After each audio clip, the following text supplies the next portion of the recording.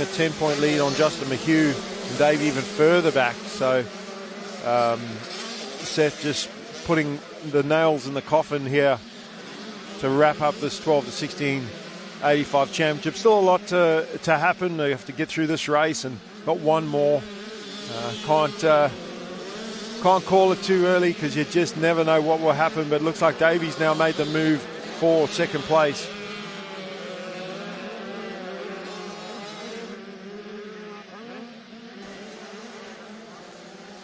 So Davey moving into second. Williams back to third now in front of Mahue. Mahue's got to also try and make that quick pass.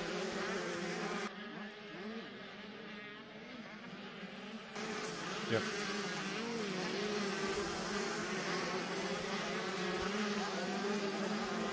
So drone shot there of our second place rider leading the rest of the pack.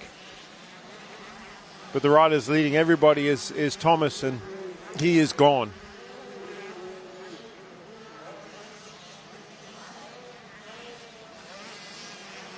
And one of the ways Seth Thomas rides is he doesn't slow down. He will go the same pace from start to finish and do it comfortably. Don't often see him settle in a race. He will try and maintain that same speed. And you can see how much faster he's going than all of the other riders in this class. Three seconds faster than the next rider. Obviously, Davey was in traffic, had to get around Williams, so we'll see if he's managed to drop his lap time. Tyson Williams having a fantastic ride there in third place. Justin Mahue and Jake Doyle also has been on fire this weekend. He's in fifth right now. Lockie Neville has had a good series so far. McCloskey, Rubendi on the 312. Richie Lawler after that whole shot and leading already up to 10th place after being almost dead last. Rylan Brown, Levi Thompson, Archie Pollard, Lincoln Sutherland behind him. But Doyle now all over the back wheel of Justin Mahue. So going after the rider, running second in this championship. Jake Doyle, obviously likes this surface, the clay rutted track, because he was really fast yesterday and was battling inside the top 5 and doing the same thing again today. Behind Sutherland, Ada Harris in 15th place.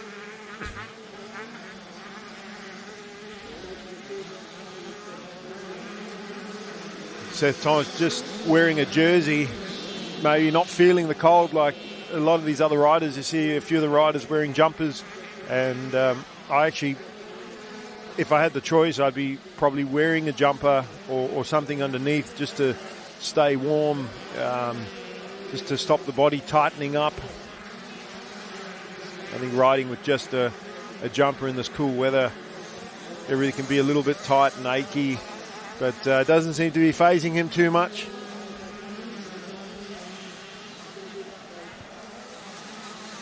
Thomas still 3 seconds a lap clear of everybody else and just having fun out there, throwing it sideways. We'll see if Davey's been able to drop his lap time at all. Little sort of square up there in the corner from Thomas. The front wheel just twitched, but regained control pretty quickly. Now Davey matching Thomas for time, but the damage has been done early in this race. Thomas getting that early lead at the expense of Richie Lawler. That would have been interesting. Richie actually was out front earlier last race, made a similar sort of error. Little tip over in a corner, and he actually had the pace. He checked out yesterday until he put it down, but now he's having to fight through traffic. So we'll see how far up the field Lawler can run. As Williams is settled into this race, and what a good start can do for you, running in the top 3 at state level in this 12 to 16 very competitive deep field.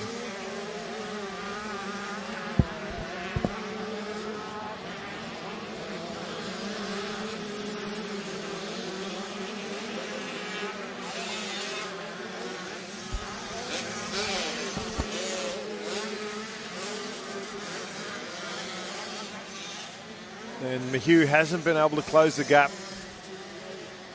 As much as it's probably not going to make a difference, he is still battling for second in points with Davey. So Mayhew does need to make that pass. He does need to get around Williams and limit the damage to 2 points, not 4 points as it stands right now. Seth Thomas, he's just clicking off his laps. It's a 10-minute plus a lap race. It's 12 to 16.85. 12 minutes plus a lap. So probably looking at about 6 laps, maybe 7. As Thomas actually drops his lap time again. And we'll see if Davey can match him.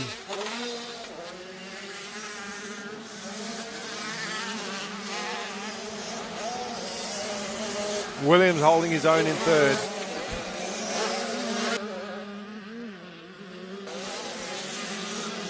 And Jake Doyle still right there. Lockie Neville having a good one in 6th place.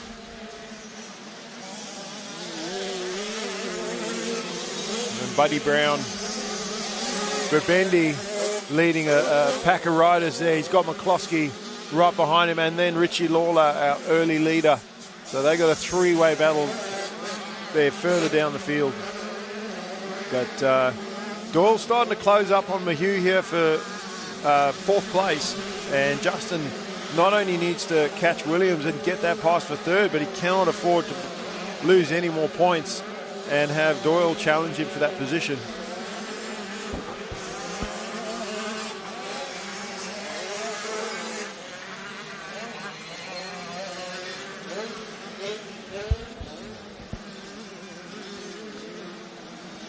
Thomas now starting to catch up to the lap traffic, and he's got a decent lead now where he can really take his time to pick his way through and be careful.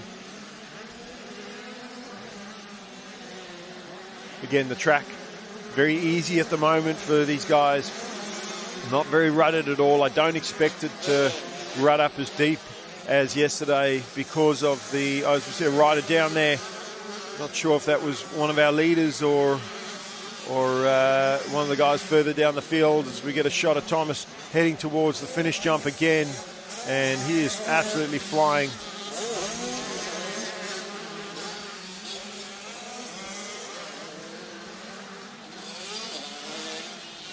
A little dab of the foot again. That corner's caught him out a couple times. Davey still trying to charge. All he can do is try. The gap just too big. They had a monumental battle yesterday, as I mentioned before, and it was Tyson Williams that was down in the mud. It looked like him. I didn't want to say, but he's gone down, and that is such a shame because he was having a fantastic race up until that point. But Justin Mayhew with a sigh of relief. And talk about riders being your best friend out on the track. As we see Williams now coming through there with no front fender and only a couple positions in front of Richie Lawler. Josh McCloskey's up there, Bendy.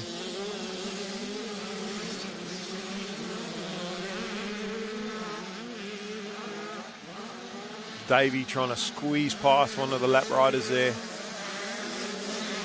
We talked about riders being your friends on the track to limit your points or the damage of points that you're going to have at the start of the weekend.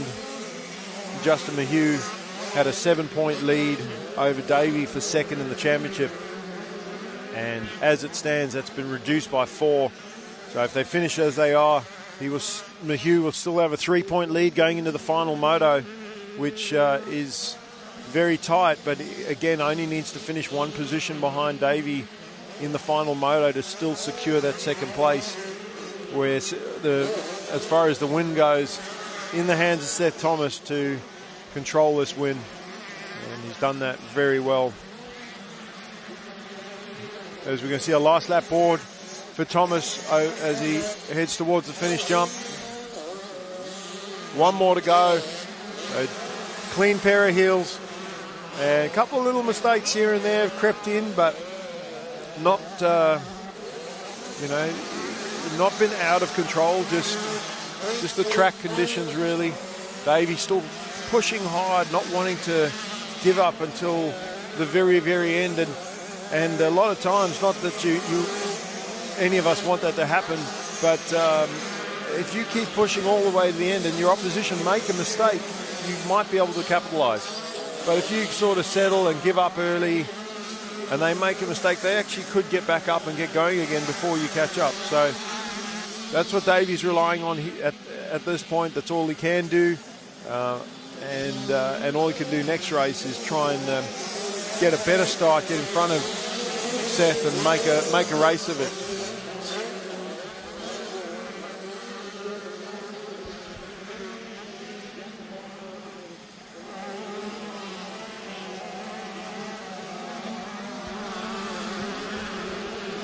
Thomas just rolling now. He knows he's got the big lead, and that's the first time seen him in sort of cruise control, just riding this one home.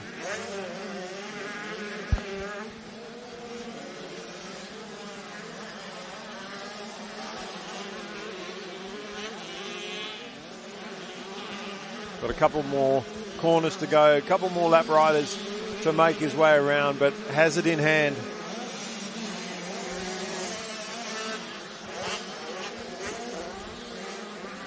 Lap rider looking over his shoulder, seeing who's that. Is it a leader or someone I'm battling for position?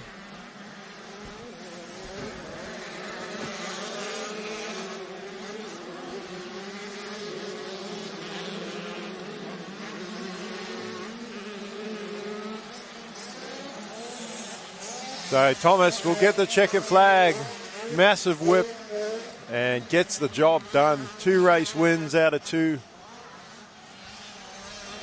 Heath Davey, a valiant effort in second this time around. Hopefully he can make a closer battle like he did yesterday in the final moto.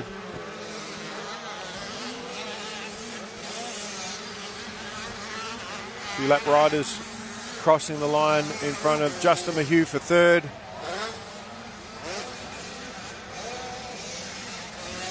And we have Jake Doyle, he'll be happy with that 4th place. Lockie Neville as well, 5th.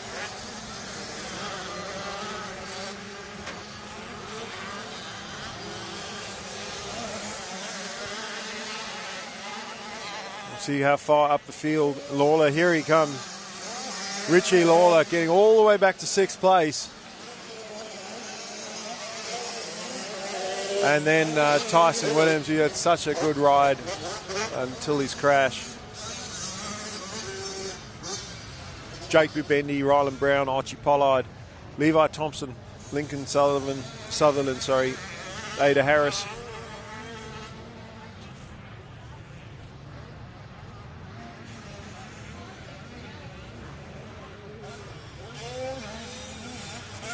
Mia Kazi, Sienna Cyprian, Taj Hand, your top 15.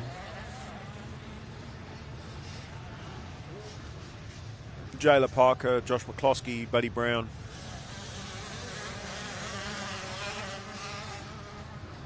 Up next will just be a sight lap. And that is for our MX2 A, B and C grades. They're going to get their 1 lap look at the track and then they'll line back up and get ready for their moto.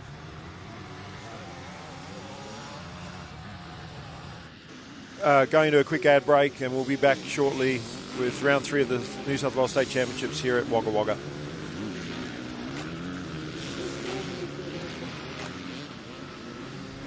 Yeah, really good. I'm stoked with how it went. Obviously A and B grades combined. First round, I think I got second overall out of everyone, so obviously I won B grade. And then MX1 had some good races, but struggled a little bit just up the hills on the 250 against 450s. So, but yeah, both rounds have been really good. Port Macquarie was awesome as well. I love the technical track there, and yeah, I'm keen for this weekend. Yeah, I'm feeling really good. I'm really happy with my bike at the moment. Yeah, everything. Couldn't ask for much more, to be honest. I'm really happy. After Lakes, I went home and did a little bit of suspension changes, just because I wasn't 100% happy. But got it sorted before Port, and yeah, I was feeling awesome at Port, so I just was like, yeah, let's leave it there. And yeah. My local club is Appin or MacArthur. And I got started, I think Dad rode, so got into it through him obviously, and I've been riding since I was 2 and raced since I was 4, so it's just what I love. Yeah, definitely had a lot of lessons. The biggest one is just like never give up, just keep pushing and it'll work out. Obviously I don't get a lot of time with riding, training, working, but I got a little coaching business on the side, so I love helping the kids out, just trying to help the next generation, I suppose. But other than that, bit of surfing, push bike riding, all that sort of stuff. So don't have really a superstition, but I got a warm-up routine that I do before every race, so I just get that done and yeah, just get focused. My biggest highlight, I reckon, was last year getting 3rd at Newcastle Supercross. I was really happy with that, and obviously in front of the crowd and everything, that was pretty cool. So I'd say that.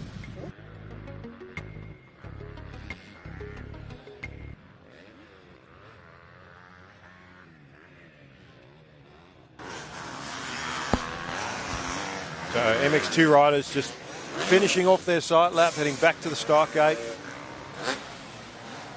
And we'll re-rack this class, A, B and C grade combined. Just heard an interview there with Joel Campbell, just a little bit of a story on him. And he has led this MX2 B grade class, this championship. Been hard to beat, and unbeaten actually up until this weekend. So he's hoping to continue that dominance. Of course, he had a big crash yesterday, but fortunately not injured, and he will in the MX1 that he crashed yesterday with Riley Stevens, and he was able to remount and, like he said in his interview, never give up. Got back on, got back out there. So he's trying to wrap up 2 championships in the B grade class. Jai Roberts will be wanting to do the same in the A grade and hold off the fight there from Riley Fitzpatrick, who has been very fast, the Kawasaki rider, number 185. See him just to the right of the box there.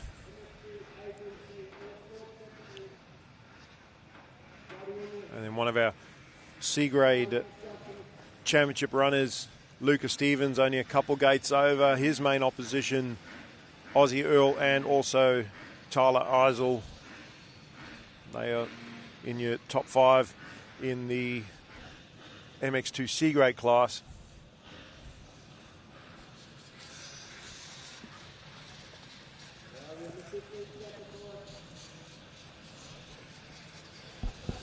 So here we go. Revs are up and off they go. Campbell with an awesome jump out of the gate. He was a clear 2 bike lengths ahead of everybody else. See if he can hang on to it. He does. Fitzpatrick trying to slide in a second, very quickly gets moved out of the way by Roberts. Roberts just found an inside line that wasn't there and took second place with authority. We mentioned earlier that Campbell was leading the B grade class in points, but leading everybody A, B and C grade right now.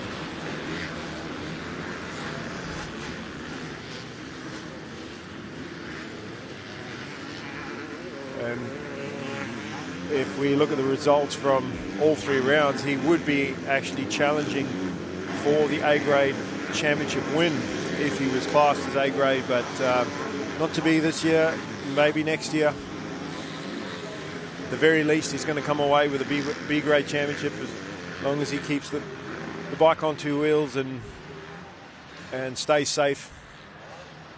Right now, starting to pull away. Fitzpatrick taking the position back, so Fitzpatrick moving back into second place. in front of his main rival, Roberts. And Jai Roberts come into this weekend with a 15-point lead over Fitzpatrick. So can't afford to finish too many positions behind him. As long as he can stick close to him. And I'm sure he'd like to beat him for position, but he's probably thinking big picture here. And as long as he's close to Fitzpatrick, he won't lose too many points and still be able to wrap this championship up.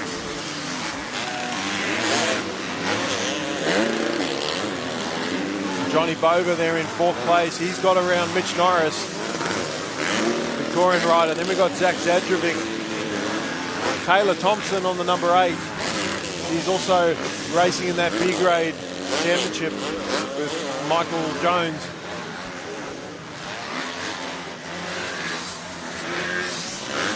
There's Rory Clements, one of our C-graders.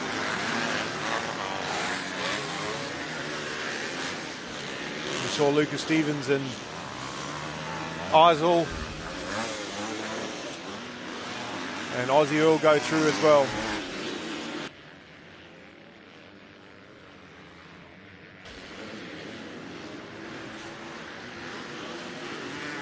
So Campbell stretching out that lead.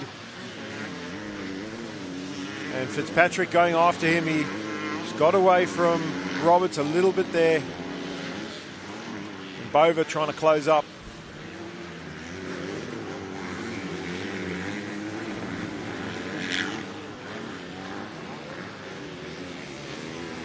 With our C-grade riders, Aussie Earl and Lucas Stevens, only 1 point separating them coming into this weekend. So at the moment, Lucas Stevens a couple positions in front of Aussie Earl.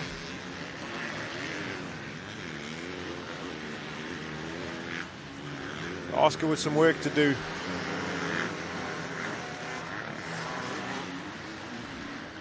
And again, Campbell making the math easy for the B-grade championship.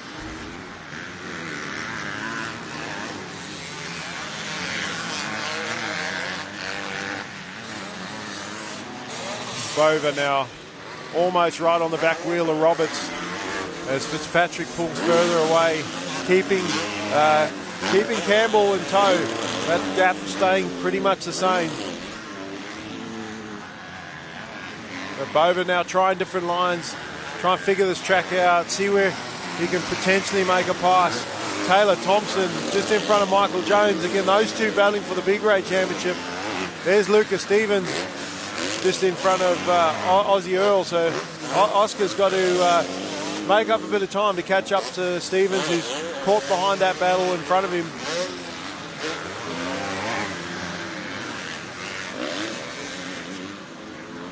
But Stevens would be the first C-grader, so he'd be happy with where he sits right now in the race.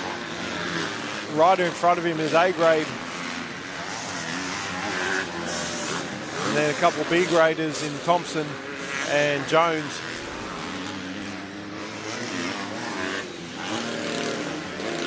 But Bova, looking at our overhead shot here with the drone, has closed right up now onto Roberts. And again, this is what Roberts doesn't want, is to lose too many positions, because a 15-point lead, if Fitzpatrick wins every race and Roberts finishes third in every race, well, that 15 points is whittled down to 0, and then it comes down to race wins on countback if they tie on points.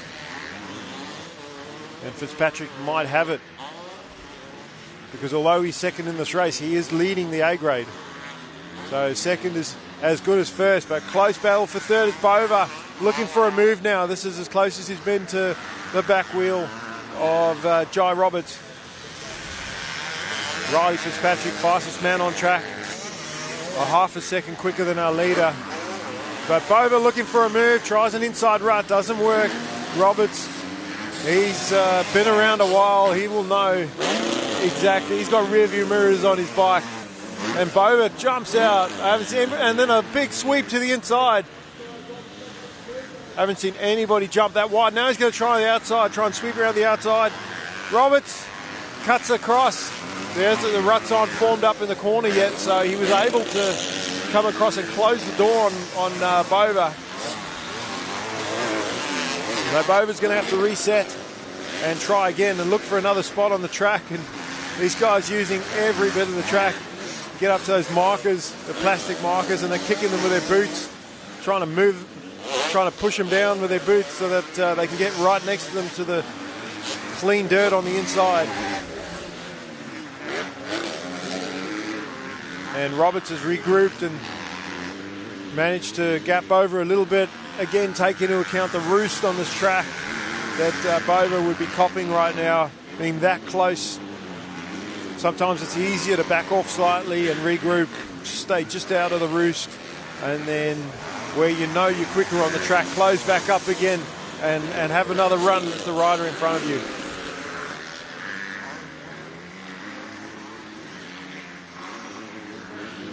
Take a look at our leaders.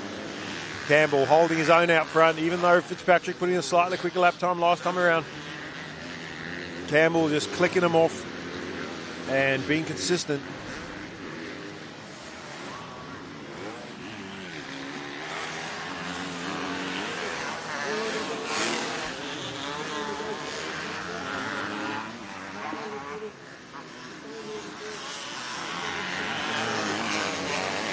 And this is part of the track where Bova has been fast, and as he closes right back up again, and he's going to try probably the same option here, jumping out wide on this tabletop stay. They try and stay a bit lower, can't really do that as he switches actually to the inside this time. I think he's going to find that a bit harder, tighter entry into that corner.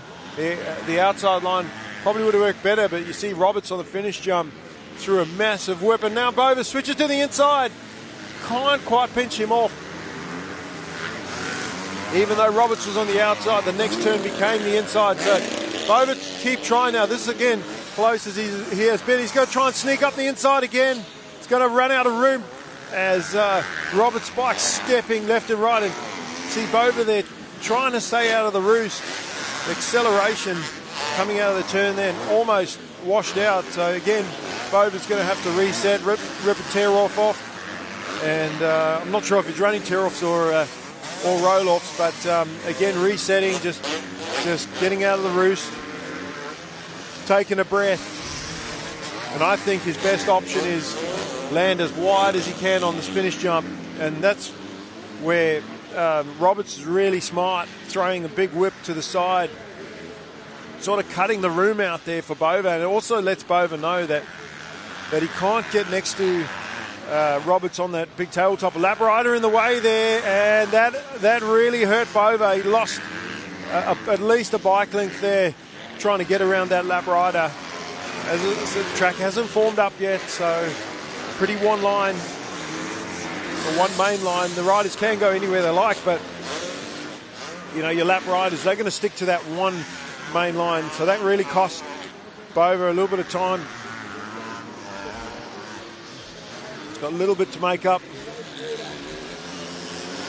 and he's not close enough to do what he was doing before on the finish jump. He's got to get a tiny bit closer. He's a couple bike lengths behind. It's too far behind to actually make a pass, so he's really going to lose another lap here to get close. Fortunately, a really long moto. I like that outside line that he's using. He's getting a lot of drive and then sweeping into that corner across the start line. Carries a lot of speed in that turn. Norris there still behind him. As we go a bit further back, Jones and Thompson still battling over the B grade championship second place. And right now Taylor Thompson is the one that has that position. And Lucas Stevens looking good, leading the C grade in this class. Aussie Earl didn't get up near the front close enough to him off the start, and hasn't really been able to make a dent on Stevens' lead.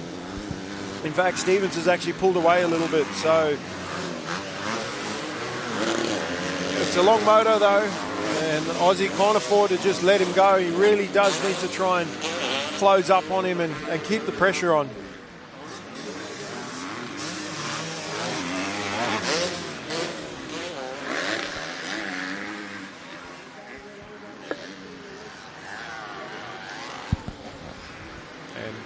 A whole bunch of lap riders now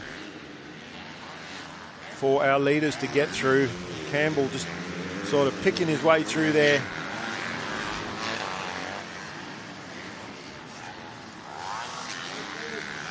But done the hard work early, got the big lead. Now Fitzpatrick, has to get through all of those riders. And he's actually caught them in a bad spot on the track and sort of tightened up.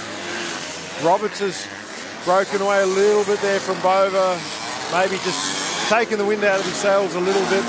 Bova threw a bunch of challenges at him earlier and couldn't quite get it done. But again, long moto. Bova could be just biding his time and maybe put a late charge in, but he can't afford to let Roberts get too far away, and also he doesn't want to fall into the clutches of Norris there on the Kawasaki sitting behind him. Little mistake there from one of the lap riders. Fortunately, doesn't affect our leaders. So Bova's got to go. He's got to get back onto the wheel and keep the pressure on.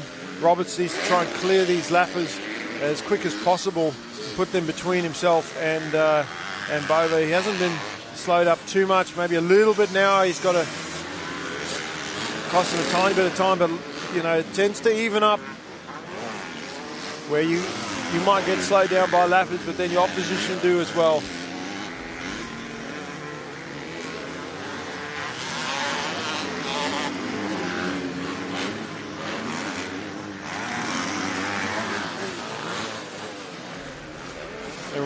What we spoke about previous race, some of the riders wearing a jumper and just that little bit of extra warmth, keep the body loose, and that's what our leader's doing. That's not a factory race jersey or anything. That's probably a best and less tracky top, and it's working for him right now. For Campbell, as he comfortably leads this race. Fitzpatrick hasn't let up at all, but has not been able to close up on our leader. And Roberts done a fantastic job of not only defending that third position from Bova, but pulled away slightly. And now that they've gotten through those lappers, we'll see if Bova can pick it back up and close the gap.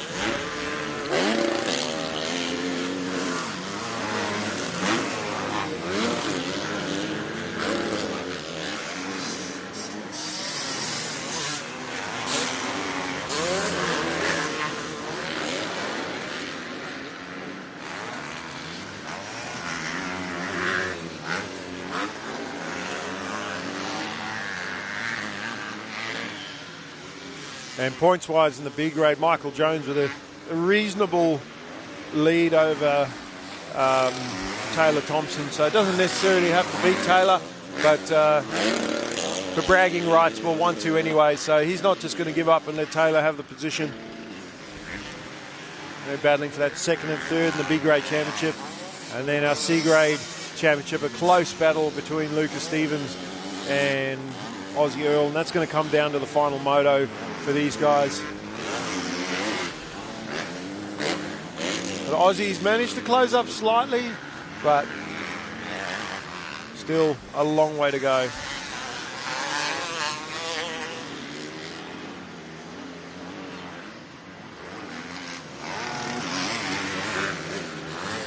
There's Rory Clement, one of our riders battling for that C grade championship. Tyler Eisel on the 3.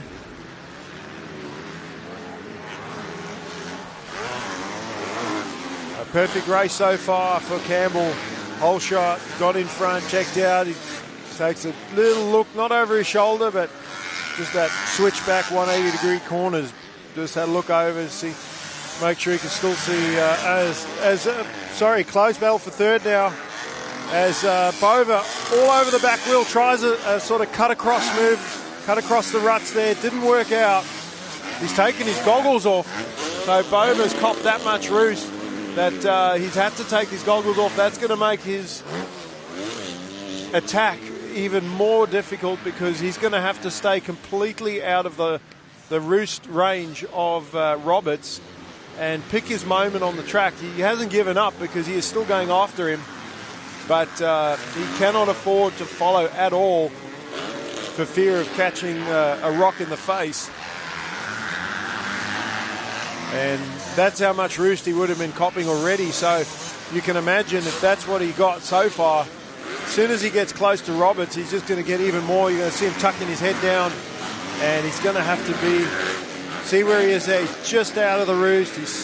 He's going to pick his moment. I think it's coming into the last corner and then heading over the finish across the start straight into that turn, that left-hander. I think that's where he's seemed to get his closest. So I think you'll see him just stay just out of the roost, and then coming in that second last corner is where he'll close right up and make a run at him into the final turn. He tried to sort of cut across move in that final turn, going in the middle rut and then trying to square up, but that didn't pay off, and he would have realised that previous lap, and I don't think he'll try that again, but not trying anything is not going to help him either.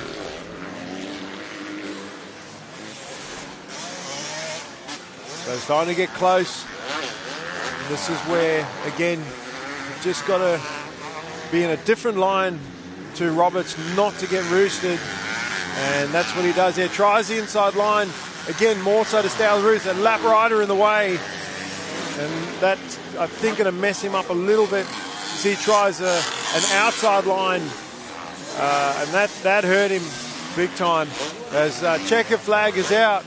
And Roberts has done exactly what he needed to do, only finishing one position behind Stevens to try and secure that championship. If my math is correct, he'll go into the final moto with a 7-point gap over Fitzpatrick, which will be enough, again, if he just finishes close to him. So what will go down in the books as the championship is, as far as the results concerned on the day, as long as he does enough to get it, that's what's going to matter. Campbell obviously trying to wrap up this B-grade championship. I think he's probably done that, and wouldn't even need to ride the last moto, but he's going to want to do that. Thompson has fended off a challenge from Jones all race and will come second in the B-grade in this one. And Lucas Stevens done what he needed to do to get the C-grade, try and win the C-grade championship. But it'll come down to the final moto with himself and Aussie Earl.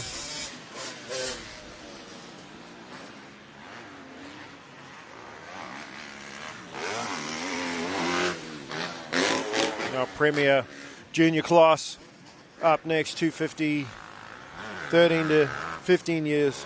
It's their second moto of the weekend.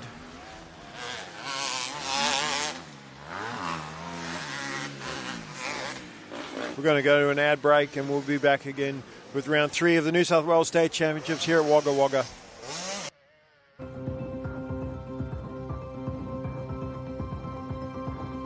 The Westpac Rescue Helicopter is here for our community. And this holiday season, we will be ready to respond 24/7. Please stay safe, and thank you for your support. To donate or for more information, visit rescuehelicopter.com.au or call 1800 155 155. I studied business and commerce at uni. After graduating, I joined the New South Wales mining industry. And my job is to find smarter, safer and more sustainable ways of doing things, like world-leading remote vehicle technology, building renewable energy to power our mines and communities across New South Wales, and using drones for remote seeding to restore the land and protect our ecosystem. Because in New South Wales, we mine responsibly for today and tomorrow. A Junior Lights 250 on their sight lap. And Maxi Compton was on fire yesterday on the 250. He struggled a little bit on the 125, but very dominant on the 250 and won his first race. He's leading the points in this 250 class as well. So got this one under wraps MX3 class, a much closer battle, a 4-point difference between himself and Davison. And then the 125 class, also anybody's championship to win. Drew Kremer's been really good on the 125, and the 125 class can be a close battle later on, but 250s first, and Maxi Compton just got to get another win if he can and make this an easy championship going into the final moto.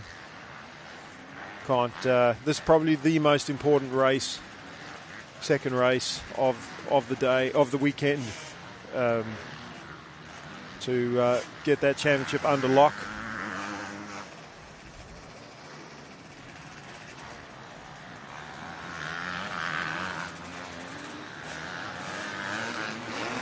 I've already had 2 races on the 125 already, and like I said, that championship really, really close. And they also had 2 races in MX3 as well.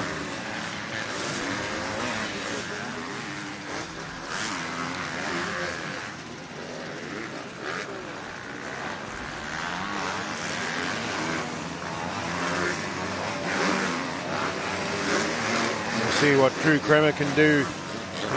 He's been fast, and slightly off the pace, I'd say, on the 250.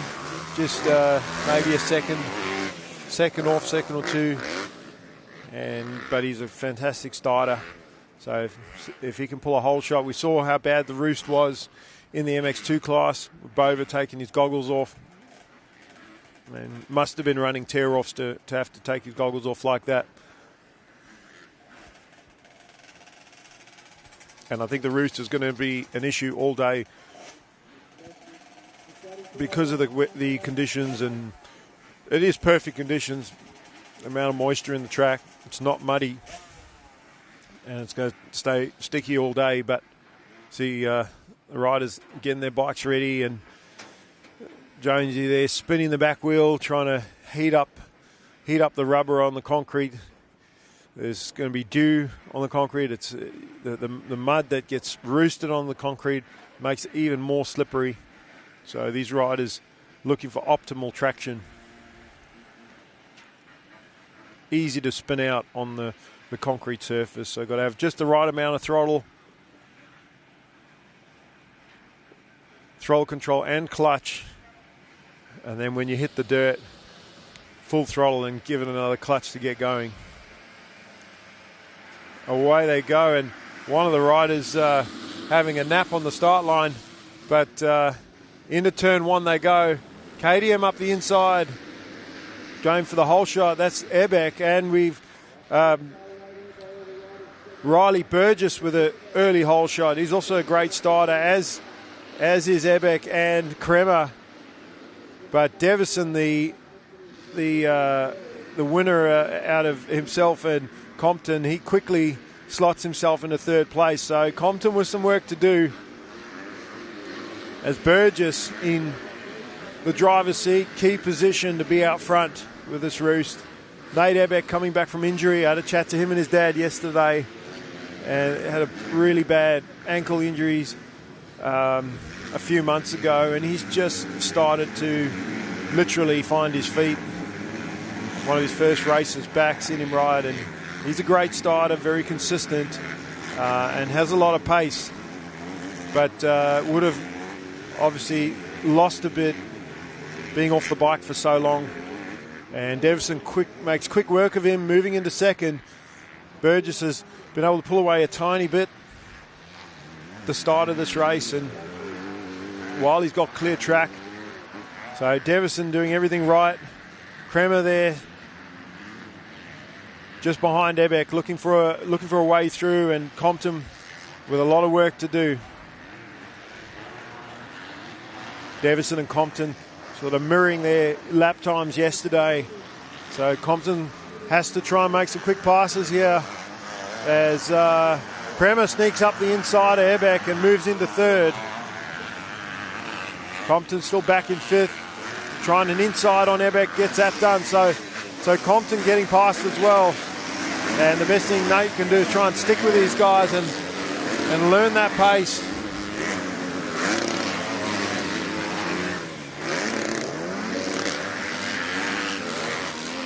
But it's Burgess out front. Now Compton trying to go around the outside, the long way around Kremer, and that inside still much better line. So Compton didn't work out. He lost a little bit of time. And again, can't follow. So much roost on the track. You could go through all your tear-offs and then you can't really challenge anymore because you can't see. So Compton's got to actually, as much as he needs to get to the front quickly, he needs to take his time and not cop too much roost. Save those goggles for when he gets up to the pointy end of the field. And Kremer, again, lap times was very fast. And even if Compton's a little bit quicker, it's going to be difficult to get around Kremer because he also is very smooth, doesn't make mistakes. Now Compton looking for the move, taking different lines, trying to go a bit wider. And Kremer moves out to the wider line from the middle, closes the door back up.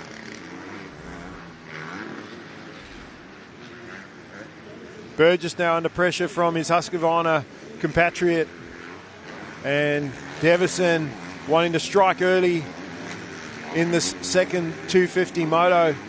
And all the riders staying pretty close. Here goes Davison trying to go around the outside. Burgess right in the tight line and controlling the corner. They're almost side by side. Davison staying slightly lower and he gets it done. And that was the same move that Bohannon put on Sprowley earlier on the 65 class. Just got up next to him on that jump and just let the brakes. Look at Burgess around the outside. Burgess is going to get him back. Heading towards the finish jump. Oh, Davison with a massive scrub and hangs on to the position. Fends off the challenge from Burgess. Compton continues to get battered with roost from Kremer in third place. So Davison, fastest rider on track right now.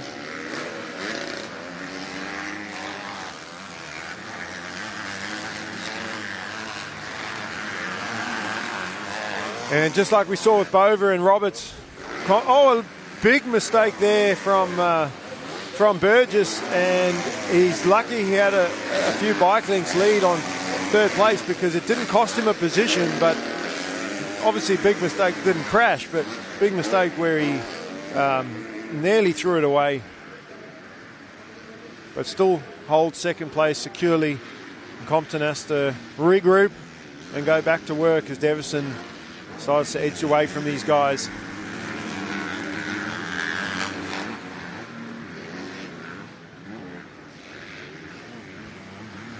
Compton really needs to try and get around Kremer while he's battling with Burgess for second place. Use that to his advantage. Kremer's got to watch his back. He's not only trying to challenge forward, he's in probably the worst spot. With Davison now in the best spot on the track out in front and clear track. He can start to pull away and then ride his own race and click off the laps. Wait for that checker flag to come out. Side by side now. Kremer getting it done. And Burgess rubbing plastic on that corner, just letting him know that he's there. Just run up the inside and goes around the outside of him. So Burgess feeling very racy. And we'll see if Kremer can respond. Burgess riding aggressively, not just showing him a wheel and letting him know he's there in the turn, but throwing the bike down on the landing of that tabletop.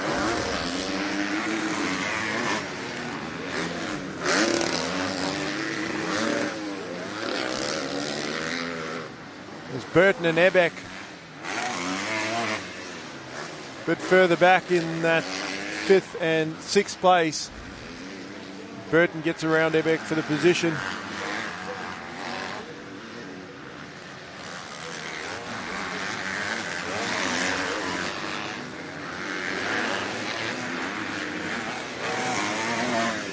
Davison, fastest rider on track, and what really helps him is he doesn't have to battle with anybody. He can just ride his own lines, go wherever he wants, really, with the lead that he's built up. And he's almost out of sight now for second place. Burgess riding with eyes on the back of his head. Kremer having eyes on the front and the back, worrying about the challenge from Max Compton.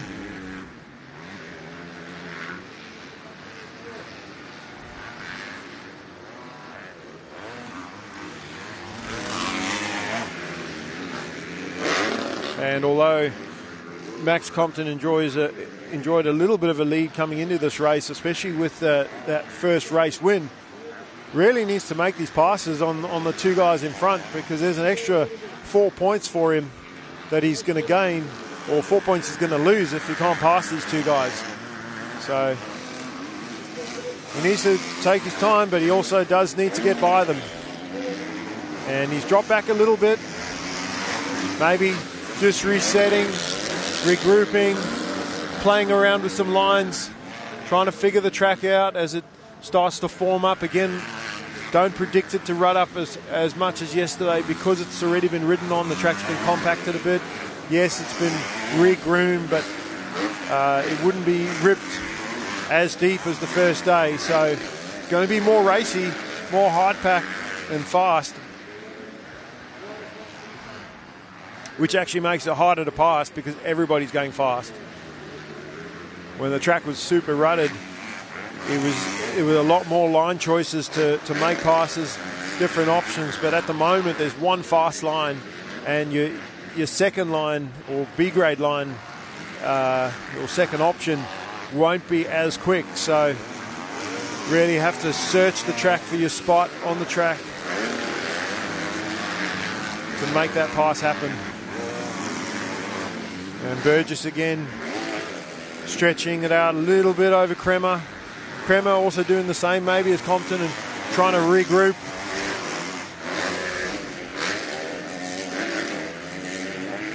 Burgess hasn't had a lot of roost this race because he led. Davison got by him, and once Davison got by, he kind of checked out quickly. So Burgess, although he challenged him briefly for the lead, wouldn't have had too much roost. He's maybe only had to lose one tear off, and just been blasting everybody else. But Davison looks really smooth out front, very comfortable and in control. Comes into the final turn, but battle for second, third and fourth. And this is as close as Kremer has been to the back wheel of Burgess. Back on him again. Compton's still a couple bike lengths behind. So he has to pick it back up and join this battle for second. Riders still following in a lot of the lines, and again, it's because of that one fast line that these guys are trying to stick to. They want to step out of that line and go slower, or potentially lose a position. Obviously, Burgess has the luxury of taking the best line because he's got nobody in front of him, or directly in front of him anyway. If Davison gets further and further away, and Kremer trying an outside line there, didn't work out, but has to try the different lines as Compton now closes up onto the back of Kremer, and that is, I think, because Kremer tried that different line. Now Compton trying an outside line to see if that works, but not to be about the same speed though. That's not bad, means he can take that different line. Now trying an outside again, and still not as good as the inside, but still didn't lose any time. So Compton exploring the track, trying another outside. Again, doesn't work out for him, but he's not getting roosted whilst he's doing that. So at least he knows he can try those lines again, and if he can do it, get through there quicker than Kremer next time around, maybe make a pass. The difficult thing is he's trying to work out where is he quicker than Kremer, but then if he does get around Kremer, he has to do exactly the same with Burgess, because Burgess will be quicker in different spots or slower in different spots. And we're at least halfway through this, two-thirds. We're two-thirds of the way through this race. So Compton running out of time, and every lap that these guys keep going past, the urgency is going to get more and more. They only have probably about 3 more laps to go in this race. And that's 3 laps at the most. Might only be 2 laps. So Compton can't afford to wait any longer. He has to make these passes.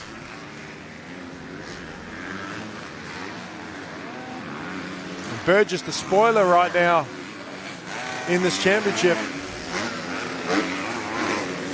Yes, running 4th in the championship, and he does actually have the opportunity to get 3rd. Not far in points between himself and Kremer. So he's not just trying to be the spoiler, he's trying to lock down 3rd in this in the series. So he's got everything to race for right now. And these 2 riders helping Davison in this championship. So Compton needs to go now. If he wants to win this thing, can't lose this much points in a race. He'll lose 7 points to Davison if they finish as they are. He's got to limit that damage.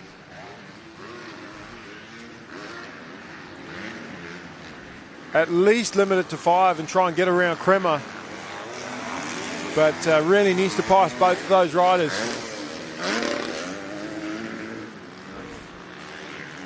Davison doing his own thing out front.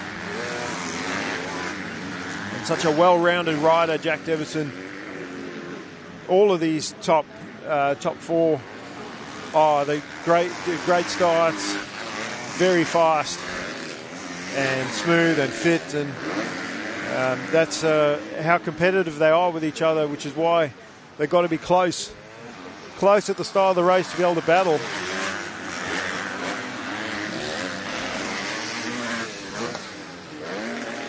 And I think we're going to see a last lap board next time around. So 2 laps to go, I'd say. Compton, whether he's biding his time or not, it is go time.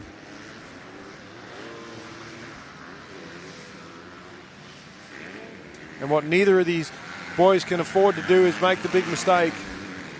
Even if it's a little tip over, cannot afford to lose any positions right now. They're all racing for points. Kremer and Burgess racing for 3rd. Compton trying to wrap up this championship.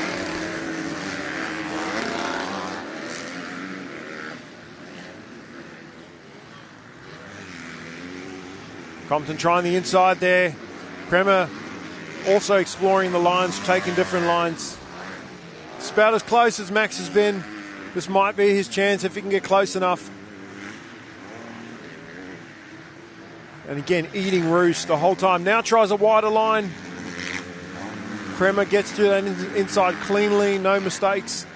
So Compton doesn't make up any time, but they are coming up on some lap riders now. Compton going the wider line, that is where the lap rider is, but not going to affect him as Kremer gets through cleanly. The lap rider very wisely runs wide, doesn't get in the way. Oh, a little mistake there from Compton. Just got a bit off balance going through that S-bend. Just cost him a second, couple bike lengths. And we're going to see a last lap board next time around for our leader. So Kremer going back after Burgess now as we get to the pointy end of this race. As he can feel the pressure from Compton. All 3 of them taking the same line up that inside. And they all can feel the urgency. Burgess will be loving that last lap board right now. He'd be the happiest to see it. Kremer and Compton would be, they're the ones under pressure. They're the ones that are feeling the urgency that they need to make that pass, make that position.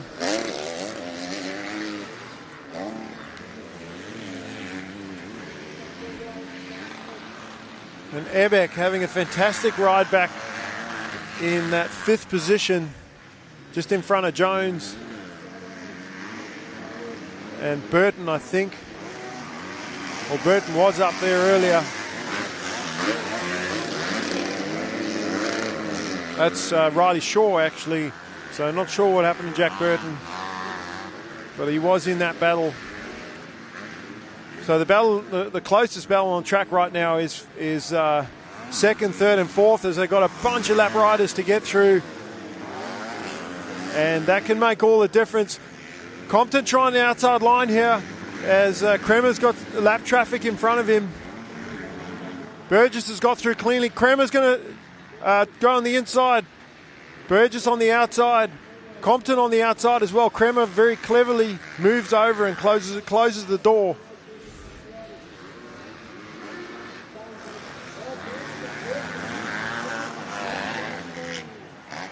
And Davison got this one under wraps, just got to ride it home, but the battle is for second.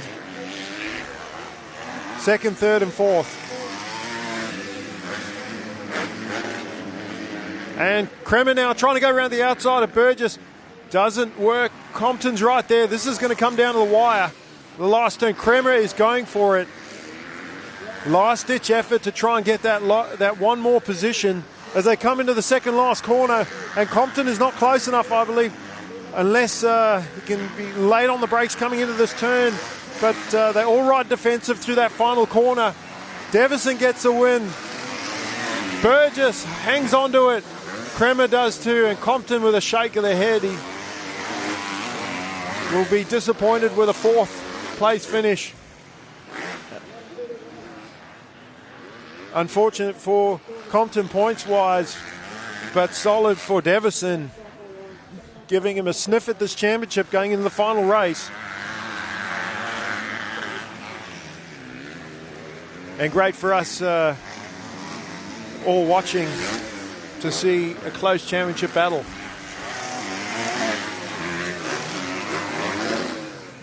And welcome back, Nate Ebeck, coming through there in fifth place.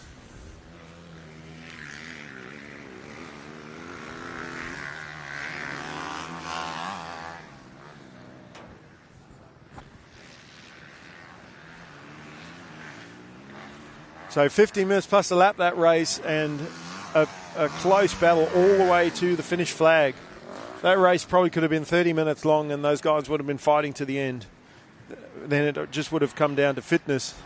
But clearly they've been putting the work in and did not see any signs of those riders getting tired. Their fitness levels really good. And the track, again, easier than it was yesterday. With the track being so rutted yesterday, there was no rest. The riders were working continuously. I spoke to quite a few riders that said that they actually struggled physically because they were constantly working, like doing 200 push-ups throughout the moto and 100 squats sitting and standing on the motorcycle, as well as your hands and your wrists having to work the clutch and the front brake all the way around to the end. Today, as I said, the track not being as rutted, a bit more open and a bit more rest, especially down the straights, where the straights are flat and easy to ride on. Senior women going for their sight lap.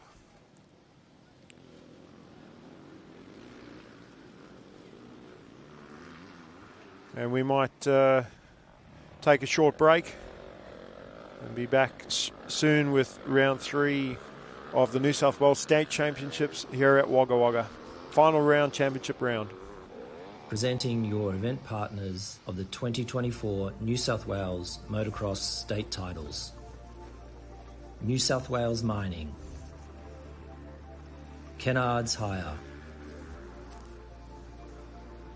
Sideline Sport. National Motorcycle Alliance. Black Dog Institute. Westpac Rescue Helicopter Service. Whole Shot Graphics.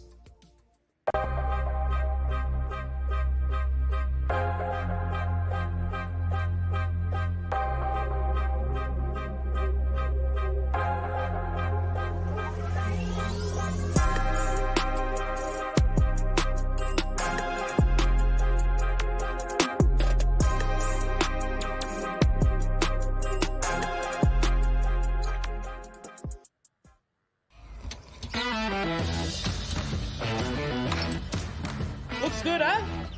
10 herbs. What was that, Love? I said, Ken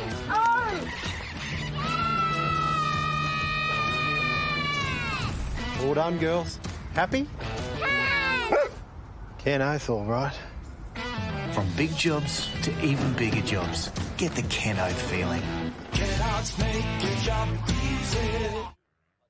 I'm part of a team working on a first for mining in New South Wales, turning this coal mine into a new hydro power plant and solar farm to generate renewable energy for families and businesses.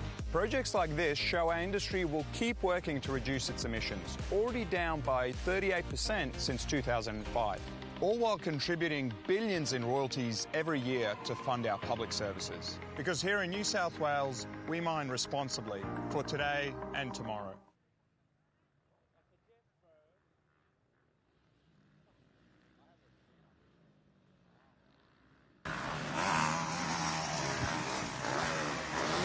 MX women finishing their sight lap and back to the starting line.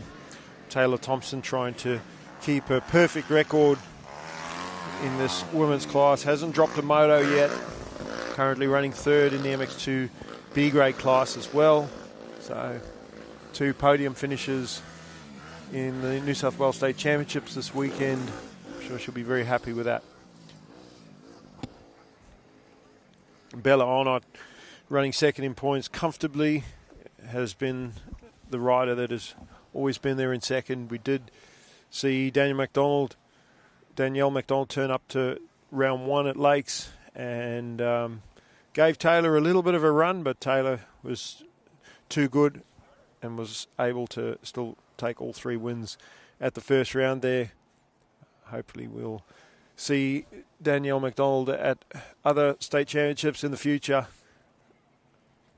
She has just moved up from juniors and is doing very, very well in the enduro scene, doing a bit of motocross for some cross training, you could say, but definitely someone to keep an eye on in the future. Kira Collins, Sienna Gadis, they're racing for that final podium spot in this senior women's class, and Kira Collins, she had the position yesterday on Sienna Gadis, but this time Sienna with a better start. Taylor Thompson is a whole shot artist, very good on the starts, likes to get out front and do her thing, and just another day in the office. Bella Arnott, second in the championship, second in this race, second yesterday in race 1. Kira Collins, after a poor start, very quickly finds her way in third position. She is not messing around. She wants to make sure that she gets that position in the championship under lock and key, and she's trying to sort that out in this race. So not wasting any time. Sienna Gadis maybe just caught her unawares there early in this race. And Sienna definitely had the position to begin with, but got to be careful not to settle in too quickly in your race. Doesn't matter what class you're racing in. Got to go that first lap. And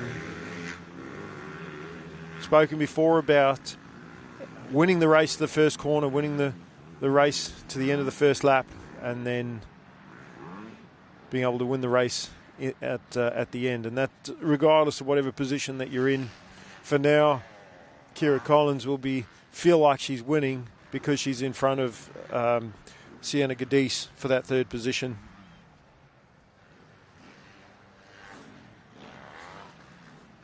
I haven't seen Samantha MacArthur here this weekend, so she was 5th place in points and did have a shot at a podium, but not racing this weekend. So really between Gadis and Collins for third. But Taylor Thompson, massive lead already. We'll get an idea of the lap times when they cross the finish line. But charging is Taylor Thompson. And again, great opportunity for her to look at the track, figure it out. Always Bella Arnott, a little mistake there in the last corner, but regroups and hangs on to the position. But Kira Collins, she charged early and she is all over the back wheel of the number 12.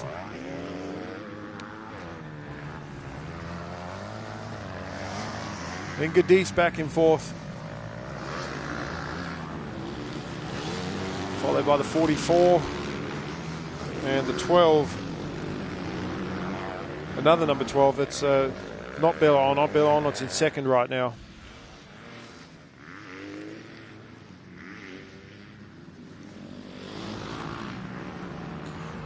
So close battle for second. Another little bobble and a tip over from Arnott, but Collins not able to capitalise. She kind of seen Bella lean over slightly, and I think it just out the corner of her vision messed her up in her turn as well. So didn't take advantage of that little mess up as well, and that's allowed Sienna Gadis to get a little bit closer.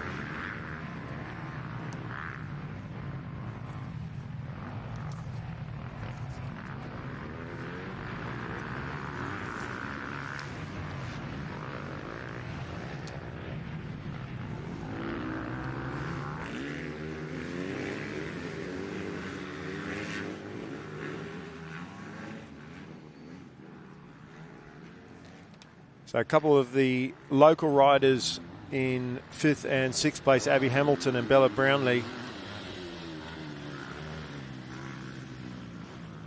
But Taylor Thompson running away with this. And 18 seconds a lap. Well, on the first lap, she put it on the rest of the field. We'll see if she can better that 2-minute lap time. Well, the first lap would have been faster because it cuts out the corner that Taylor's going through now and the next straight. So always expect our first lap to be faster. But 2:09 and our second and third place riders.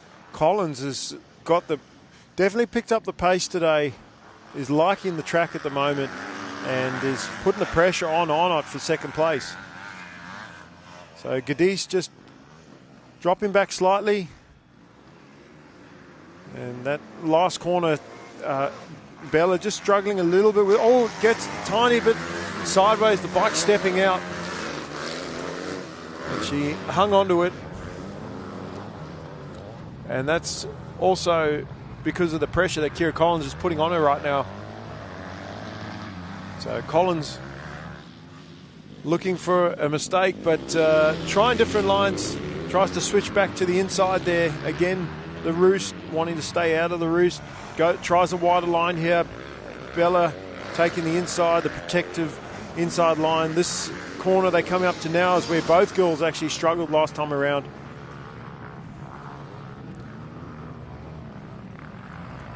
And paddling their canoes around the corner. Really good if you can get that leg up through the turn and balance your way through using the throttle to keep the bike moving rather than putting your foot down and standing the bike back up.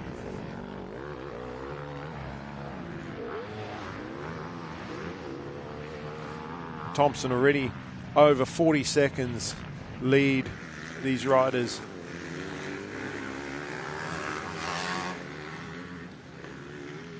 Putting 25 seconds, almost 20 to 25 seconds a lap on everybody else.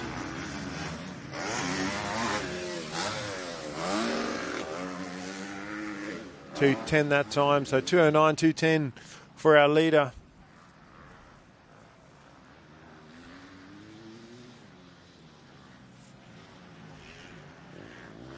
Arnott has edged away a little bit from Collins now, so Collins got to go back to work if she wants to close that gap. She doesn't really need to. It'd be good for her points-wise if she could get around Arnott, and also for the overall, it would give her a chance at second overall for the weekend. So a lot to still race for with these two. Championship-wise, Bella's pretty much got second in control, but fight for the overall, plus also Collins has the extra motivation of she can finish in front of Arnott. It's going to just put extra points on Gadis. So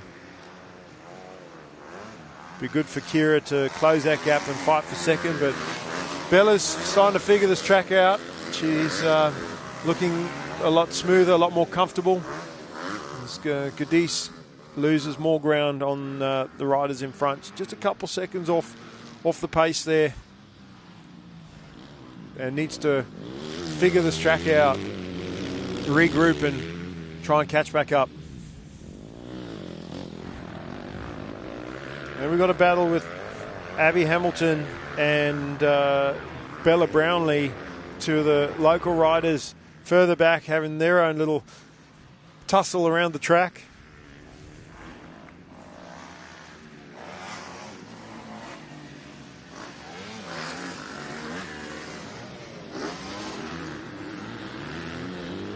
Taylor Thompson continues to charge.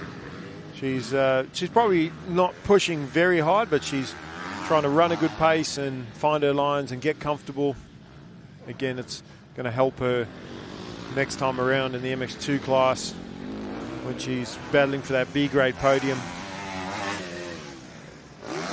It's a 10-minute plus a lap moto.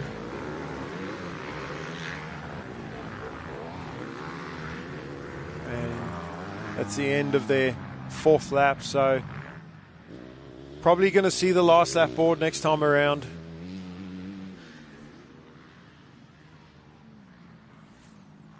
And yesterday she lapped all the way up to 3rd place in her first race, so we'll see how far up she can go again today. Again, the track being a little bit faster,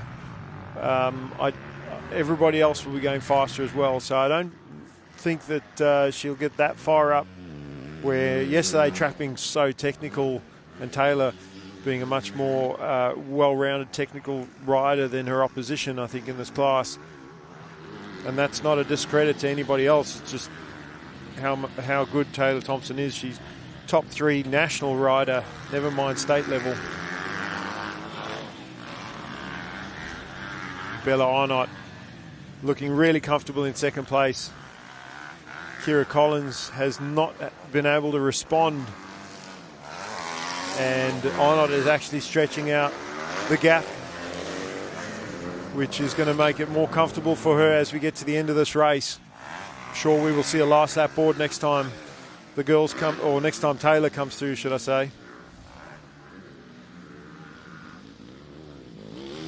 Taylor about almost 50 seconds in front.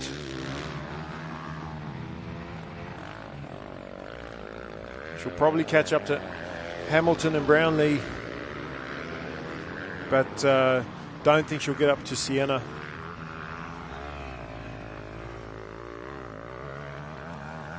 And Brownlee's made the pass on Hamilton.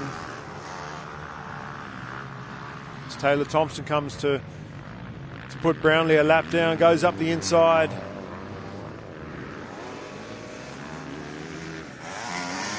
Brownlee, I don't think, realised that was the leader. Thought maybe Abby Hamilton was trying to challenge for the position, so she raced her for a little bit, then realised and moved over and let her go. Last lap for Thompson. Dropped off slightly, a couple seconds off her normal pace, but no reason to ride at 100% speed. Bella Arnott has done a fantastic job in 2nd place, not only to hold on to the position, but also actually pull away and get a comfortable gap on Collins in 3rd, so that she doesn't have to fight to the end. As we look at the overhead of that S-bend, you can see how one-line it is, and not much people can do through there but follow the rider in front and wait for the track to open up. Even that next S-bend, you see how the riders are straight lining through there, sort of drawing a straight line from left to right. Makes it very hard to pass through those sections without losing time. You almost have to follow through some of those sections not to lose ground on the rider in front. But as this track also wears in, the roost will get less as it packs down. Arnott, 1 to go. And this 2nd place in this race, if she can hang on, will also pretty much guarantee a 2nd overall in the last one as well. regardless of even if Collins does finish in front. But Bella wants to show that she's got the position as Thompson looks over, see where everybody else is, maybe trying to gauge how far in front she is of second place or the rest of the field. But it's really irrelevant now as she comes to the last corner and gives the roll off a tug.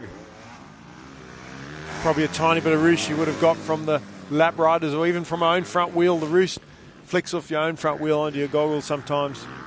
She gets the checkered flag.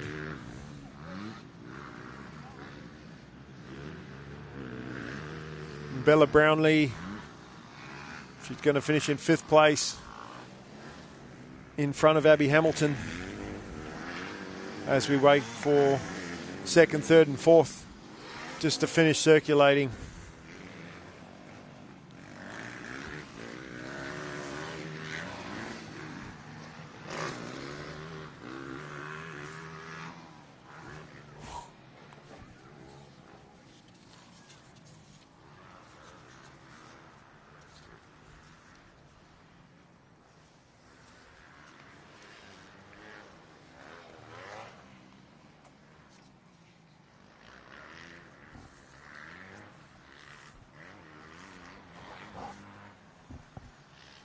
So Honor just with about a third of the track to go.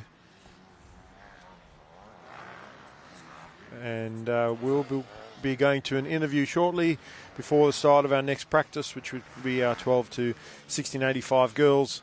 And we'll be back in a minute.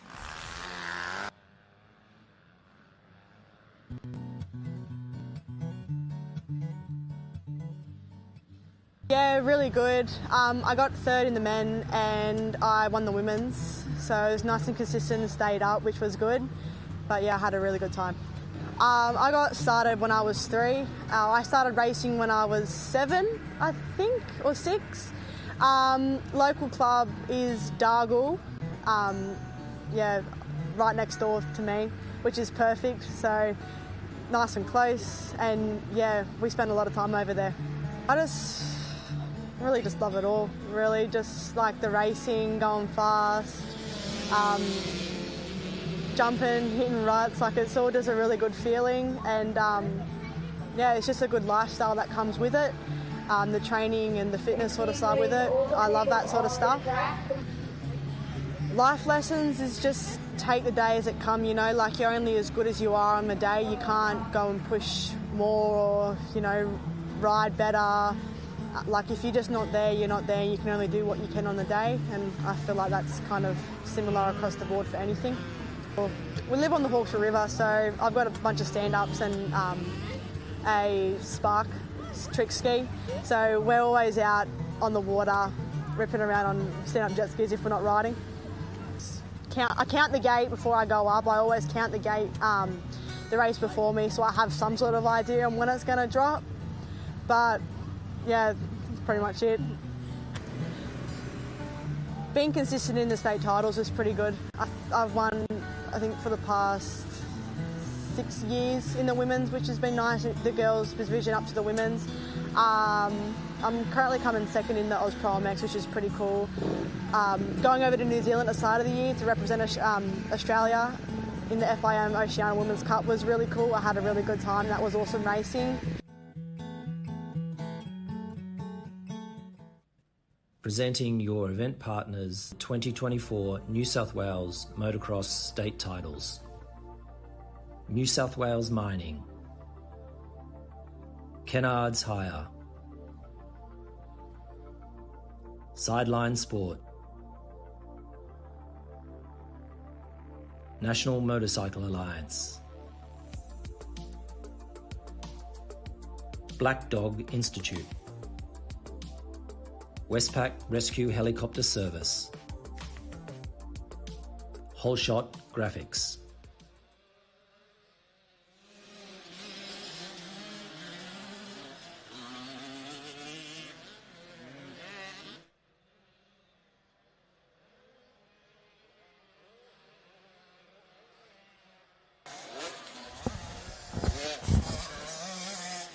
So junior girls 85s, and a very up and down, upside down, exciting 85 first race yesterday with a lot of drama.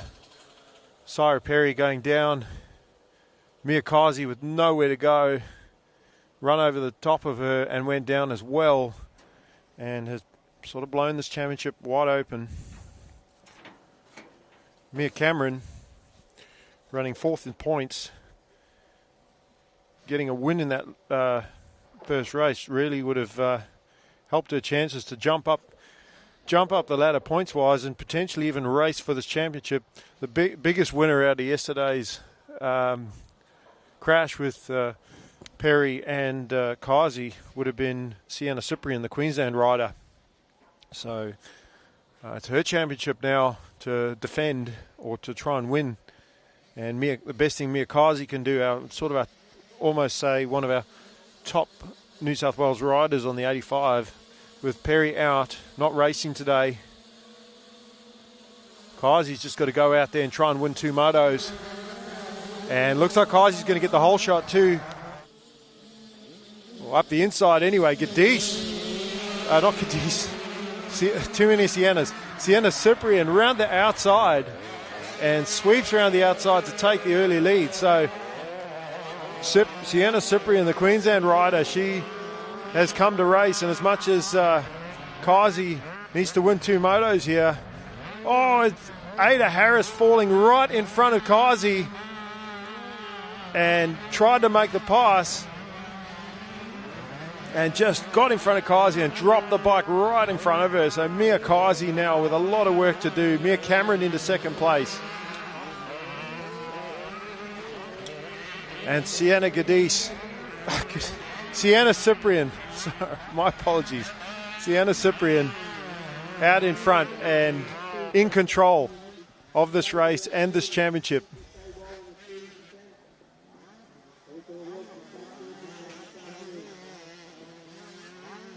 So Mia Cameron had a fantastic day yesterday, got some wins in both the 85 and the junior lights. Now Kazi has closed back right up onto the back of Cameron. And Cyprian is pulling away.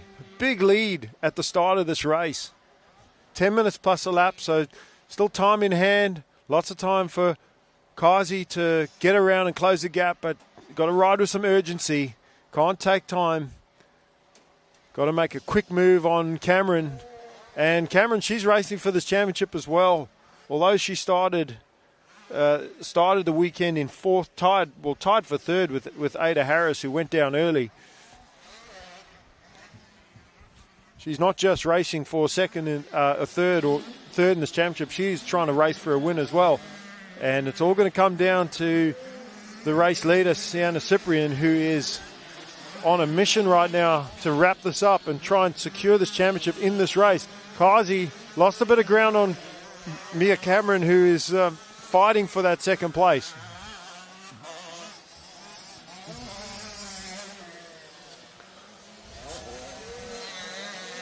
So Cyprian 1 lap closer to not just a race win but a championship win. Kazi coming up short on that tabletop. Got to give it a bit more next time.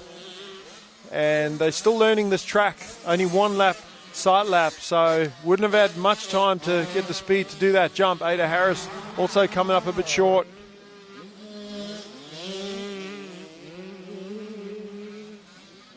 Jayla Parker sitting in 4th place.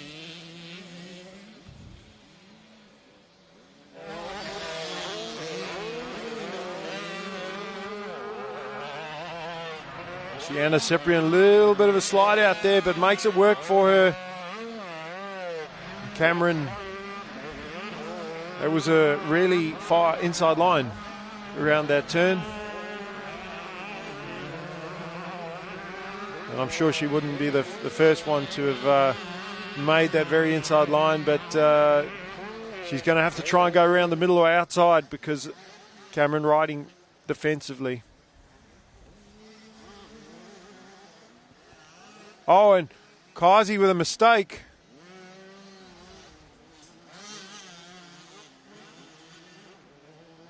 Went off track. And back on again. And lets Cameron go by so that it's like she didn't gain a position.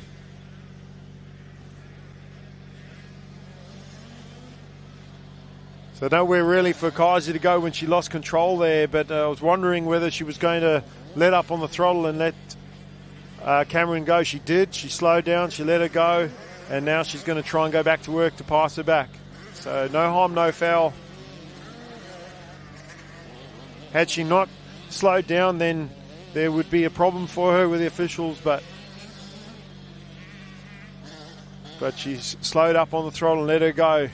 Unfortunately for both of these riders, is Sienna Cyprian has just pulled even further away.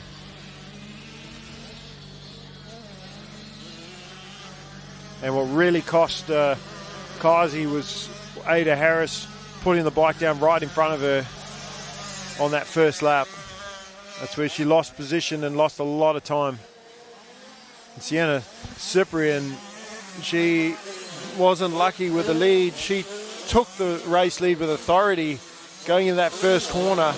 Didn't have the whole shot, but just did not let up around that first corner and railed around the outside. As Kazi, another mistake, trying to go up the inside of Cameron.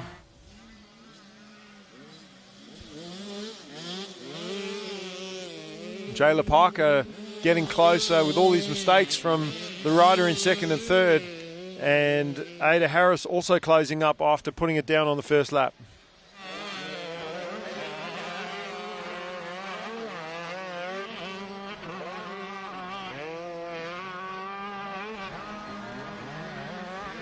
So Kazi trying an outside line there on Mia Cameron. Didn't work, but again, you saw the danger of following other riders. They fall in front of you. You got nowhere to go. So not only trying to stay out of the roost, but also not wanting to follow and have a rider fall in front of you and have nowhere to go. Learned that the hard way yesterday.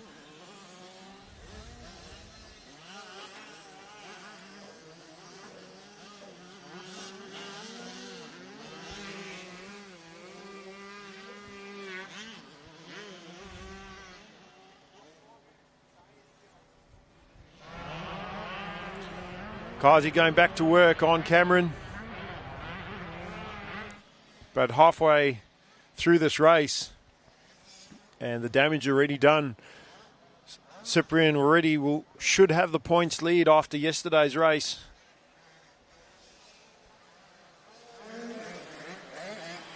And she came into the weekend with a points lead over Mia Kazi and a second in the previous race, and with Kazi only getting a fifth after that big crash with Sarah Perry.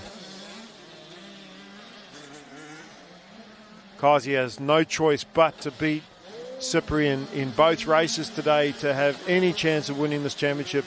But first she has to get around Mia Cameron, then she's got to close the gap, and then she's got to try and pass for the lead. So it's all uphill for Kazi right now.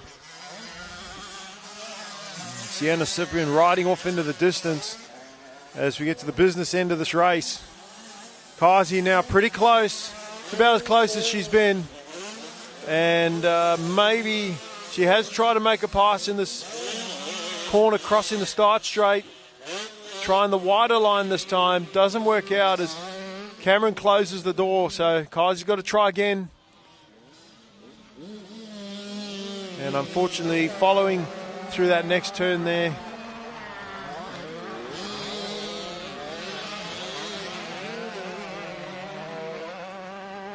Mia Cameron not holding her up, and she won a couple races yesterday, so definitely got the pace, but no one's got the pace of Sienna Cyprian today.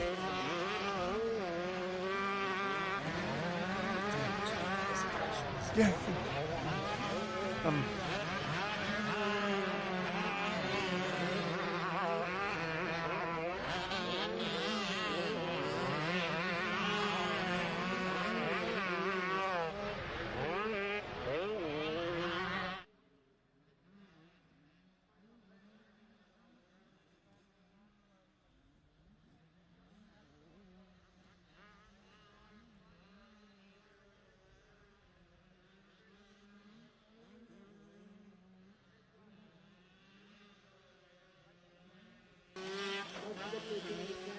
Kazi now right on the back of Cameron, side by side, and this is the best opportunity she's had so far. If she could just let the brakes off and try and power past her, they actually come together, and a little bobble there from Cameron. So Kazi had no choice but to make that pass, and now as this race is coming to an end, she's got a little bit of time, but she has to go. She even if she throws it away, she has to go after Cyprian, and she has to make that pass. So it's taken her a bit too long, I think, to get into second place. Whether she can close that gap or not depends, because Cyprian has now settled into her line. She looks comfortable. Kazi has to charge. Whether or not she has the pace to close right up, she does have clear track though.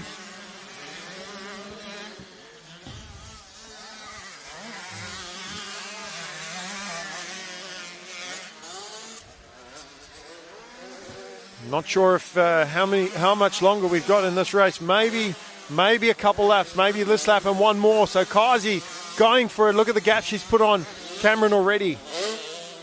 And she can still see Cyprian, and that's going to give her motivation to go after the leader. So we'll see if she can close it down. Championship hanging in the balance. A win in this race will set up a battle for the championship in the finale, but if Sienna Cyprian can win this one, it'll pretty much be all over. Kazi taking a wider line around that outside, keep her momentum up and also not risk messing up in the ruts there, preferring the safer option. But she actually, I think, lost time. Cameron was quicker up the inside. I think she not only lost time on Cameron, but she lost time on the leader as well. So Cyprian, she would have been monitoring the other riders from the lead. She'll be looking over her shoulder on some of these 180-degree corners. Oh, as Cameron puts it down. And let's see how quickly she can get going again. Parker now moving up into third. So Cameron, this is going to hurt her championship, dropping a couple positions in this race. And she was pushing because she wanted to keep Kazi honest and battle. But Sienna Cyprian, showing she's got the pace, has kept that gap. She has a quick look over. She knows it's Kazi in second. She knows that that's her main championship rival, and they are going to see the last lap board this time around. So Kazi has to throw everything at it. She can see the leader, and she has to go. A very big ask for Kazi to get this one. And again, has to close the gap and then has to try and pass with less than 2 laps to go. It's a lap and a bit.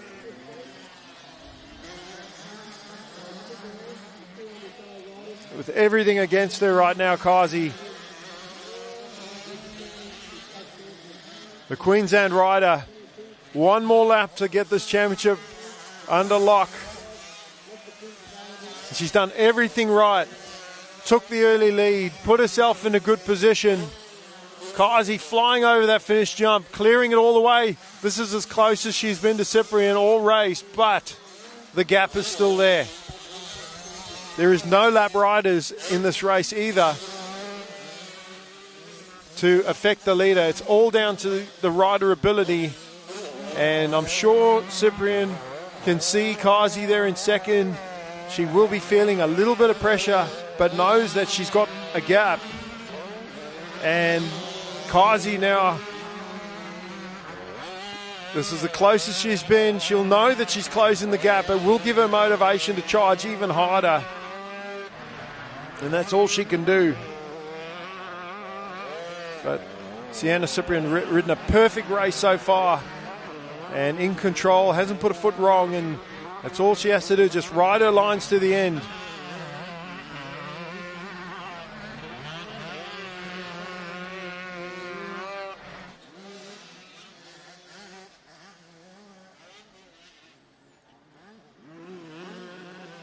And even with Kazi closing the gap a little bit here,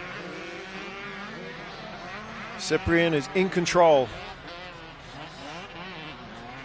And she can also afford not to ride at that full speed to keep the gap. She can let Kazi catch up. Doesn't really matter as long as she hits her marks and doesn't make any mistakes. Definitely doesn't want to tip over. Looks over her shoulder and sees that she still has the gap. Enough of a gap anyway just to ride this one to the checkered flag.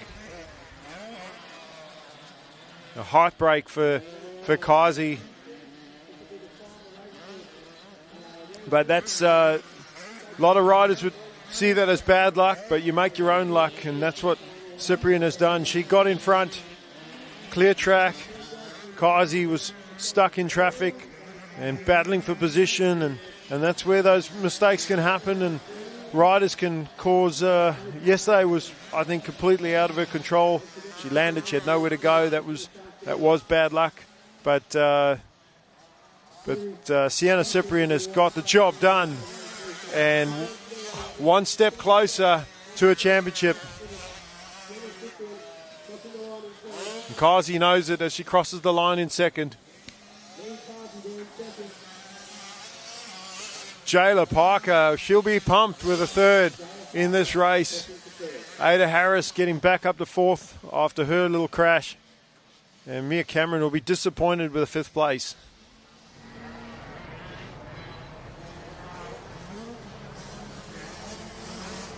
Gives Ada Harris a chance at potentially getting third place back in this championship. Up next, going for their sight lap. This is a 50cc 7 to 9s, and this is the final race of round 2. We'll get into our final races of all the classes up next after this one. So as the 50s have a look at the track there, you can see some new inside lines forming on the inside of the markers there. And I'm sure our officials will be looking at that.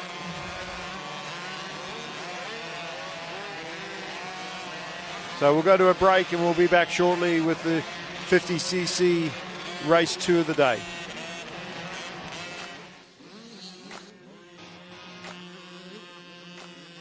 I had a few crashes, but just trying to get as many points and finishing strong. I've put a new set of Maxxis tyres on, but other than that, I'm just keeping it the same. Probably Mandarin or an energy gel. Probably Let's Go or Hurry Up. I like riding and training against my sister because we can push each other. Racing with the girls and riding at girls' events. Going to different places and probably learning different tracks. I finish early every Thursday to go training. Probably hanging out with my friends and going to the beach.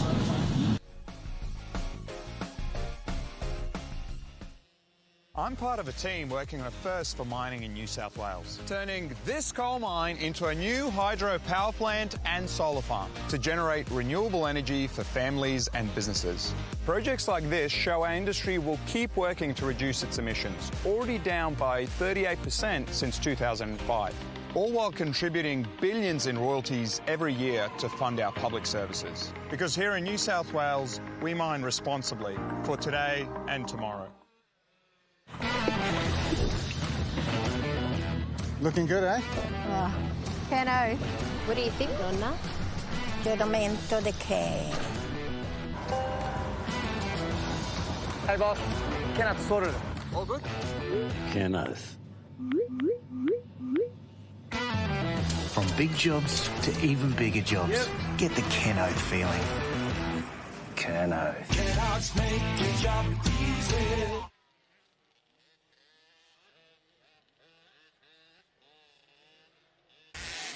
So we're back with round 3 of the New South Wales State Championships here at Wagga Wagga, and the racing has been really close, exciting in all classes this weekend. And up next we've got another close championship battle between Mason Ryan, Harrison Rex. Coming into this, Ryan with a 7-point gap over Rex, but Harrison Rex taking the win in the first moto, reducing that deficit to 4 points. So this championship's still wide open. As we see the riders lined up there. Rex, McNeil, or Mason Little getting some assistance from his dad. Getting that bike warmed up. And we'll see where Mason Ryan is parked. He must be more to the outside of the gate.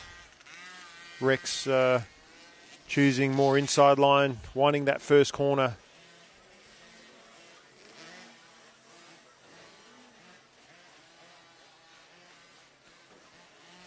So Harrison needs to win this race to take this championship to the final moto. And Mason Ryan needs to win this race to lock down this championship so that he doesn't have to fight to the final moto. Those two have been the clear standouts in this class. They have been way in front of everybody else. Taylor McNeil trying to secure third, but he's got some close competition from Tate Thompson, Andy Freeth, and Mason Harvey not too far behind him in points coming into this one.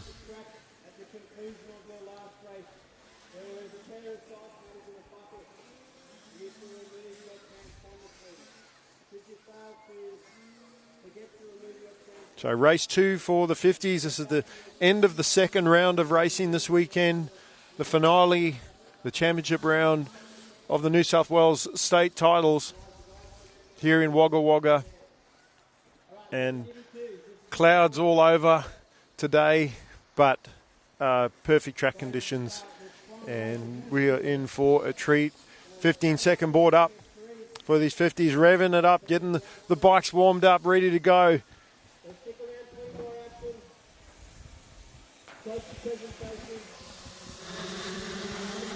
Rex with a good jump up the inside, but Ryan also really fast on the outside.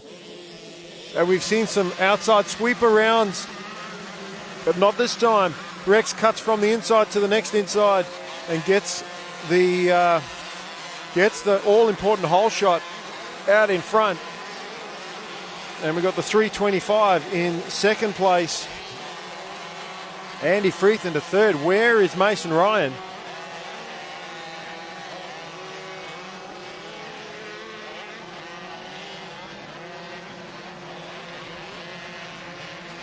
Ryan looked like he swept around the outside in the third corner there and has moved into third place, but Harrison Rex is the guy he has to beat. And right now Harrison Rex trying to ride away in this race, which if he can hold it, will make this championship a 1-point race in the final moto.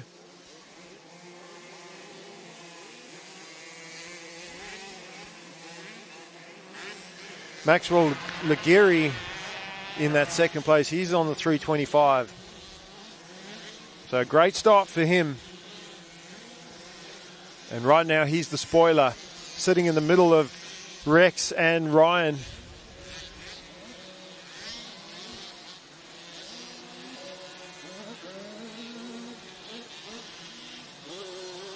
Again, these riders doing a cut-off of the track, so not doing the full track. And Ryan really needs to get into second. He cannot afford to bleed any more points to the leader, as Harrison Rex is running away with this. And Laguerre holding his own in second, not holding up the points leader.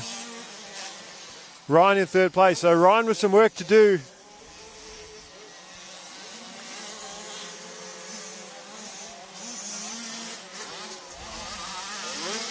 If they finish as they are, this will actually give Rex the points lead by 1 point, which won't really matter whether Laguerre or Mason finish second or third at the end of the day. Whether Ryan moves into second or not, it's still going to be a 1-point game going into the final moto. So it's going to come down to who can win the final race. But it's not over, and Rex has had the lead in previous races and made little mistakes, and he cannot afford to do that. He's got a big lead right now. He's just got to be smart and hit his marks, hit his lines, be smooth, not make any mistakes.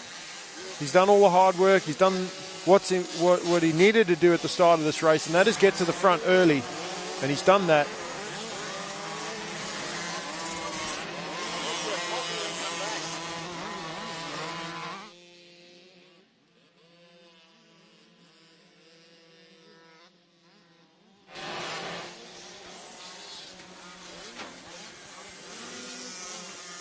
So the 84 in the driver's seat, leading this 50 race, and he has been hot on the heels of Ryan this whole championship, trying to catch up. There's where the 50s cut the track. We'll do a little more than half the track. Ryan's just got to be smart here again. He may not be thinking about the points, and as I said, it actually doesn't matter whether he finishes second or third in this one. Yes, he'd like to get second, but championship-wise, it's really now up to the final moto, and also as long as Rex can hang on to this lead and not make the big mistake. But what a ride from Maxwell Legary, the 325 machine, in the second place. No one's been close to these two front runners all series, and Maxwell just showing what he's got out front here. Had the early, well, not early lead, but was battling for the early lead. Oh, almost a mistake there from Harrison as he just towed the ground. Then we've got McNeil. He's fighting for that third in the championship. He's got Freeth behind him. Then Robertson on the 237. Harvey a little bit further back on the 271. And then Tate Thompson, I think, might have been the guy that put it down in the last corner before the finish. It was, but he's up and going again. That's going to hurt him points-wise in this championship. And then Mason Little on the 25. Followed by David O'Rourke on the 215.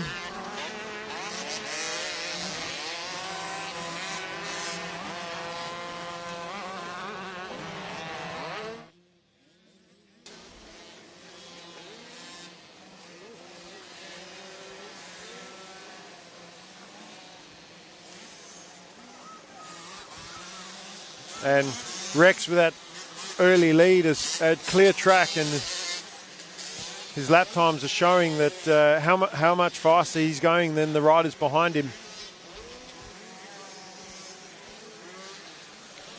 Legary doing a great job in second in front of Ryan, McNeil, Freeth, Robertson, Harvey, Thompson, Little, O'Rourke, Eastgate, Higgins, Riley, Davis, Saville, your top 15. Then we have Holder, Pascal, Frank, McInerney, Woodbury, Collitz, Clark, and Thompson.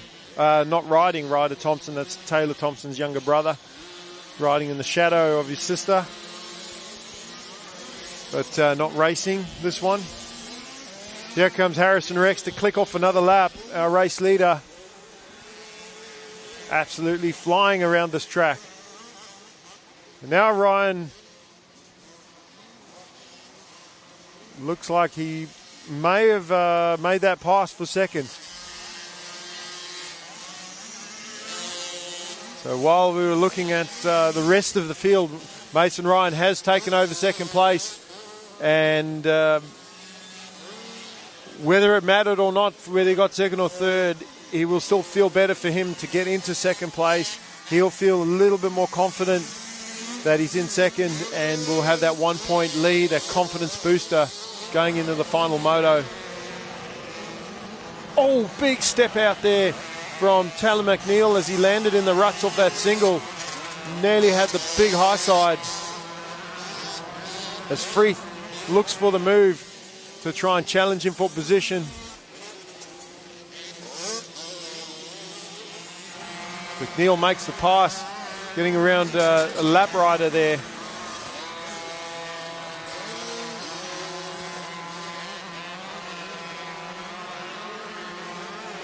Riley Robertson just behind him, then Freeth.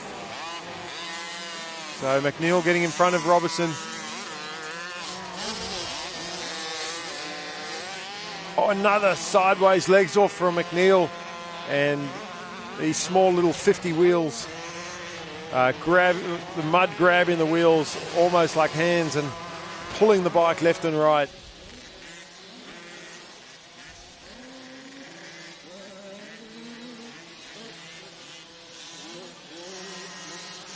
Rex done everything right. He's in cruise mode out in front, but on the charge now is Mason Ryan, trying to close up that gap.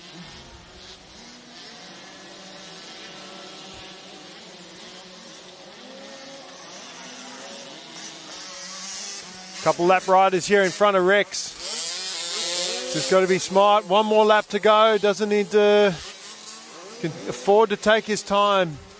Not do anything silly. See how he gives those lap riders lots of space as he ran around the outside of Taylor Frank, one of the young little girls in this class.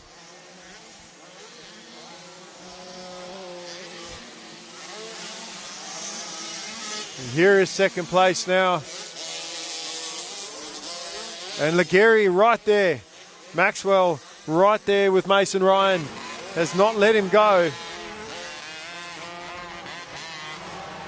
And trying to get the position back with one lap to go.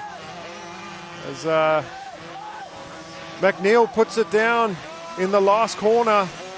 And that gives Robertson the position. Not sure where Freeth is, but Robertson moving up in front of McNeil.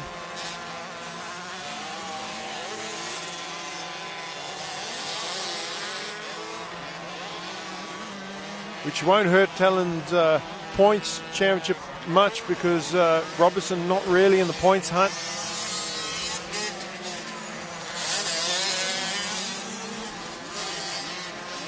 As Ryan just trying to lock down second place in this race, and a 1 point lead in the final moto if they stay as they are. Harrison Rex still needs to bring this one home, needs to finish this race, win this race, and put himself in position to fight in the final moto. And may the best man win, as they say. Only a couple more corners to go. Second last corner for our leader. And as we, in this final race, I'm joined by Aaron Rankmore here in the booth. And hopefully Aaron's going to stick around for a little while. I enjoy the company. Aaron, we've had an exciting weekend so far at the final round of state trials, as we see Harrison Rex take the checker flag, bring this championship to a 1 point race going in the final moto. Mason Ryan, who's done everything right this series, whether he's won or hasn't won, he's finished second. He's been very, very consistent. But as you know, consistency doesn't always win championships. You do need to win races as well. And Harrison's got 2 so far. So he's going to need to pick it up, at least be right there with him off the start in the next race to keep the pressure on and challenge him for that win. And you can see it in his body language when he come over the finish line there. He knows how close it is, and he would have liked to go into that final race with a bit of a cushion, but not to be. And that's great for us again, as watching. Makes it more exciting for everybody else. But you can feel the pain, you can feel the frustration, and also the nerves that these kids are probably feeling. Especially, we forget how young they are, the 7 to 9 year age group, and the amount of pressure that's on their shoulders.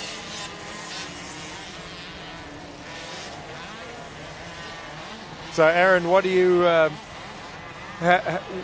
How do you sort of break that down, the pressure that these kids have to deal with at such a young age, trying to win championships at this level?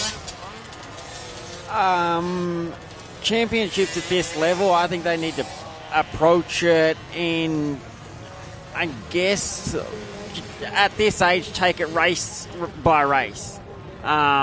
Still look at the big picture, still need race wins, but it is still very much 50s. Just take it, gain experience, gain knowledge, and keep trying to improve as the races go on. Yeah, exactly. And I think what you just said applies to everybody, whether they 7 years old or, you know, your 18, 20-year-olds or even somebody like Jai Roberts. I actually don't know how old Jai is, but I would assume he'd be in his mid-20s right now. I think what you said would apply to everybody. They need to take it race by race and one race at a time. You start to think about the championship too early, and it can lose concentration in the race, have a little tip over, or let the nerves get to you, your arms pump up. We, as much as we talk about the points and how close the championship, that's more so probably for the viewers at home to understand where these riders are at. They're not just racing for the overall today, but they're racing for a championship, and everyone wants to know what the final result is before we get to presentation. Yep, they still have a lot of racing to do from the start of the race to the end of the race. There's still a lot of laps to do, and there's a lot of points up for grabs per race. If they lose that concentration before the race is over, it's easy to lose a lot of points very quickly.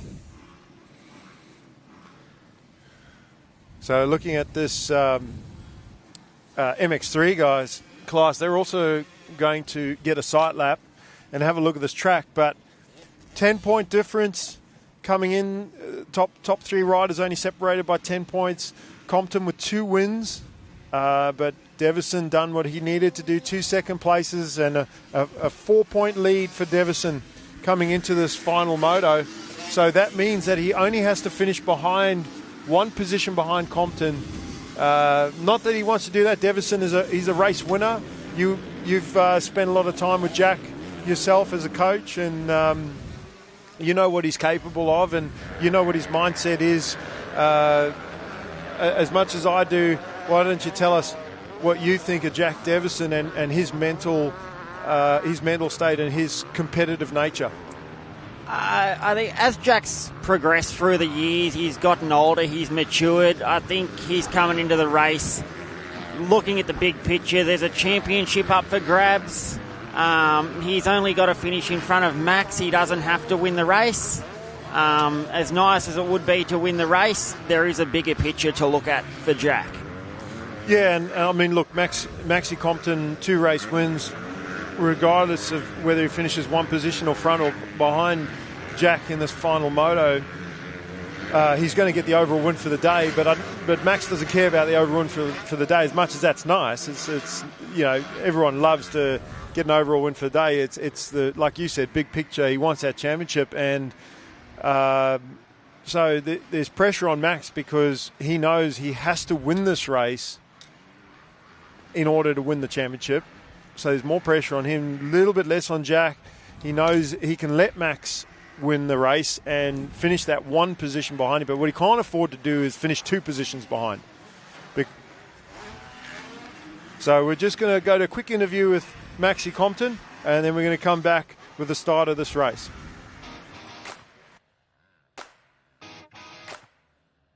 I went pretty good. On the 250 at Lakes I got 2nd overall, and then at Port I got 1st overall, and then on the 125 at Lakes I got 3rd overall, and then 1st at Port. Fruit. Yeah, just all types of fruit. Drew Kremer. Having fun and hanging out with my mates. Well, I'm homeschooled and I have to work 2 days a week and do school on Wednesdays and then ride and train for the rest of the days. Riding my mountain bike.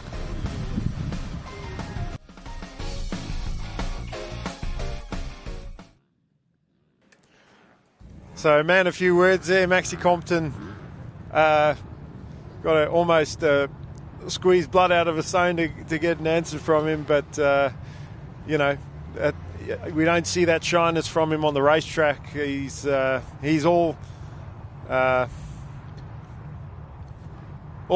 courage and strength on the track. Very, very aggressive rider. Not so much in pushing other riders out of the way, but just in just the way he rides the bike, his body language.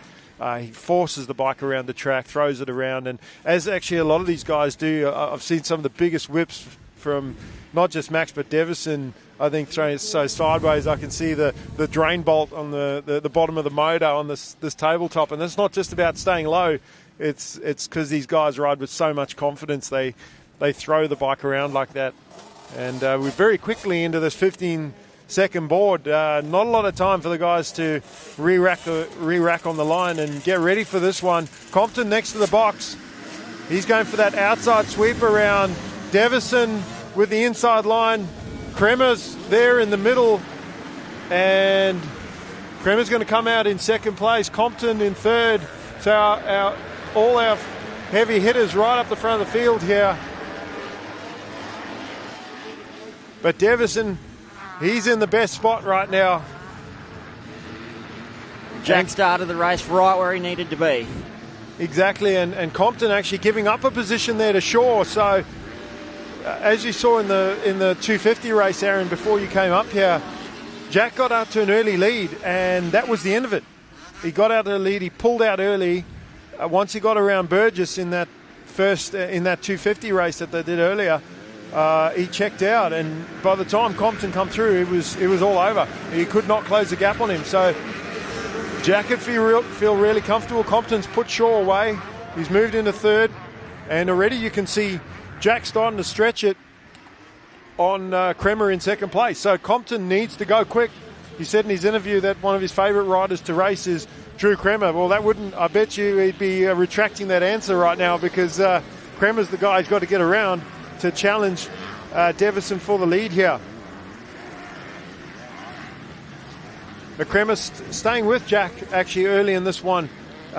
Jack got away a little bit, but Kremer actually has closed back up slightly, and that's because Compton is there, and I think Compton would have learned. I think he bided his time a little bit too long in that 250 race, ended up fourth, and that would have stung a bit, that fourth place finish, because that is not where he's used to finishing. So I think you're going to see Max Compton throw a charge a lot earlier in this one, Aaron.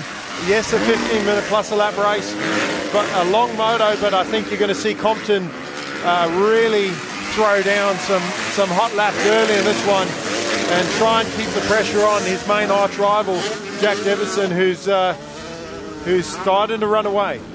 Yep, I agree. I think Max is riding this race with a lot more urgency this morning. Track conditions are starting to form up. We've got some lines starting to happen. So the lap times are starting to improve, and they have some more options, which is going to make for better racing. Yeah, it is. The ruts are starting to form up. You still have that one main line, though, that is the fast line, and that's the downside for someone like Max in the position he's in. You know, Kremer can afford to take that main line because he's not up on the back wheel of Davison, but when he does if he closes up to Jack, well, then he's going to have to explore the track. But that's what Compton's got to do right now. He did that in his previous moto and still couldn't get around Kremer or Burgess in that previous 250 moto. So, and whilst he's battling with Kremer, it's just allowing Jack to pull away. Yep, Max is really fast at this back half of the track, so it'll be interesting the difference in lines between Max and Drew. Yeah, absolutely, and he is all over the back wheel, but again, while they battle for position, and we'll have a look at the lap times when they come over the finish line to see Davison obviously 2 seconds quicker on that first lap because he had clear track. We'll see what difference it makes on the second lap as they come over the finish line, whether or not Jack is going any faster, which I think he is. That gap is definitely bigger than what it was, although he come to a stop in the corner, although Kremer did as well. That inside line very, very tight. And, yep, Kremer matching the lap time. Compton only a second back, so that is good news for Kremer and Compton. They're not losing ground. Cameron Shaw on the 683 there. It's a great ride from Cameron Shaw to be staying close to their lap times. Yeah, and Corey Eisel, Nate Thompson looking at a fourth place in this championship. Unfortunately, only podium to third, so he's going to be happy with a fourth place, but he's going to want to try and gain some speed to try and run with these front guys.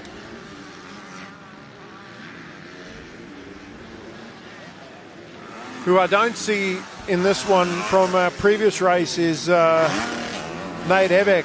I don't think he's doing all three classes, so I don't see him out there. He's coming back from a bad ankle injury, as we said before, in previous race where he got a 5th. And, fitness levels maybe not where he wants to be yet. But all the pressure right now on Compton, because Kremer is holding his own in second. He is not holding Compton up, and he's matching Devison for pace. Just Jack has got that little bit of a gap, and that'll actually be easier for Kremer because he's not in the roost. He's got clear track in that second place and under control right now. And Jack looks really smooth and doesn't look like he's phased at all by the guys behind him. He doesn't look like he's under pressure or making mistakes. He's just trying to be smooth and clean through all of his lines, hit his marks. Then we'll check the lap times and see the times and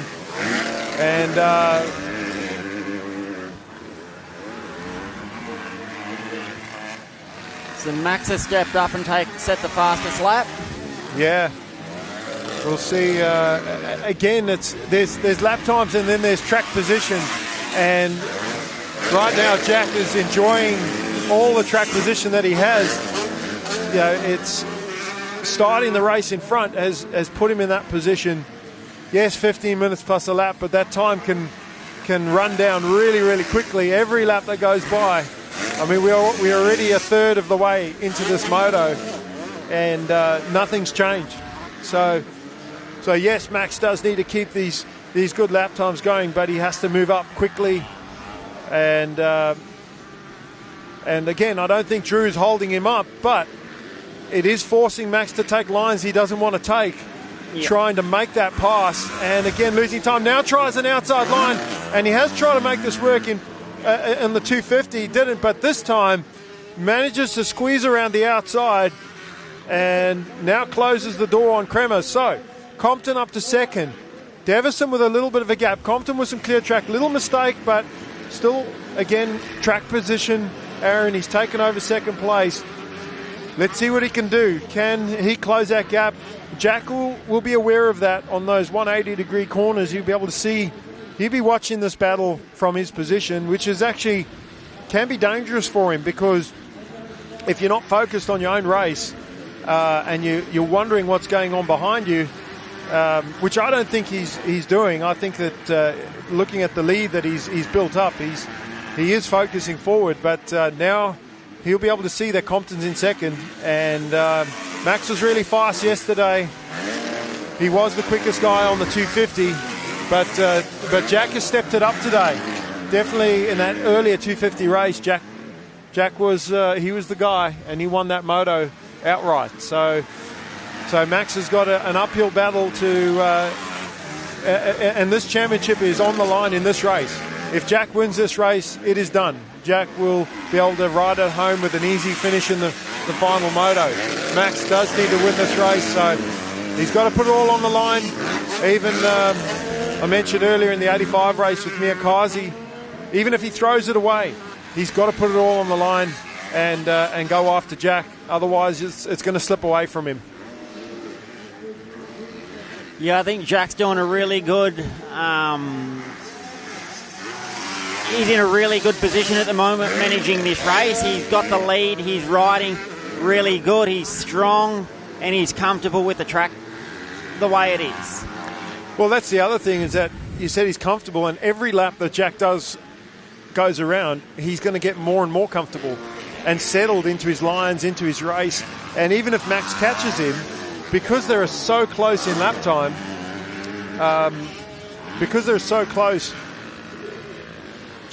Max still has to pass him and put pressure on him, and then he's got to eat roost as well once he gets up onto the back wheel. That's if he gets on the back wheel.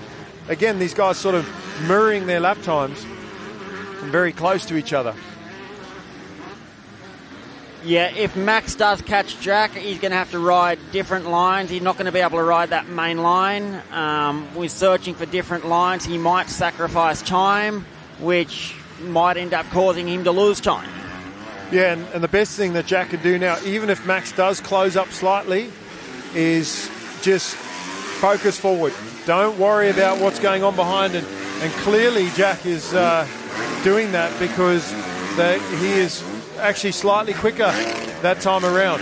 So Jack has stepped it up. He knows Max is there in second, and he's making sure he manages that gap from first to second.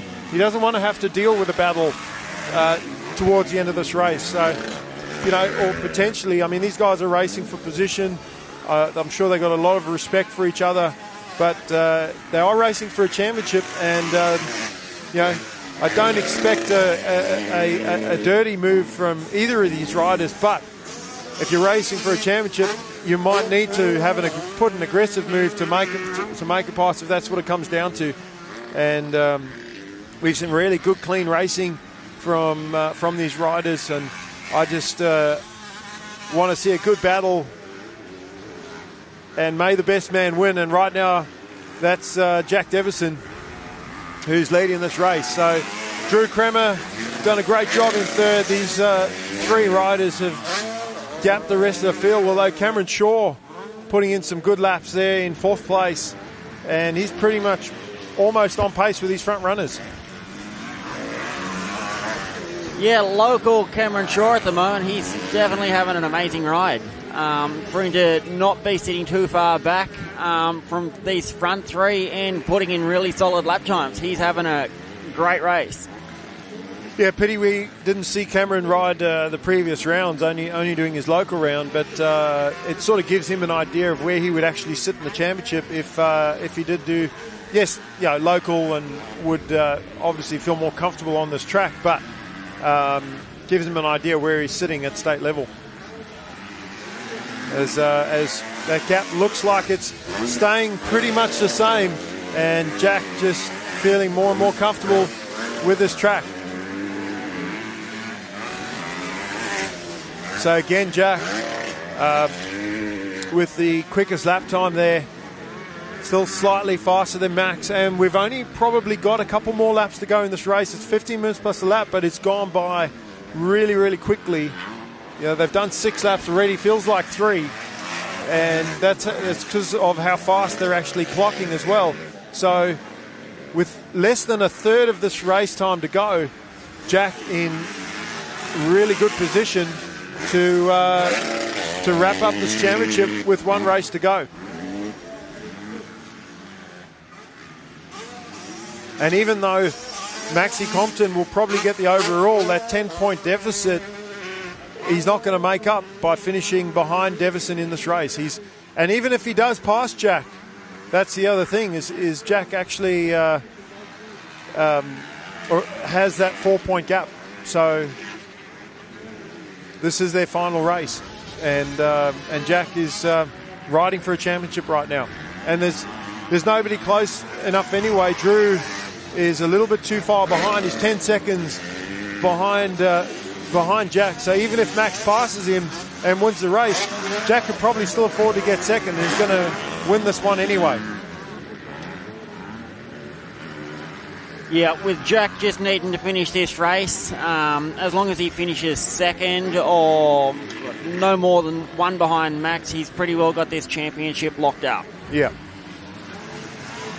And that's through the finishes that he's done in previous races. He's been very consistent, always been in the top 5 at the very least. Remember, Max had that bad race at Port Macquarie, and that was all his own doing. Unfortunately, threw it away in that, I think it was the second race in MX3 at Port Macquarie, ended up with a 9th position, and that 9th position was very costly in the championship as an overall. He's had to win races to try and claw those points back, and he's done that, but may not be enough at the end of this one. I think our timing might be out just slightly. The positions are correct, but I'm sure Jack didn't do a 2:03 in that last one, because again the gap looks about the same as what it's been all race. but the positions are correct. And that's all that matters right now. Lap times mean nothing once we get to this point in the race. We're only going to have a couple more laps to go, and Jack is going to maybe get this job done. He's got some lap riders to get through. Not a big class this one, so not a lot of lap riders to have to find their way around. Jack just has to avoid the big mistake. And like you said, even if he loses a position and Max wins this race, Jack can still ride at home in second and come away. You know, winning by 1 point doesn't matter when you look at the not the rule book. When you look at the when it goes down into the books of the results, it'll show Jack Davison as the champion in MX3 in 2024. So head towards the second last corner. And Aaron, we were listening to Maxie Compton, his interview. He said he's homeschooled. You see a lot of that with these top riders in all classes, even kids as young as in the 7 to 950s, and they're starting to get homeschooled. And you know, that's great for their career, and can, as long as they stay up on their you know, education as well, because as you know, not everybody in the sport makes it as a career, and you know, has to fall back on you know, when life takes over. Yep. When you finish racing. So, you know, I know, you know, Maxie's he's putting everything he can into his racing, and he's got some good support from some private sponsors and stuff, which is great. He definitely deserves it. And Jack, he's got the Husqvarna backing as well. So, you know, I'm not sure. You probably know more than I do with Jack's schooling. Is he homeschooled, or does he attend normal school like everybody? Jack's still in school 5 days a week. He hasn't dropped out. Definitely not homeschooled. Well, that is a true testament to his dedication to his training, to do school 5 days a week and still train and still maintain the level that he's at. You know, hats off to any rider that still does that. Obviously, being homeschooled gives you a little bit more flexibility to put time into your training on and off the bike, but he's doing it all at the moment. Like you said, staying in high school and finishing out. You know, most boys, whether they race bikes or not, tend to go up to, you know, year 10 and then we'll do an apprenticeship or whatnot. Jack's getting probably close to that age where, or is he do you know, as he's about to get the checker flag, and he knows how important that win is, and I think he knows that is what he had to do, big picture, like you said earlier at the start of the race. I think he knows that that's all he had to do, and to get it done. And Compton coming over to shake hands and congratulate him, as Kremer will come through as well. These guys have been in a three-way battle throughout this championship and throughout their careers as well. These guys have been battling each other. So they probably friends on and off the track. Very hard to be friends with your main opposition, because when you're on the track there is no friends. But you know, it's especially when you've got to put that hard move on another rider, as we see Shaw cross the line in 4th place. And our MX2 guys, what was that? No, it's actually our MX1. Some riders riding 250s in MX1. MX1 guys about to go out for their sight lap, and that's their final moto as well for the weekend's racing.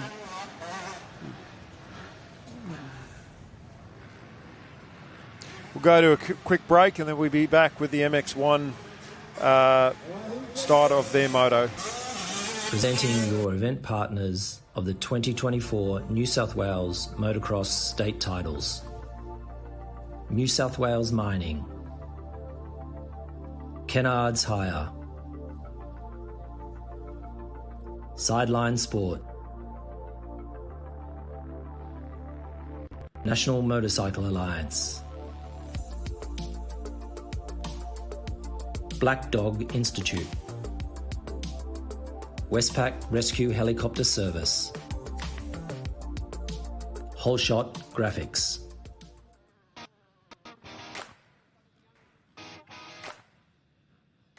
The last 2 rounds were pretty good. I got the overall in both of them, so I'm pretty happy with that. First round was a little bit better, which obviously went 3 for 3 wins, which is good. And then second race, obviously with the rain and all that, it was pretty tough to get around the track. And obviously there was pretty mixed batch off the gates and stuff like that, where concrete started, I just couldn't get it till the last race. So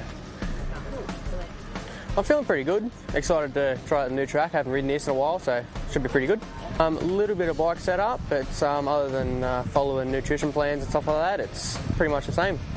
Pretty much been. And that is actually a really interesting, a really good line.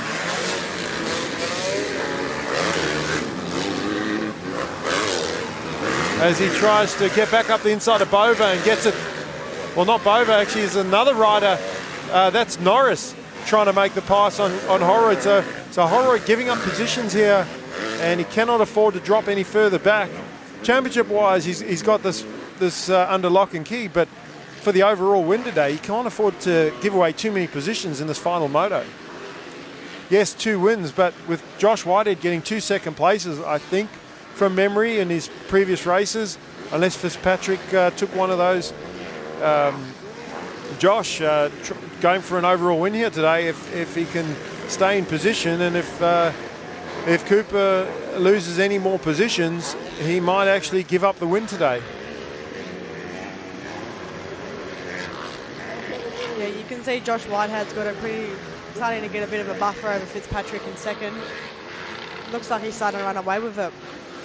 Yeah, he's pulled a gap already. Clear track helps, and these big 450s, now you've been out there in the 250s. Yes, in the women's you were out front, so you didn't have to deal with much roost, but you probably had to cop a bit in that MX2 class. So is the roost as bad as what I think it is? The roost hurts. Okay. It really hurts. Probably because it's cold as well. It's like everything, the mud's a little bit harder when it's compacted, and all the little stones. And then, what about goggles? Did you go through lots of tear-offs on the 250? I was pretty lucky. I actually got a good start, so I didn't have many people in front of me, and I only got overtaken by 2 or 3 other guys, so goggle situation was actually good. A little bit foggy, but yeah, I ran the Scott roll-offs and they held up great. Awesome vision all race long. Yeah, looking at Cooper now settled into that 4th place, and with 2 race wins and a 4th, that's probably enough to get the overall win. But I expect Cooper to actually close the gap on at least the 2 riders in front of him. Josh riding really, really well out front. I mean, he took that lead early, and he's hasn't looked back. But I expect to see Cooper close up onto the back of Johnny Bova, and maybe even Fitzpatrick, but again, just the points in my head, I think Cooper could probably, with a 4th place still, stitch up the overall win today where he is. So we were talking earlier about the track as well, so a very different track today to yesterday. It rutted up really deep yesterday. There was a bit of sunshine, so it dried up as well. The ruts formed, it dried.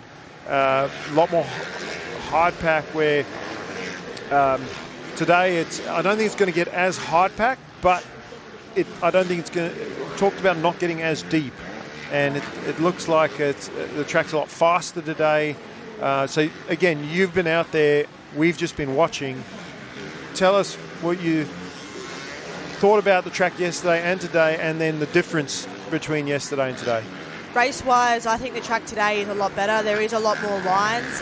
Yesterday was very one-lined. There was a few different options in the... Whitehead no. tipping over, and... That's just given Fitzpatrick the lead.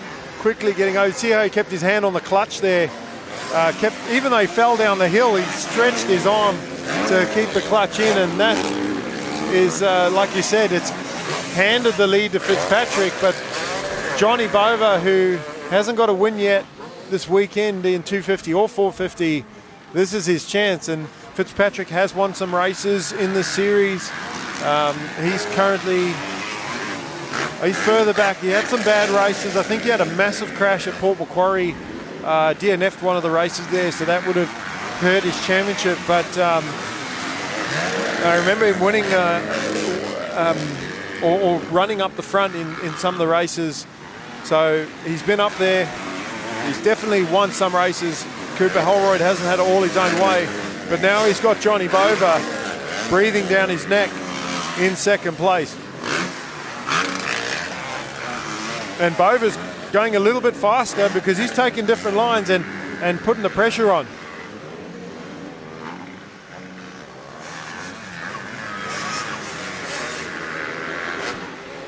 Hey guys, do we have race timing if it's up?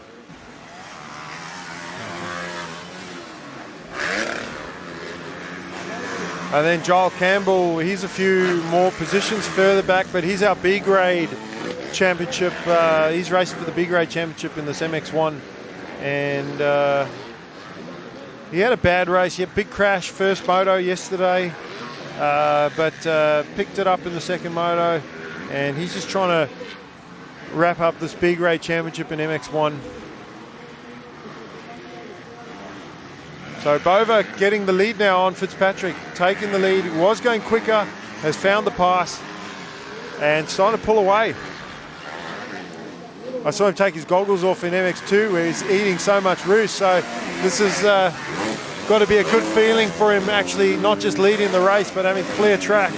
And Whitehead back in third place. Holroyd has given up another position to Mitch Norris, but because Whitehead put it down, Cooper probably doesn't have to worry too much about the overall, even if losing that position, unless Josh can catch up and get back into the lead. And then we've got Joel Campbell, our first B grader. He's in your class. And then Michael Jones, our second B grader. He's up over the finish jump now. Got Aaron Parker behind him. The 378 is Dylan Jacobson. And Riley Stevens, Aussie Earl, our first C grader, in front of Rory Clemens on the 394. Then Eisel, another C grade rider, followed by 74 of Kobe Leach. And then Lucas Stevens. Now he's our championship leader in the C grade, MX1 C grade, and he had a big lead coming into this championship. So he can afford to finish further back and still sort of tie the knot on this one.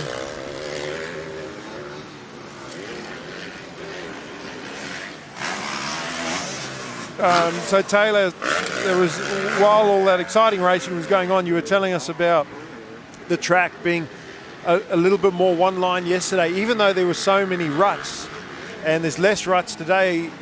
You still feel like the track is more racy today and more options for passes.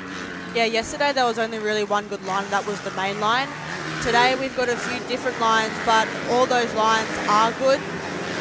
Not as deep, and yeah, you're just able to switch up your lines, take different lines, and yeah, I just think it's a way better racetrack today. There's Bova flying over the finish jump there, and Fitzpatrick giving us some style as Norris has closed up on the back wheel of Whitehead for third, and Holroyd back there in fifth. Probably still enough to secure an overall win today, but has got the B grade championship leader right on his tail. I'm sure Cooper, just for probably pride reasons, doesn't want to give up that position. But Johnny Bova running away with this one. And you know, when you talk about I was talking to Aaron Rankmore earlier about the young junior riders and how Jack Devison is, you know, full-time at school and still finding time to train and ride at the highest level in his age group.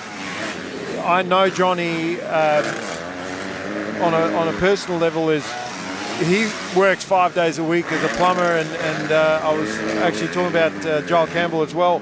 earlier chatting to his dad. He's actually a roofing plumber. So a lot of these guys are balancing a full-time job and training and racing, and you know, it's great if you have the luxury of not being able to do that and focusing fully on your racing. But I think that's also the difference between local level and it was Cooper Holroyd that is the roofing plumber, but I know Joel is also working and doing a bit of coaching as well. So I think that's the difference between racing at state level and racing at national level, trying to compete against those guys that are doing this as a full-time job, that have time to put the effort in. As Bova is just is sending a message to the rest of the class. And Norris now has made the move on Josh Whitehead. So another position for the Victorian rider as Cooper Holroyd has cleared Joel Campbell a bit. Campbell sort of looks like he's settling into that position, knowing that he doesn't have to go any more forward. He is winning the B grade championship, but I'm sure he'd like to challenge for position, but he doesn't need to. So sorry, getting back to what I was saying, the difference, like you're racing at national level. So tell us a little bit about the Pro MX Championship and your races so far, where you're sitting in the championship, your training regime. Tell us a little bit more about that. At the moment, in the women's category, I'm sitting in second, 6 points off the lead. Our next race is at Murray Bridge in 2 weeks' time, so we're heading down for that. Training for me, I coach on a Tuesday and Wednesday, and then Thursday onwards to about Monday. That's when I kind of have time to ride. So yeah, just trying to find a balance in between making money and also doing my training. Just trying to find I've got a pretty good program now that works, so we've just been sticking with that. No, that's awesome. And so 6 points off the lead in the championship. So you've only had one round so far of the MX Women's at national level, Murray Bridge being your second round. How many rounds do the women actually race at national level? This year the women get 4. Last year I'm pretty sure we only got 3, so it's good we're starting to get a bit more rounds this year. So yeah, this next one will be our second round. And so 6 points off the leader, Charlie Cannon? Yeah. Yep, okay. So what do you, going into the Murray Bridge round, without guessing what your approach is, how about you tell us what your plan is moving into that round to try and not let Charlie get any more points on you? Just go out and just ride like I practice. I'm always train better than I ride normally, so if I can just go out, just take all the pressure off myself and just go out and have fun and ride, I think that'll be good. Well, you're really good on the start. You've been hole-shotting all the senior women races here at state titles. I don't think you've, besides not dropped a moto, I think you've actually hole-shotted every single senior women race in the state championships. What are your starts like at nationals? Is Charlie getting to that first corner before you? Last round I got the first hole shot, and then the second race she got the hole shot. I think my starts are pretty good. My starts have always been a strong point of my riding, so just consistency, just making sure I get out in front. I think that's going to be my best chance. Yeah, I think that's what I was going to say. If you can put yourself in front of her and put the pressure back on her to make that pass on you, and if she does get you, just again try and keep the pressure on and force a mistake, because when you're in front, you've got clear track, like Johnny Bova at the moment as he sort of cuts his way through the lap traffic. And we see Lucas Stevens crossing the finish line. He's our lead C-grade rider in the championship, not so much in this race.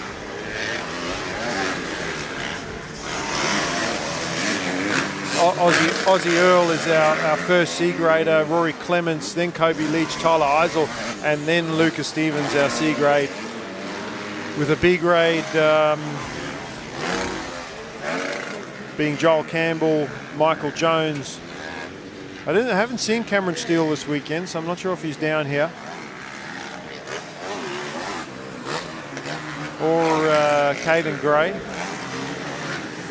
I think we're missing quite a few of the B grade riders, which actually, if they were here, would actually get a podium. So I think third through about seventh in the championship aren't even here. So we might just see the first two riders crowned state championship winners, and somebody at home go, can you just send my trophy in the mail? You know, which is disappointing for them, because I bet they're going to see the results and go, I could have got third if I just turned up. You know, I think you probably heard the saying, you got to be in it to win it. And that's exactly what Cooper Holroyd has done. He's done all the hard work in previous rounds, and that's why you see him comfortably just sitting in that fourth place. Joel Campbell, obviously, he's out there to prove a point.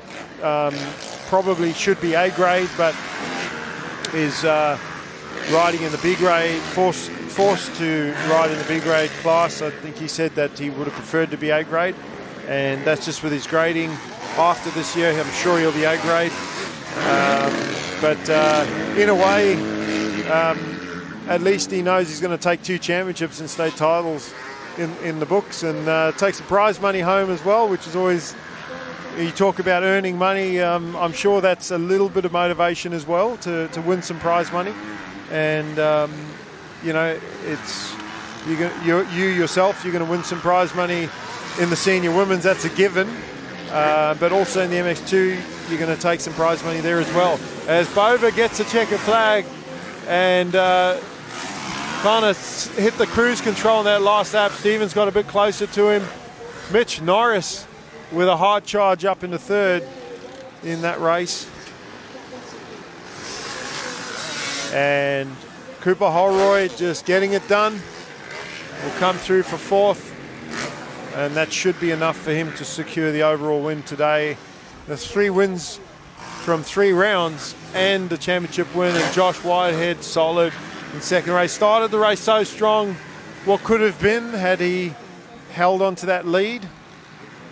Could have potentially taken an overall win today, but not to be. And that's racing. Taylor, I'm sure you've had little mistakes like that.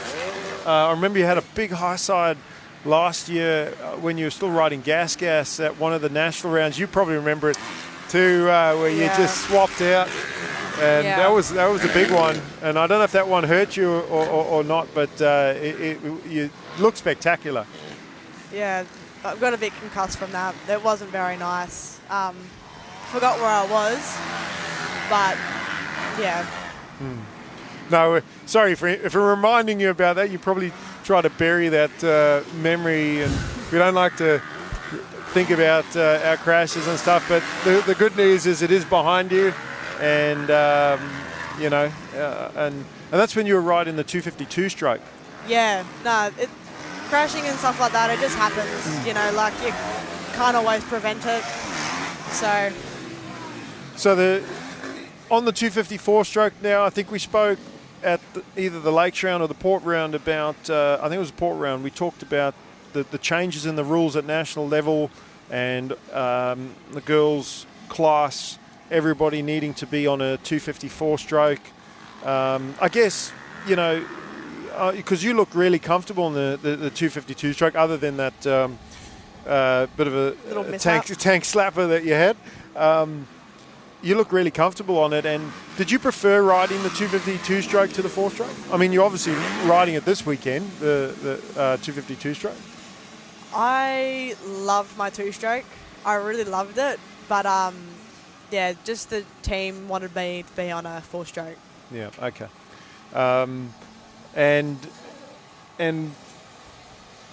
like I said, same for everybody. Everybody now on the 254 stroke machine.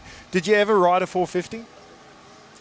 I've tried some of my mates' 450s just cruising around like at home at the practice track, but oh my gosh, they're so fast. I was just able to hang on to the 2-stroke, and I think if I was on a 450, my arms would snap off.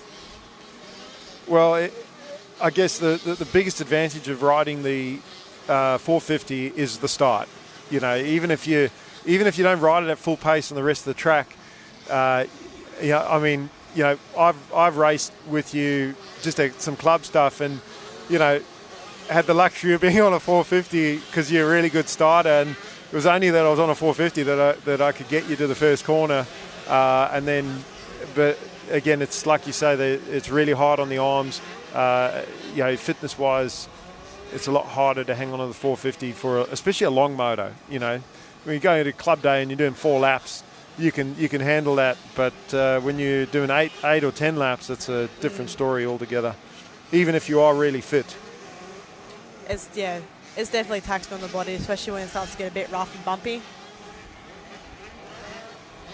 So up next, Taylor, we've got the 9 to 12 85 class, and Blake Bohannon, big points lead coming in, 20 points. He's won two motos so far. Liam Millard has been there to keep him honest. He's got 2 hole shots and led Blake for almost half the race, both motos, before Blake's eventually got in front to take the lead. And Blake Bohannon just has controlled both this 85 and 65 championship. So we're seeing Archie Black just leading the practice lap back to the gate behind, in front of Ollie Chandler there. Archie Black, birthday boy from yesterday. I mentioned that earlier. 11 years old now, and so getting back to Blake and how he's controlled the championships this year. He's been the number 1 rider, but impressive has been on the starts, especially Liam Millard, but also pace-wise, he's almost matched Bohannon for pace, and Blake's done enough to win every overall so far this year in the 85s, and he'll be looking at doing that again. He's not a rider that will settle for second. In the 65, we saw Kai Sproul take a win off him and almost take 2 wins, and Blake snuck past him on the last lap of the race on the 65, but did just enough, did what he needed to do, and very composed. And again, you know, you look at the age of the riders, when you think about when you were 11 years old and your racecraft and your mental approach and the pressure, and you know, it's easy to forget how young these kids are, and even we were talking about the 50s earlier before you come up here, they're racing for championships as well. I was chatting to Aaron about it, and he said, you know, just one race at a time, and that's really what you got to do. So you know, my money's on Liam for the whole shot, because that's what he's done all year. He's been so good on the starts, but we'll see if Liam can do that again, and if he can actually take a win off Blake today. So looking at the start, Taylor, we talked about the right-hand side of the gate being more favourable. Is that correct? Do you think the right-hand side is a better line to the first corner? Yesterday it was, but since that is at the 3rd corner, like when you're on the track, you know, middle of the moto, those ruts, they're starting to get really, really square edgy and have a few pockets in them.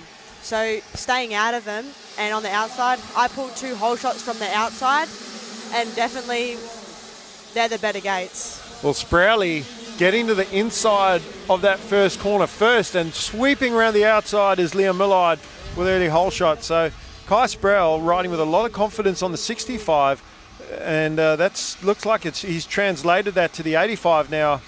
But Liam Millard doing what he has done for most of this year, and that is get out front early. And Archie Black birthday boy up into 2nd place, Sprowley 3rd, and Bohannon squeezing or trying to squeeze him off, but not quite getting there. And Sprowley briefly hanging on at the 3rd place. Looks like Bohannon's made the move now into 3rd. But Liam pinning his ears back, trying to break away as early as possible.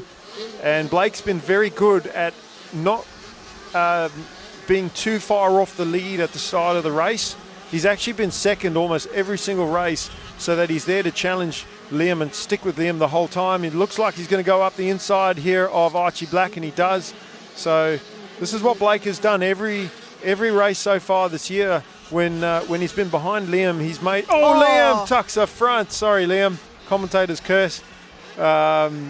He's been very good about getting really close to Liam at the start of the race. And another rider, not really watching where they're going, has run into the back of Liam as well while he was down on the track. So that's unfortunately, as Liam was trying to get up, he got run into the back again. And, that's all vision, Taylor, looking ahead. And that's going to cost Liam in this race. Now he's just racing to try and get second overall. So it's so Blake, a little bit of good fortune for him there. Didn't have to work for it that time. Just had the lead handed to him. And now it'll be interesting to see how far up the field Liam Millard can come. He's got Archie Black second. Ollie Chandler's moved up into third place. Ahead of Kai Sproul, so Sprowley back to fourth. Then we've got the Victorian rider Hargreaves in fifth place on the Yamaha, Maxie Harris.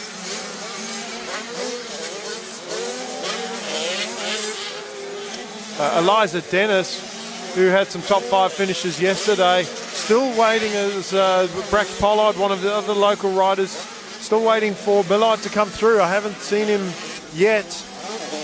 Unless I've missed him. I don't know if you've seen him come through.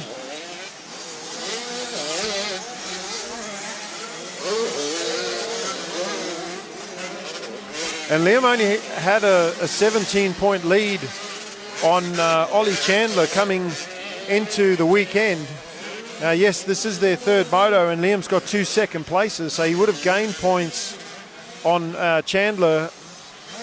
But I must have missed Liam. Liam's up here, sitting in about 9th. He's about 9th place. Okay, so I'm sure we're going to see Liam move through this field. Whether or not he gets all the way back to second place, that's assuming, as we see Seth Charabin. And Seth, I think, maybe he was the rider that went into the back of Millard, because either that or he's had another problem around the track somewhere. Another Husqvarna rider having a problem in that corner after the start line, just fallen off on an uphill trying to get that bike up. And the mud probably adds about 10 kilos of weight to the bike, and then when you're falling off on a hill like that, very hard to lift that bike, especially yourself riding a 250. It probably weighs just over 100 kilos. And talking about that weight, do you do any gym work, any strength training to help you? Not so much because you don't want to crash and have to pick the bike up, but do you do any strength training to help you? Yeah, I'm actually a personal trainer and a fitness coach. I've worked in a gym for like almost 3 years now. I just do heaps of CrossFit, heaps of weightlifting, stuff like that, and then a lot of functional cardio, weightlifting and cardio sort of stuff as well. Well, we have got battles all over the track here. Millard is moving through the pack really quickly as he gets around, tries to go up the inside of Sprowley, and he is annoyed. You can see it in his riding. He's annoyed at himself. He's trying to go around Eliza Dennis. And Dennis, one of the local riders here, knows her way around this track. Millard tries to play around the outside.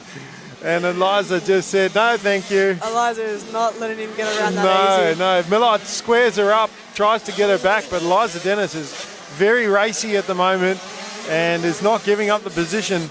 So Liam's, he's going to have to work for it. Ollie Chandler looking good in second, but again, when you look at Liam's speed, remember, having the going down, and he's already caught up within a lap or so, almost onto the back of third place. So it hasn't got Eliza yet, and still got some work to do.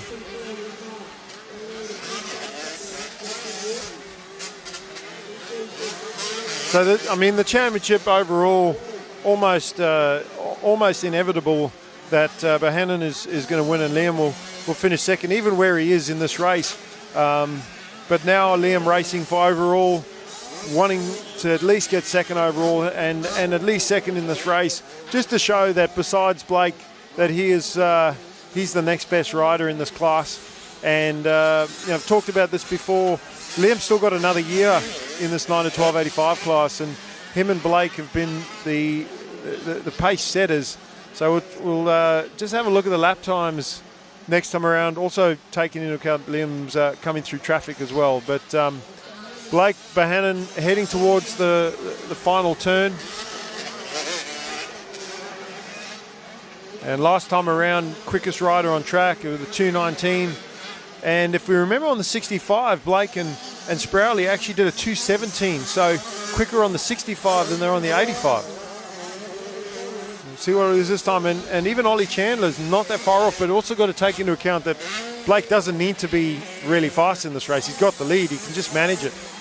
Archie Black having a fantastic ride in third. There's the Victorian rider, Hargreave, and Millard has cleared Dennis now and is going after Hargreave. You got to try that outside sweep line, and it works this time. Gets around Hargreave, moving up another position. So now Archie Black is next on his hit list.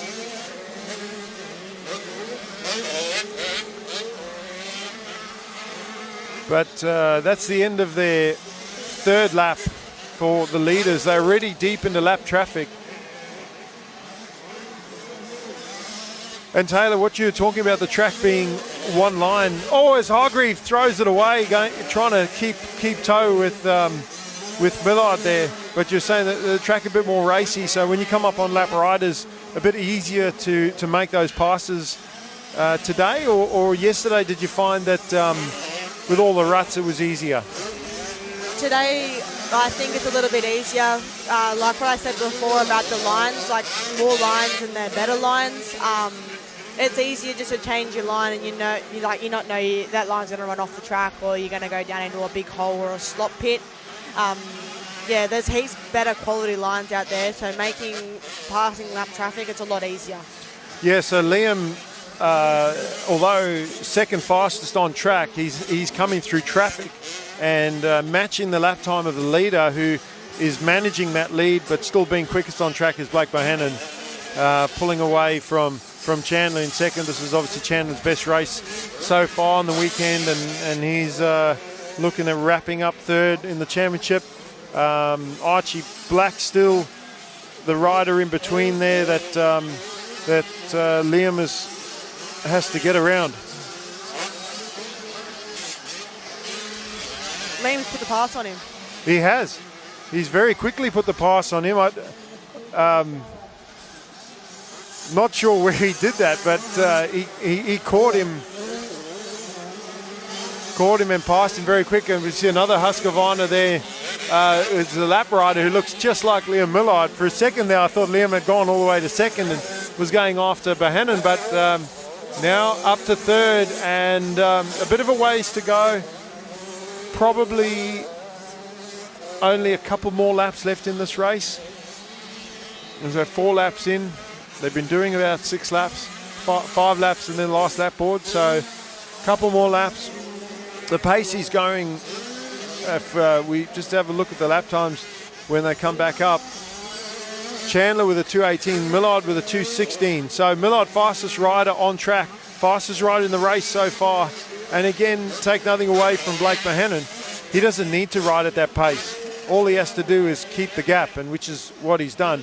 Liam is on the charge and definitely showing that he is the next fastest rider, and definitely fastest rider in this track is Eliza Dennis now closing up on the back of Archie Black. So interesting to watch Chandler and Millard, but also Eliza Dennis, and see if she can. I'm sure you're quietly hoping, rooting for her to challenge Archie Black for that position.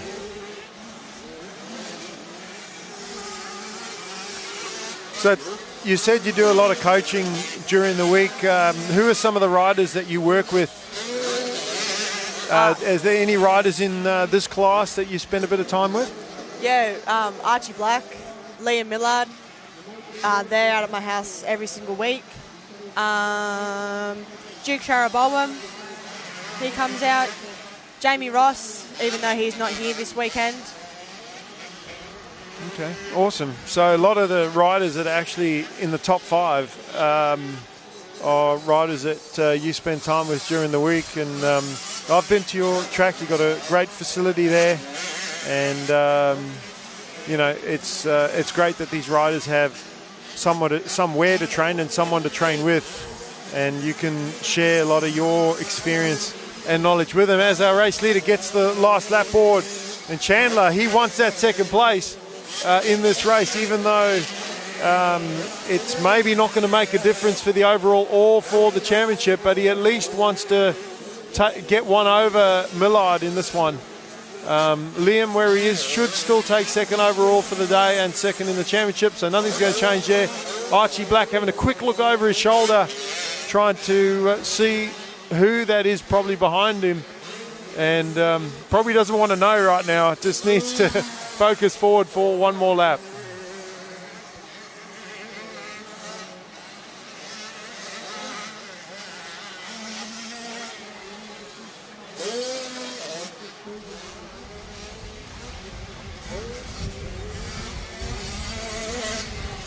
We'll see if Eliza, that's probably the closest she's been to Archie. So got some lap riders to get around, and Eliza tries to sneak up the inside line. And I think she got it. Yeah, she got it done. So Eliza using that lap rider as a buffer, and she takes the position as one of the other young riders, young female riders, Stella Hiding. Obviously, she's only just turned 9 years old this year. So, really, she could still be riding. I was talking to her dad yesterday. Could still be riding the 50 class, 50, 65, but opting to move up early. She is quite a tall, say above average for her age. So, deciding to not stay down to win a 50 championship, but move up and get the experience on the bigger bike. Definitely looks more comfortable on the 85 even than what she does on the 65, I think her dad was saying. But the 65 is where she's got a chance at winning championships or definitely finishing on the podium anyway. But Blake Bohannon just trying to bring this one home, and the Yamaha rider has had an awesome year this year. Just about puts his head down. He knows that's a championship right there. And even though he had a big points lead, he knew that he still had to put it together. Ollie Chandler really pumped with that second place, and a big charge from Millard. Will finish in third.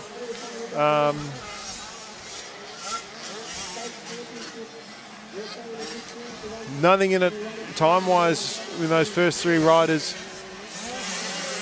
There's Eliza Dennis, another top 5 finish in 4th in front of Archie Black. Archie giving it away in that final lap. And a few lap riders. All these kids stopping to shake hands at the end there. There's the 34 of Hargreave, the Yamaha rider.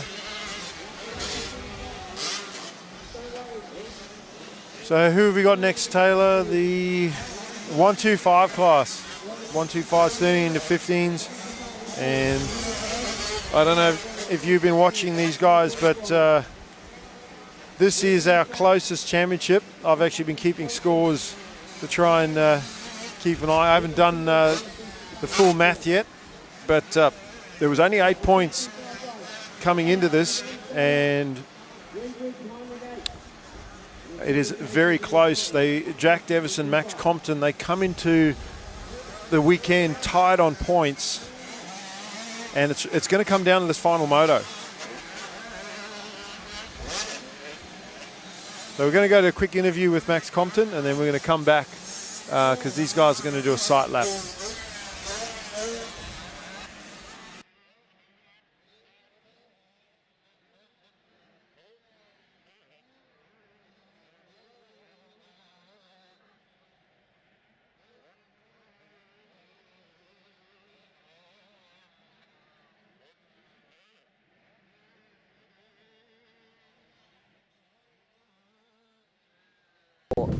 All fruit.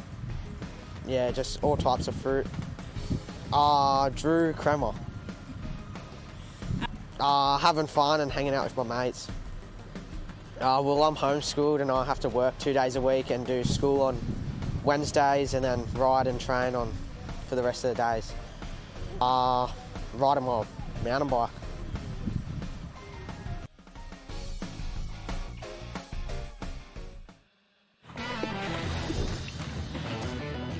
Looking good, eh? Cano. What do you think, Nonna? Giramento de che. Hey, boss. Cannot sorted. All good? Canos. From big jobs to even bigger jobs, get the Keno feeling. Keno. I studied business and commerce at uni. After graduating, I joined the New South Wales mining industry. And my job is to find smarter, safer and more sustainable ways of doing things, like world-leading remote vehicle technology, building renewable energy to power our mines and communities across New South Wales, and using drones for remote seeding to restore the land and protect our ecosystem. Because in New South Wales, we mine responsibly for today and tomorrow. So back with a sight lap for the Junior Lights 125 13 to 16 year age group, and the three riders that we focused on, Jack Davison, Max Compton and Drew Kremer. And Davison and Compton coming into the weekend tied on points, but Davison now with a 5-point gap over Compton, and then Drew Kremer 5 points further back. And it's it really comes down to this final moto, and very similar to the MX3 class where Davison had a 4-point lead. He could have afforded to come second to Max. He won the race anyway and made it outrightly clear that he was going to win that championship. Still anybody's race and anybody's championship to win here.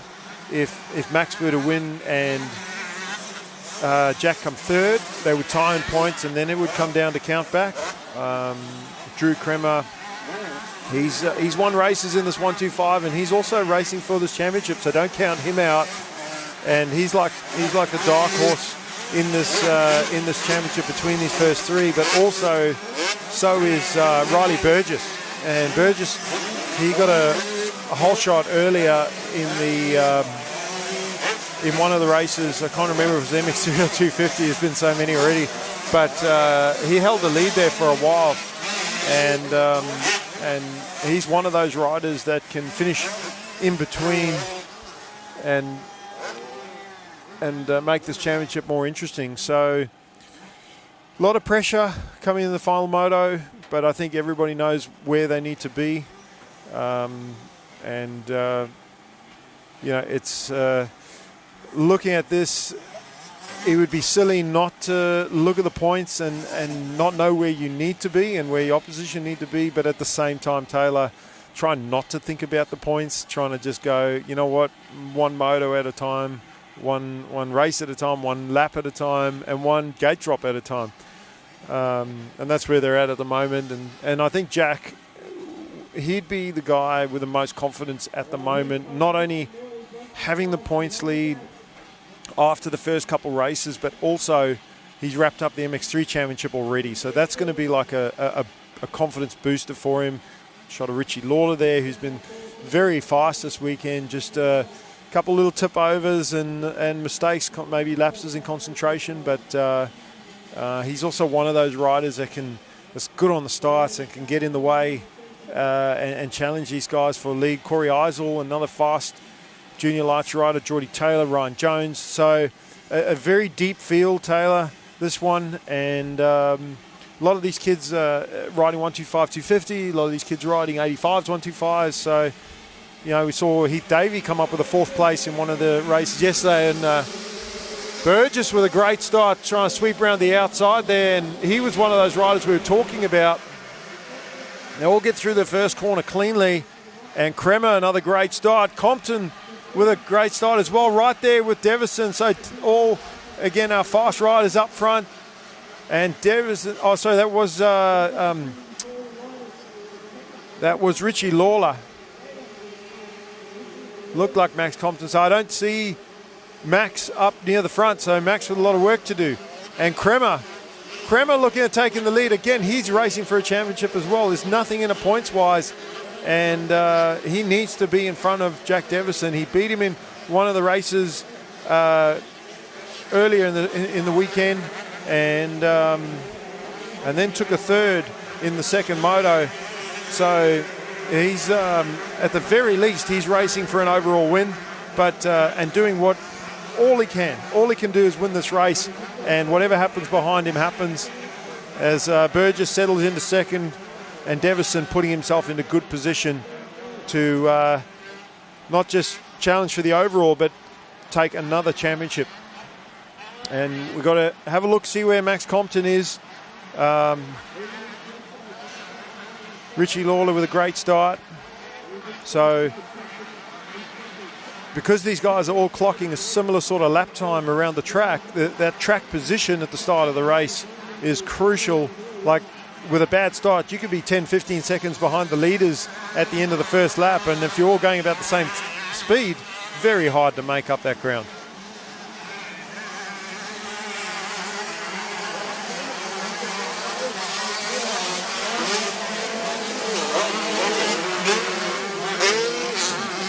Davison staying solo. There's Maxi Compton, and he's already up to fourth place. So we're wondering where he was, but now we can see.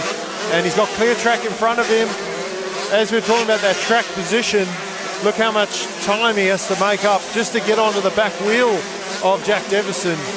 Never mind catch up to Drew Kremer, who's been very fast on the 125, and as is Riley Burgess as well, who's running fourth in points in this 125 class. So at least for Maxi, up to fourth. Oh, big step out. There's some nasty little kickers, Taylor, in these ruts. I'm sure you would know. I mean, as we see a bit of a yard sale there on that inside line, and that started from one rider going down, and then a bit of a Thomas the Train. Everyone following in the same rut and riding into each other, as we saw in the overhead shot. But Kremer with a clean set of heels, and he got out front quickly, took the lead away, and made sure he put Burgess behind him in the way of the rest of his opposition, and Kremer doing everything right.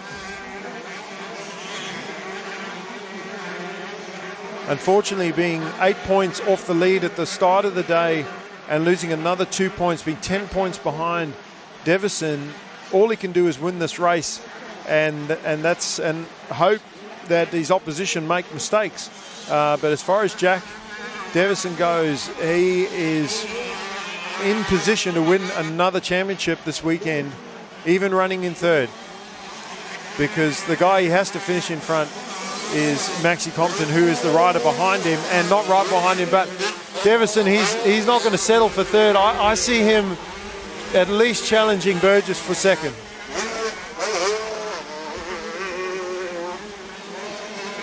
And looking at the times there, Taylor,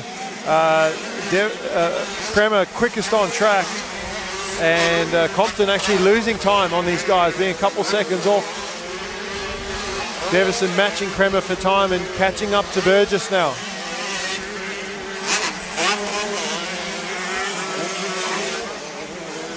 Oh, Davison putting it down. And that could be very costly, but again, where Compton is in position, it's still Davison's championship to lose. So a little slip out, his heart will be pumping, and he's got to settle in. Luckily, didn't bend the bike up, I don't think, in a little crash like that. Or, the worst he might have got from that is a little bit of mud on the grip or the hand. But I think what it is, Taylor, is, like I said, the nerves of putting the bike down and the energy loss. I don't know if you feel the same way, but when you're racing hard like that and you have a crash, it saps your energy and your arms pump up, and you've got to settle in very quickly and relax and put it behind you. Yeah, for me, it definitely kind of stumps my groove as well. And then trying to settle back in, keep my mind focused, and just trying to get back in a race mode, not making many mistakes. Well, Kremer, again, all he can do is race forward, and that's exactly what he's doing right now. But you're right, that's what Jack needs to do. He needs to just relax and settle back into this moto.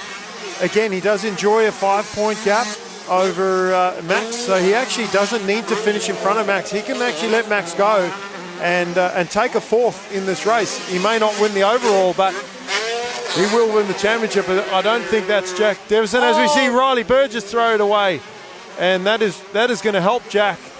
And Maxie didn't see him, I don't think, till the end of that corner. Does actually squeeze past him eventually, but had to check up as he came out of that corner.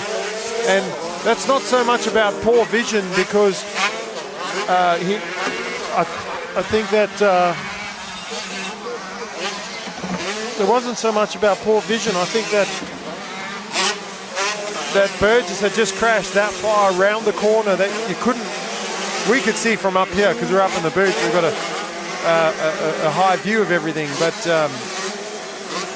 everything playing into Jack's hands right now. He had a little tip over, but he's managed to hold on to third and now take second place. So, all the stars sort of aligning for him. And realistically, championship-wise, again, Jack doesn't need to beat Max. And even where they're going to finish now for the overall, Kremer will actually get the overall if they finish as they are. So is Jack, even if he finishes in front of Max, will still get second overall, will still wrap up this championship. He can afford to let Max go. So we'll see if he does that, or do you think, I don't know how you feel about that when you're racing. I know personally myself, you want to beat your opposition, and you don't just want to win by settling for position. But at the same time, you also don't want to throw it away. So, what do you do? Do you go for it and win at all costs, or I think if the race is there to finish and to finish in front, I think you still want to do that and beat your opposition outright. Yeah, like if they're there, then and you feel comfortable to push that little bit harder, then by all means, definitely go for it. But if your position's a little bit better on the day, just take it as it comes, let it be, because we're out here to win the championship, and just a round win, it doesn't mean as much as a championship. Absolutely, and like I said, even if Max was to get around Jack, the overall actually wouldn't change.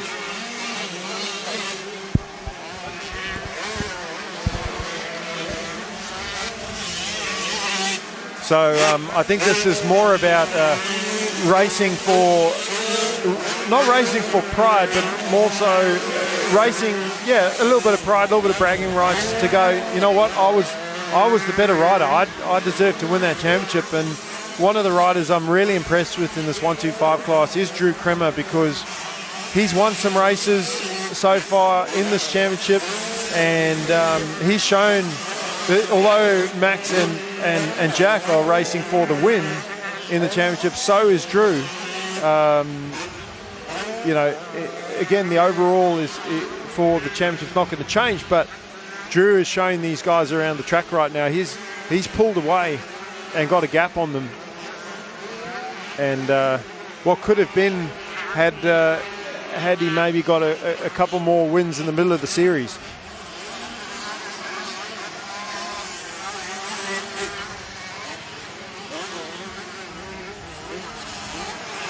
As you see, Jack has actually stretched it out a bit over Max in third, so he's gotten over that little fall. He's settled in and gotten comfortable with his lines again.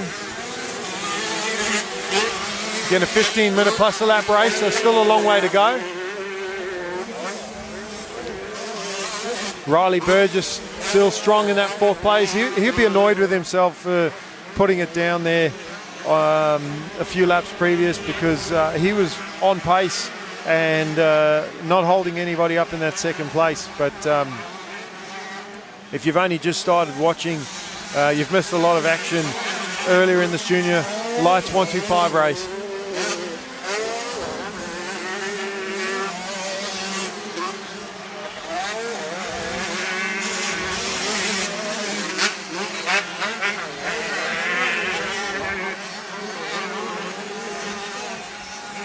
And then in fifth place, Jack Burton, Ryan Jones, Cameron Shaw, Richie Lawler, Nate Ebeck, Jed Gray, Billy Clark, Keith Davey, Zane Thompson, Geordie Taylor.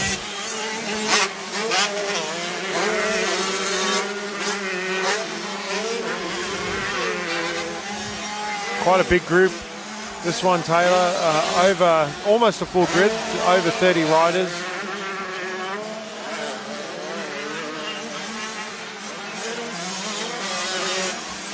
Behind Jed Harper, we have Seth Sharabin. That's our top 15.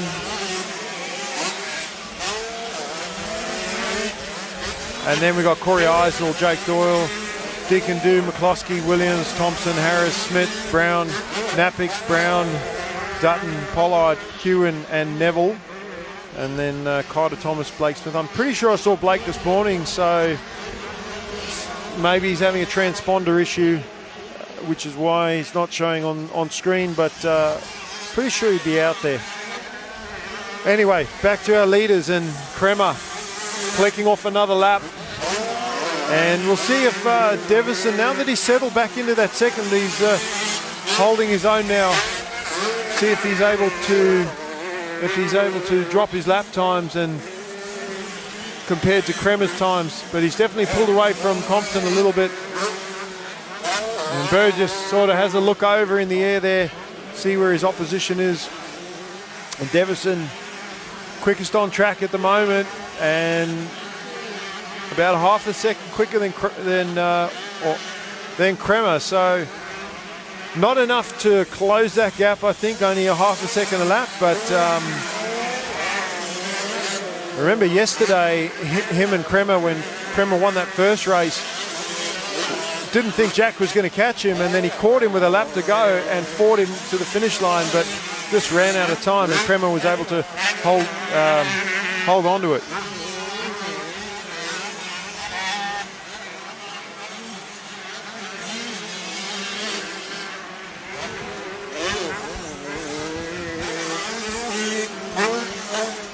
So Taylor, I asked you about Pro Max national level. Obviously, your goal there is to win a championship as well, and just do your thing and see what happens. But internationally, I think I've asked you this before, but I'm going to ask you again. Have you done any international races? Have you gone overseas? Are you planning on going overseas to do anything? Yeah, in January we did the Oceania Women's Cup in Woodville, New Zealand, where Team Australia won. I definitely would love to go overseas, but I'm just looking to win here first, and if I can get a championship here, then we'll like to have a look at the next step. Okay. Yep. No, look, it's a wise decision, because it is an expensive ordeal to go overseas and race, especially. And if you were to go overseas, what would be your goal? Would you go to America? Would you go to Europe? I would love to go to Europe, but also America. The AMA is now offering some women's rounds as well, doing the motocross, which I would love to go over and do that.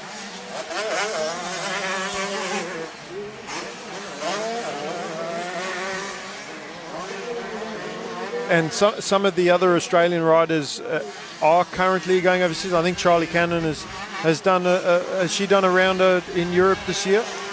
Yeah, she did a few of the GPs last year, and I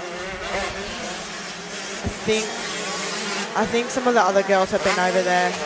Danielle McDonald's actually been to Minios.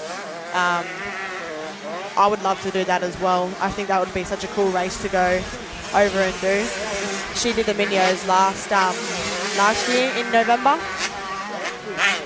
Yeah, see, another one of the sort of senior experienced girls that have been overseas for a while is Mackenzie Tricker. She's done a lot of the amateur national circuit in America. It doesn't really do the very big races, but races Loretta Lynn's every year and generally will win that. Does a lot of the GNCC stuff as well. But I suppose career-wise, very hard. You're not going to make a living winning Loretta Lynn's. It's maybe just a good thing to tick off the bucket list. But yeah, I think when you talk about racing at that level, that's like less than 1% of riders are going to make a career out of it at that at international level. As you see the last lap board here for Drew Kremer, and looking at an overall win today in this 125 class. He's done everything right in this final race, and again, as has Jack Devison. Other than that little tip over that he had earlier, he picked the bike up and he has fought back to hold on to that second position. And again, it's a confidence thing. Him wanting to have confidence over Compton in third, and not wanting to give him the confidence of just letting him have the position. So as you see Kremer get around a couple of the lap riders there, and putting them between himself. I'm sure he doesn't want to have another race with Jack like he did last time, but I think Jack's got his hands full right now because Compton is not letting him go. But Devison looking at trying to wrap up 2 championships this weekend, and then it's going to come down to the 250, which is still a close battle as well, with Compton only getting a 4th in his previous race.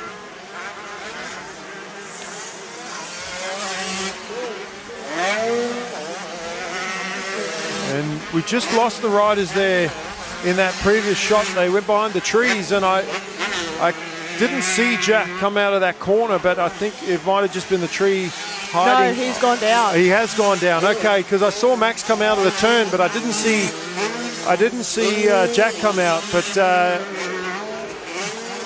and look, and that might be seeing the finish before you got there. Thinking about the championship, a little lapse in concentration, also the pressure from Maxie Compton, and that's only going to help Drew with his overall win in this class. But I'm sure Jack would have gotten up quickly after that little tip over. And Maxie Compton needed a win to take this championship. Kremer's got it. Fantastic ride by Drew Kremer. Maxie Compton has done everything he possibly could. He's looking over. He wants to know where Jack is, because he knows if Jack finishes more than 2 positions behind, he might win this thing, but Jack done enough, and the 3rd place is enough for him to win this championship. So the Husqvarna rider will be absolutely pumped with that. Obviously disappointed to put it down the last lap like that, little mistake. Taylor, what we spoke about at the start of the race, one race at a time, but it's also one lap at a time. And I know myself, I've had crashes on the last lap. Actually, the first race that I won at national level, back in, we're going back now, 2002 at Appen MX Nationals, I crashed in the second last corner, and luckily had a big lead and was able to get back up and still win the race. But I can honestly say that was because I thought I was going to win anyway, which I did, but I wasn't concentrating on the corner that I was in. I was thinking about the race win, the overall win, not so much a championship because it was round 1 that year, but that's how easily it can happen, and the track can just come up and bite you, and you tuck the front wheel or whatever, and I'm sure Jack will be aware of that going into the 250, because he has a chance to wrap up all 3 championships this weekend. The 250 class, that's Max Compton's championship to win or lose, because he is the points leader, but not by much, and he needs to put it together. And Jack, after winning 2 championships this weekend, is going to have a heap of confidence now he probably thinks, well, even if I don't, I've got 2 championships, so Jack, I'm sure, will throw everything at it, even risk injury to try and win 3 championships. So up next, Junior Girls 250. Junior Girls 250, and although we don't have a lot of riders in this race, Taylor, the Junior Girls have been exciting to watch. There's been lots of, not that we like to see lots of crashes, but there has been lots of crashes. Sarah Perry, who come into the into the event with the points lead, actually had a big crash yesterday on the 250, followed by an even bigger crash on the 85, and then her bike wouldn't start for her second moto on the 250, so she didn't start that race and went home. So she's completely out of it now. But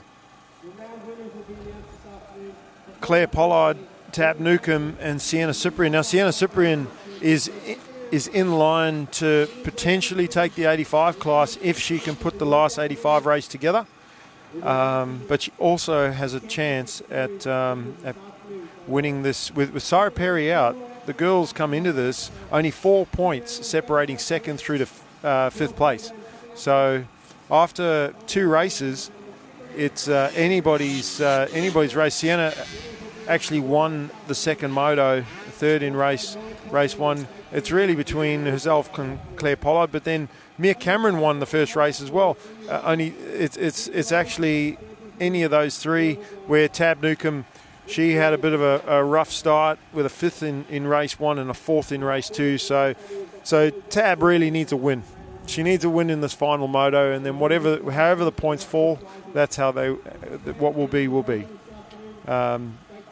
But we can do a quick calculation and just get an idea of where we're at.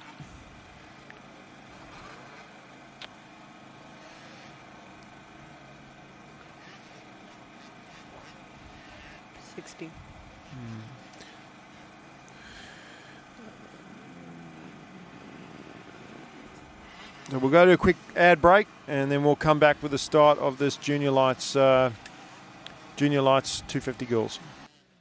Presenting your event partners of the 2024 New South Wales Motocross State Titles. New South Wales Mining, Kennards Hire, Sideline Sport, National Motorcycle Alliance, Black Dog Institute, Westpac Rescue Helicopter Service, Whole Shot Graphics.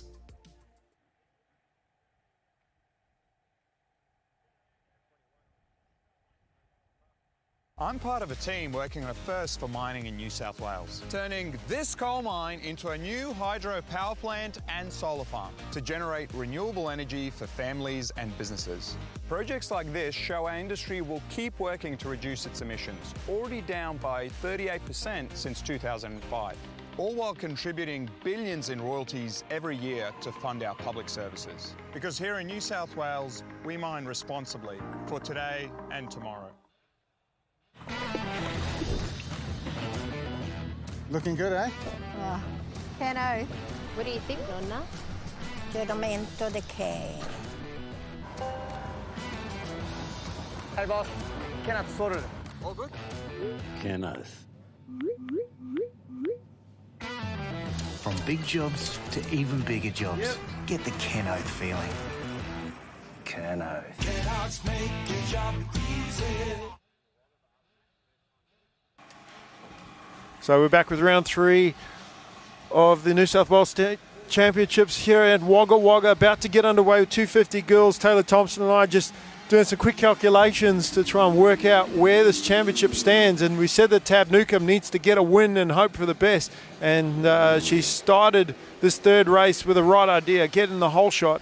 But if our math is correct, Taylor, we have a 1-point race between first, second and third for this championship. and that being Mia Cameron and Sienna Cyprian tie on points for the points lead, with Claire Pollard 1 point behind. So it comes down to this race. Tab Newcomb further 11 points back, so all she can do is win this race and see what happens. But it's really more about the riders behind her, and at the moment it's Mia Cameron who is in position to win this championship, because that's what it's going to be, what it's going to come down to. And it's not just going to come down to who wins, but because of the 1 point difference between the first three riders, it's also going to determine second and third in the championship. So this race, you know, it's one thing when you know you can't win and you're going for second. I think it's going to hurt more for the rider that ends up third in this championship, knowing that they could have actually won it in the final moto.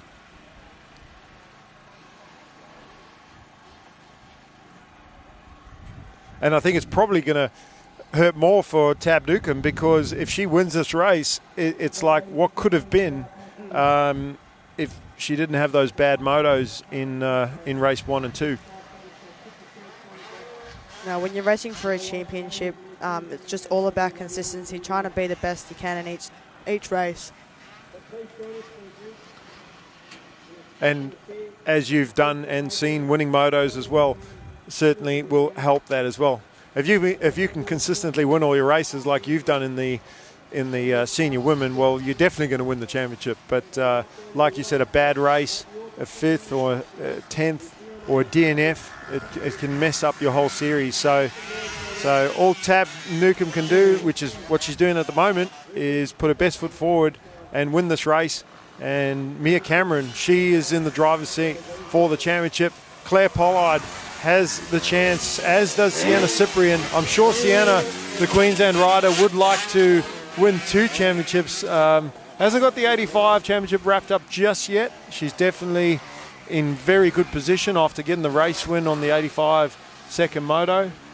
But I'm sure she wouldn't mind winning a junior license championship as well. But she's got some work to do, because Mia Cameron on that smaller size bike, the 105 machine, I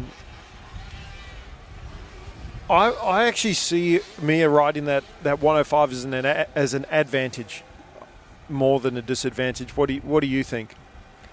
Yeah, no, she's the right size for it. So, and you see with a lot of the girls, they step up onto a bigger bike, and if you're not riding that smaller bike and, you know, wringing its neck, going up in size and, you know, engine size, it can actually be a disadvantage in the long run, because, you know, those 250s, like, they're a lot of weight, it's a lot of horsepower, and yeah, like what Mia Cameron's doing now is she's just proving it doesn't matter how fast your bike is.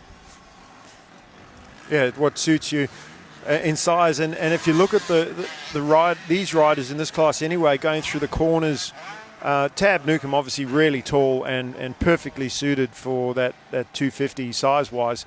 Mia Cameron, like you said, suiting the smaller size bike. Claire Pollard's kind of in the middle, and I think Sienna's similar, where they're not quite tall enough for the bigger bike, but maybe a little bit too tall for the 85. And you can see when the riders are unsure of riding the bigger bikes, they don't lean the bike over in the corners. They sort of go vertically around and let their leg hang down low rather than getting their leg up high in the turns. I've seen some riders try and get their leg up but still don't lean in the bike in the corner because they're worried about tipping over.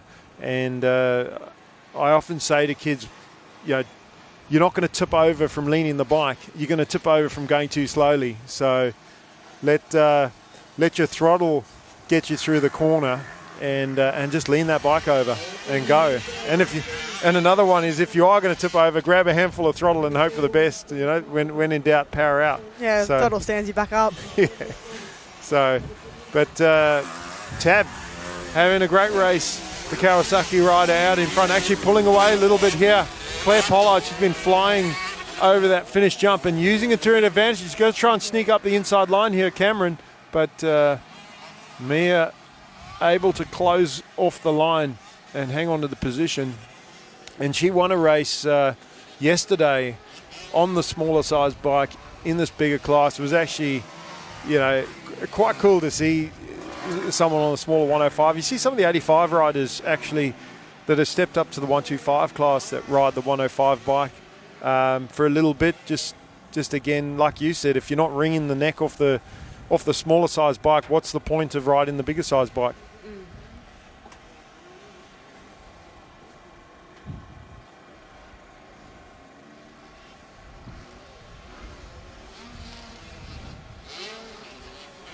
Dav's looking really clean out front. Not many mistakes coming out, so hopefully this race is going to play out in her favour.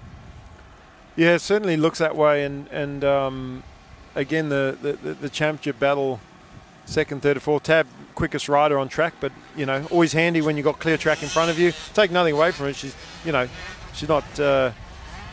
She's not just the fastest on track because she's leading. She's one of the. I think all these girls, they're all about the same sort of pace. I mean, I saw yesterday, Syra had.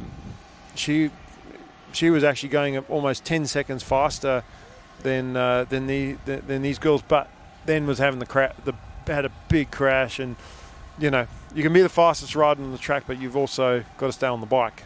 That other saying about if you want to finish first, you must first finish. So it's something I'm sure that Syra will learn from, and take into account age as well. A lot of these girls, ranging anywhere from that 14 to 15, 16 years of age. As Mia Cameron has found a little bit of speed in the back part of the track and taken the lead. So Mia not only taken the lead, but has taken this championship by the horns and come into the day, 5th place in points, and is potentially going to come away with a championship because of her results. So all the pressure now. It's in Cyprian getting the pass on Claire Pollard. So Claire now everything to lose, because again, that 1 point difference between these first three riders. We've had a change in championship for second and third, with Cyprian now moving up into third place in this race, but second in the championship. And Mia Cameron running away with it.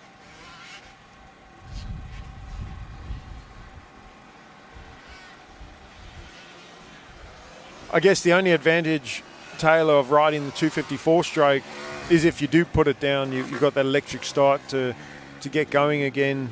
I'm sure that's always I know myself, again, the energy that it takes when you put the bike down. Just have to try and kickstart a bike, but that was sorry. It looked like Sienna's front wheel sort of dived in the rub. Mia Cameron with a little mistake. Cyprian trying to go around the outside here, and Mia Cameron maybe I think all of these girls would have known the point standings coming into this final moto. So got to be careful not to let that creep into their minds, Taylor.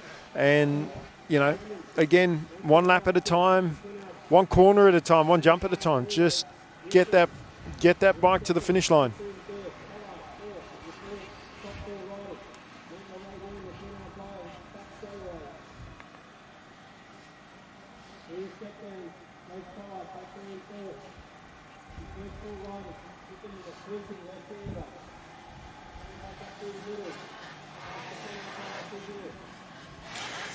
So we're getting back to the Pro MX level, besides racing the women's class, have you entered in any of the MX2 or MX1 classes at national level? I had plans on doing the Maitland round, but I had nerve damage in my left shoulder, and that restricted me heaps. I was finding it hard to finish motos, and I was dealing with it at Port Macquarie state titles, and that happened the Thursday before then, and I've only actually just started getting over it. I went and had a few doctor's appointments, got acupuncture done. Just starting, like, the pain now is just starting to go away, but I definitely plan on doing a few. I might end up doing the second last round at MX Farm in the MX2 class. Awesome. Just while we were talking there, Sienna Cyprian very nearly getting the pass on Tab Newcomb. And all these girls still very, very close. I mean, that wouldn't have made any difference in the championship. However, if Cyprian can get around Tab, she can go after Mia Cameron, who, if they finish as they are, is going to be our champion in this class.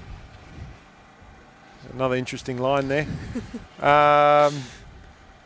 Those inside ruts are actually getting pretty gnarly. They are. I'm getting a bit of head shake when I'm riding through there.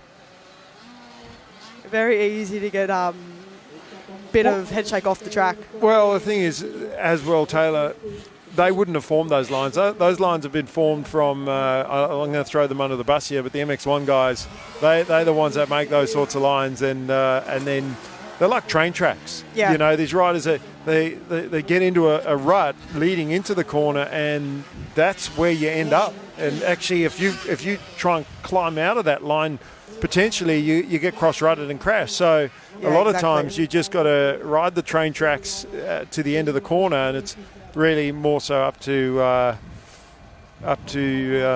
you know, maybe the officials to reset the markers where they need to be. Yeah, no, definitely for like this instance, and Mia's got the little wheels, it's definitely hard to get out of those deep ruts, and they're getting pretty deep over the back. But yeah, like especially when you're trying to find a new line, and it might look good, it might look like the smoother one, but you know, you never know, it could end up leading off the track, but it's not your fault. Yeah. Well, that's not our problem to worry about, but we've got a couple corners to go, and Cyprian, Newcomb nearly landing on the back of Cyprian as she tried to defend that second place. Cyprian getting into second, but she's going to run out of time because there is only one more corner to go.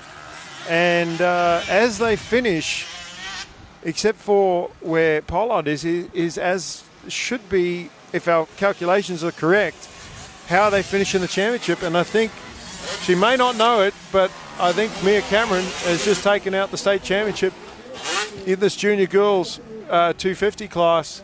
And I think Sienna Cyprian will be second and Claire Pollard third, Tab Newcomb fourth. So, you know, not many riders, other riders in this class. Ella Hamilton, one of the local riders, she actually got a whole shot yesterday and led for the first half a lap. She's still out there. But I think the girls may or may not know where they finish. I'm sure the parents like us have been doing the calculations and be thinking the same thing. That looks like Abby Hamilton there. Abby Hamilton.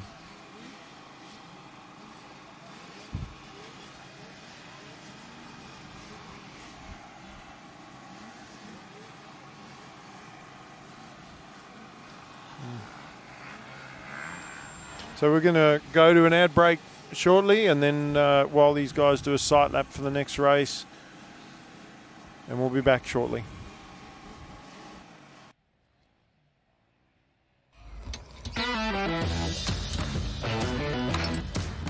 Looks good, eh? Ken Earth. What was that, love? I said Ken Earth. All done, girls. Happy? Ken Oath, all right. From big jobs to even bigger jobs, get the Ken Oath feeling. Ken Oaths make your job easy.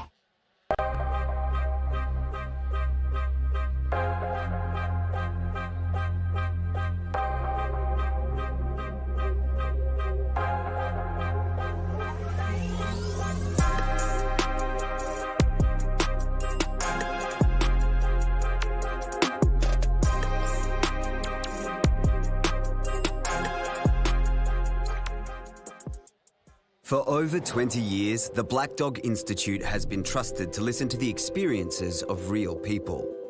Every day, we work to uncover data, patterns, and insights into mental health to develop actionable, practical solutions. It takes pushing boundaries to be an international leader in digital health, not only researching and developing the technology, but also making it accessible to everyone. From clinical treatment and online support to early intervention and prevention programs, we're on the cusp of a new era of mental health science and action. As our technology advances and our scientific research continues, our ability to innovate and impact does too, with the ripple effect of our work being felt for generations to come and bringing hope to millions more. Together, we can continue to tackle the big issues in mental health.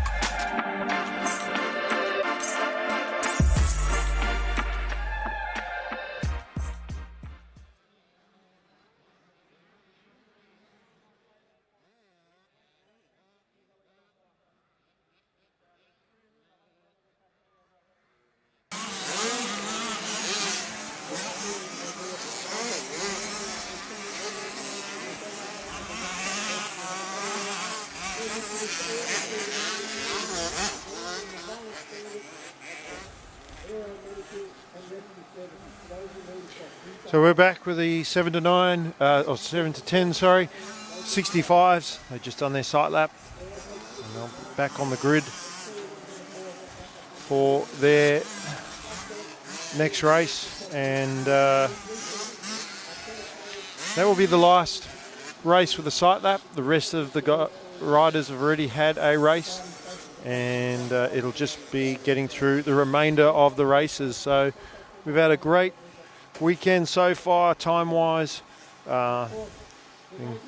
Smashed this program, and we're going to finish off halfway through today with our final round of the state championships here at Wagga Wagga.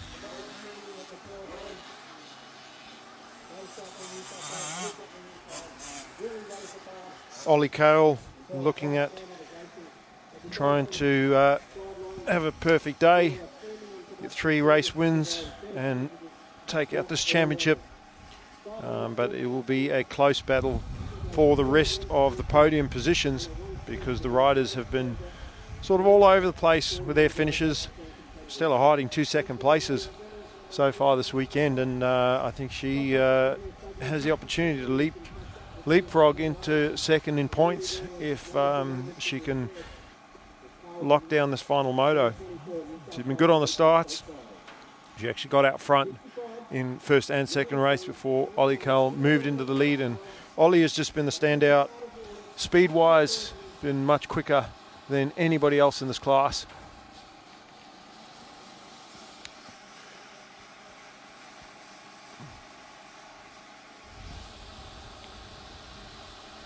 So getting ready for the gate drop in the 65s, their final moto, 7 to 10s.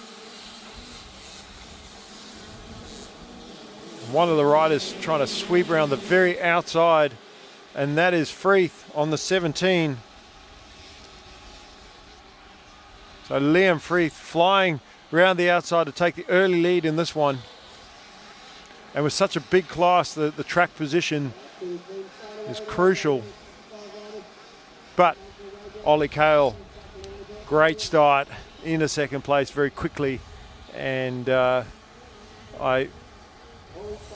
expect him to get into the lead and run away with this one. Looks like Blade Regan up into third, Stella Harding fourth.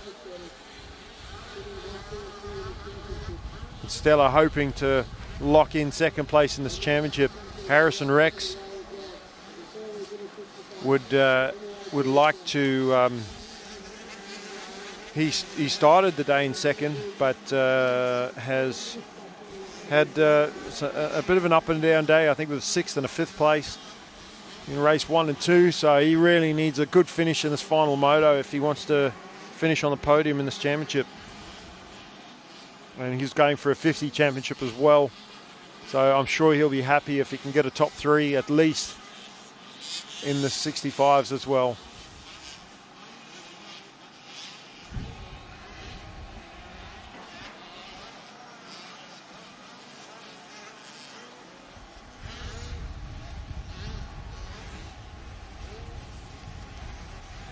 So Liam Freeth leading the way, got the early hole shot, but he's got the championship leader right behind him now, looking for the move, looking for the way through.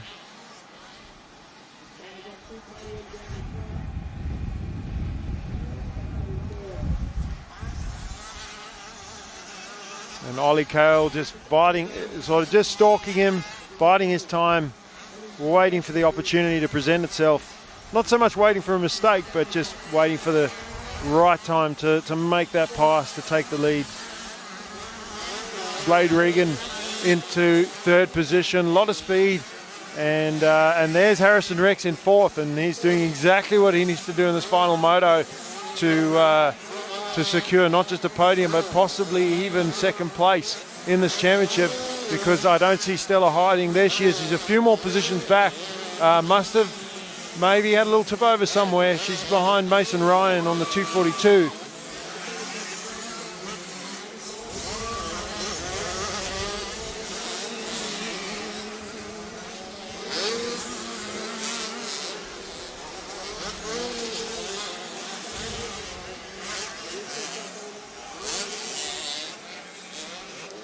So Harrison can actually take 2nd in this championship, especially if he can stay where he is. And that will be especially being a year younger in this class than some of the older kids, will be a massive achievement if he can come away with 2nd in the championship. Stella Harding, also one of the younger riders. She's only just turned 9 years old, and this year, so technically still able to. I was talking to Aaron Rankmore, her coach, earlier today, that technically she actually still could ride the 50, but has stepped up to the 65-85. She's quite tall, and I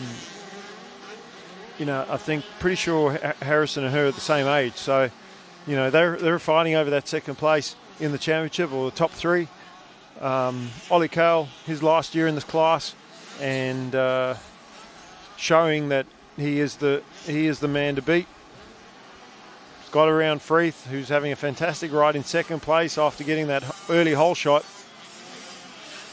Big class, this one, so I'm sure the leaders are going to come up in lap traffic within a lap's time. So our last rider going over the finish line now, but Ollie Cale already into the 2nd last turn.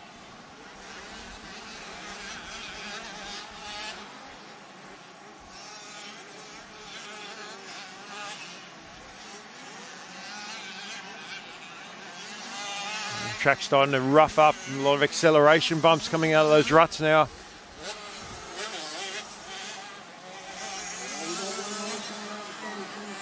Regan in that 3rd place.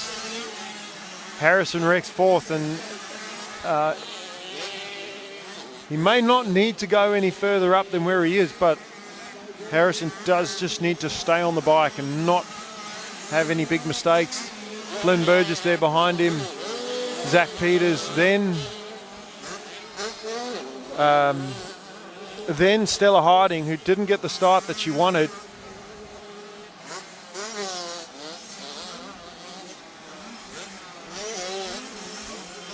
She's slowly trying to pick her way through the field, trying to go around the outside there of Zach Peters. And she gets the pass made. So Heidi moving up. Next on her list is Burgess.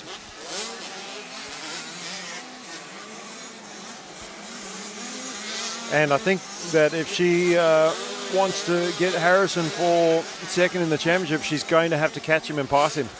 So Stella's been good all weekend, 2 second places already as she makes the pass on Burgess.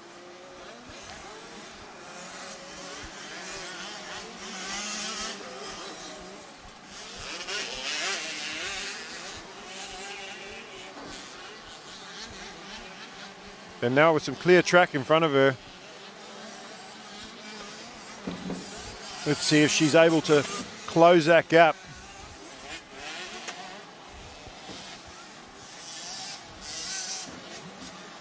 As we watch our leader, Ollie Kale, just in cruise mode, like another day at the practice track, coming around some of the lap riders, just around the outside of Willow Pascal there.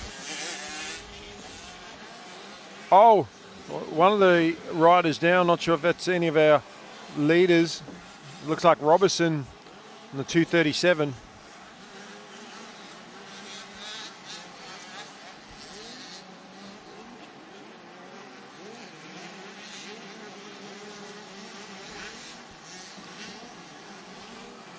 And Kale deep into lap traffic.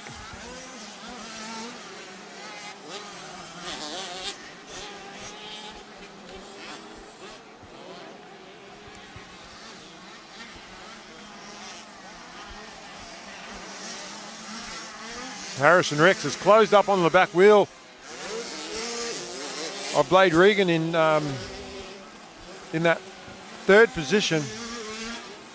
And then Stella hiding on the charge. She knows she needs to catch Harrison Rex if she wants any chance of second in this championship, but Harrison Rex not having any of that. He's going after Regan for that position, that third position, and nearly sneaking up the inside and just overshot the ruts going into that corner.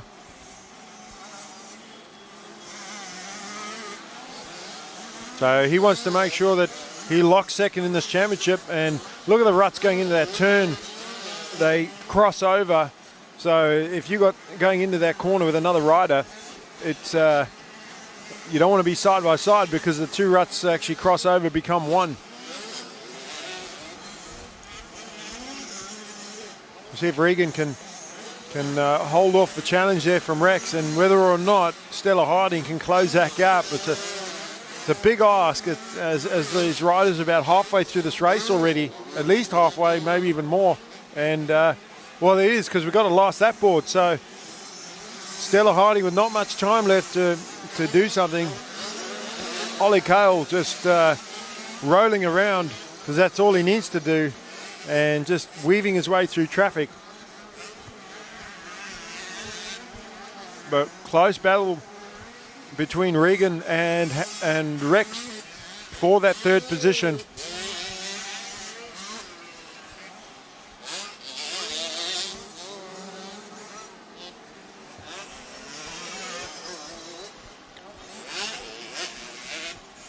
Very hard for these little bikes to step out of that main line and try different lines to make a pass, especially this late in the race.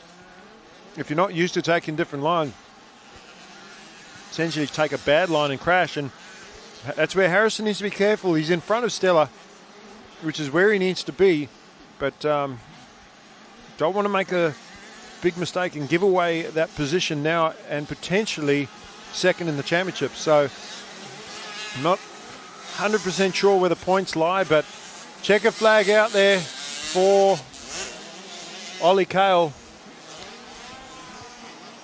And Regan and Rex coming through, and that is how they were going to finish. So it'll be very, very close for second. Obviously, first place is easy to work out. Ollie Kale, 3 race wins today, come into the day with a points lead. Not sure what happened to the 17 and Liam Freeth, but he dropped out. He must have had a crash somewhere.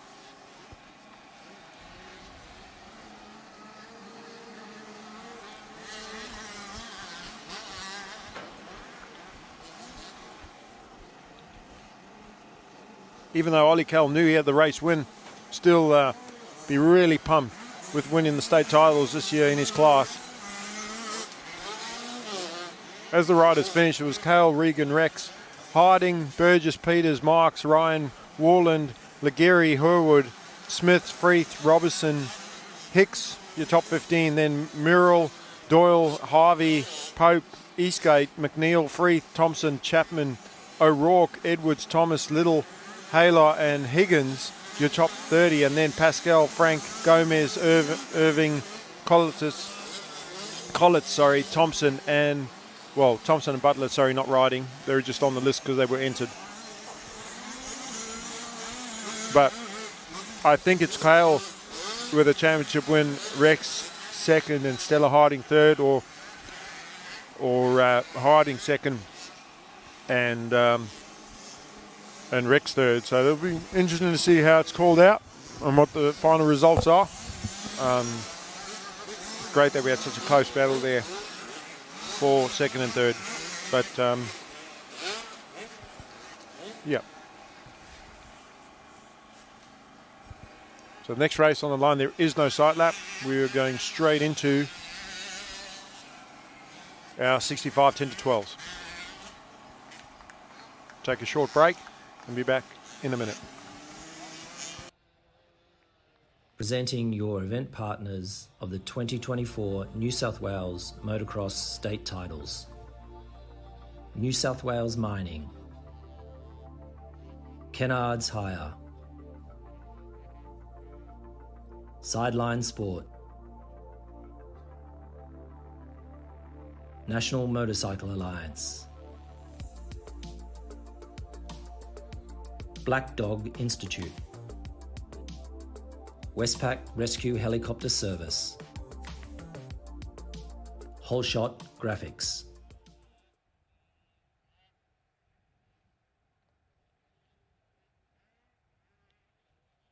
I'm part of a team working on a first for mining in New South Wales, turning this coal mine into a new hydro power plant and solar farm to generate renewable energy for families and businesses. Projects like this show our industry will keep working to reduce its emissions, already down by 38% since 2005, all while contributing billions in royalties every year to fund our public services. Because here in New South Wales, we mine responsibly for today and tomorrow.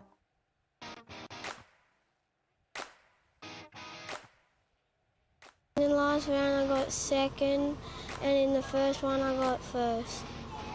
A wrap or a banana. Ride me and don't half rat. My cousin Stella. You get to see your friends there. I leave school early sometimes. Do jobs in my paddock basher.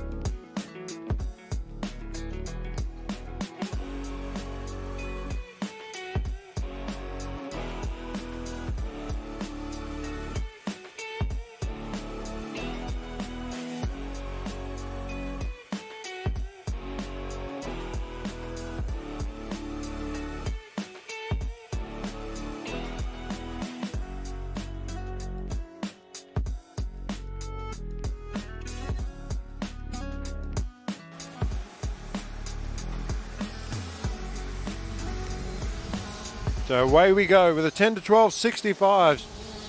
And Blake Bohannon getting a win in the previous moto. Kai Sproul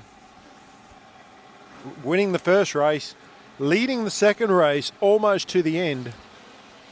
before Blake Bohannon stole the win away with a pass with 2 corners to go. And Sprowley putting himself in good position again. And into the lead. Didn't get the whole shot, but gets himself in the lead. And Blake Bohannon does what Blake Bohannon does. And that is, if you don't get the whole shot, puts himself in a good position. And he is now going to stalk Sprowley for the rest of this race. So don't look over your shoulder, Kai Sproul. Just go for it. You know, this is for bragging rights. And they tie on points for the overall coming into this. So it's going to come down to who wins its final moto. As we see the sun come out, and finally, because it is absolutely freezing here at Wagga for the final round. It's call us soft, but it's pretty fresh this time of year down here. Kai Sproul, though, he's ridden well. He's gelling with his track, and been up and down year for him, confidence-wise, but got the Junior Aussie titles coming up later this year. Good to get some wins and get some results throughout the season. Some of these bigger races like the state championships. Looks over his shoulder, don't do that, and actually messed him up a little bit. That's the same spot where Bohannon made the pass, and look at Chandler around the outside here. We might see him move into second place. He does. So Ollie Chandler making the move on Bohannon, and Bohannon 2 for 1 sail around the outside, and Sprowley goes from first to almost third. He does first to third in one corner. Bohannon just like, okay, I lost the position. How about I just take 2 positions and the lead? So Bohannon is on fire, and racecraft just so smart. He lost the position initially, followed in the same line to because it was the main line, also to protect the position, and Chandler made the move around the outside. So Bohannon responded by doing the same thing and went around the outside of both riders. And now trying to check out quickly and run away. Already got the overall win and championship on the 85. And Bohannon looking at doing the same thing here today. Not so much to win every race now, because obviously he has had some second places, but to walk away from the state championships with 2 titles and 6 overall wins, because he's won all the overalls so far this year. But it's not over. Chandler riding with some intensity at the start of this moto, putting it to the state champion.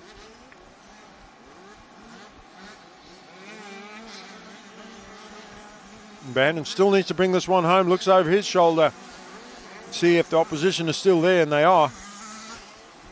But definitely in the best position right now. Sprowley, wind out of his sails, taken out of his sails a little bit there after having the early lead. And when you get past like that, that's what happens. It kind of drains your energy a little bit.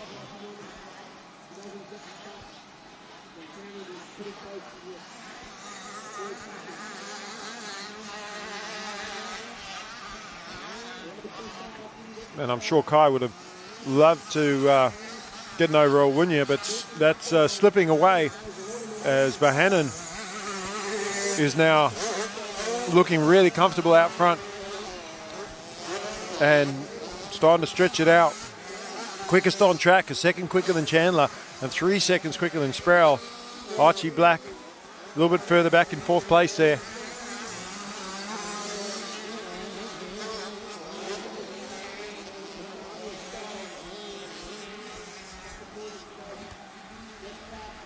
Behind Archie Black, we got Brack Pollard, one of the local riders. Then Maxie Harris, Stu Charabram behind him. Then Oscar Medhurst. Oh, Bohannon puts it down. So this overall for the day is wide open. And again, we've seen it in previous races. Riders thinking about the championship, thinking about the checkered flag before you're there, and a mistake. So dropping a couple positions there, and Ollie Chandler with the lead and potentially going to maybe take a win here. And this overall win is still wide open with Sprowley moving into second, coming into this race tying points with Bohannon for the day. So we still have a race on our hands. Obviously, championship-wise, Blake's got this in the bag, but still overall honours for the day. So these riders making viewing very exciting with the little mistakes creeping in. And we've talked about the pressure of racing these races and championships and trying to focus and obviously getting the better even of some of our most experienced riders. So Sprowley needs to try and maintain that gap over Bohannon, not let him get any closer, because he snuck around him in that second race, and you can guarantee that if Blake gets close to Sprowley on the last lap, he is going to give it everything he can to try and take over second place in this race and therefore the overall win. But last lap board is going to come out. So this one almost over, and Bohannon sweeping around that outside. That's where he made the pass earlier, but he's only got one more lap now to catch up to Sprowley and launches that finish jump. He is very, very close. So Sproul's got to pick up the pace. Bohannon has closed right up, almost onto the back wheel, and we got a race on our hands for second. Bohannon up the inside, nearly makes the move on Sproul. It is all on. And Bohannon throwing everything at him, so Sprowley's got to pick up the pace. Bohannon's closed up 3 or 4 bike links to put the pressure on here. And they're about halfway through this lap. And this is for the overall win. Chandler can't win the overall. He's going to get third. He's going to win the race, but where he is if he stays up. But he will get third overall if they stay as they are. It's up to Sproul to decide whether he wants his overall win or not.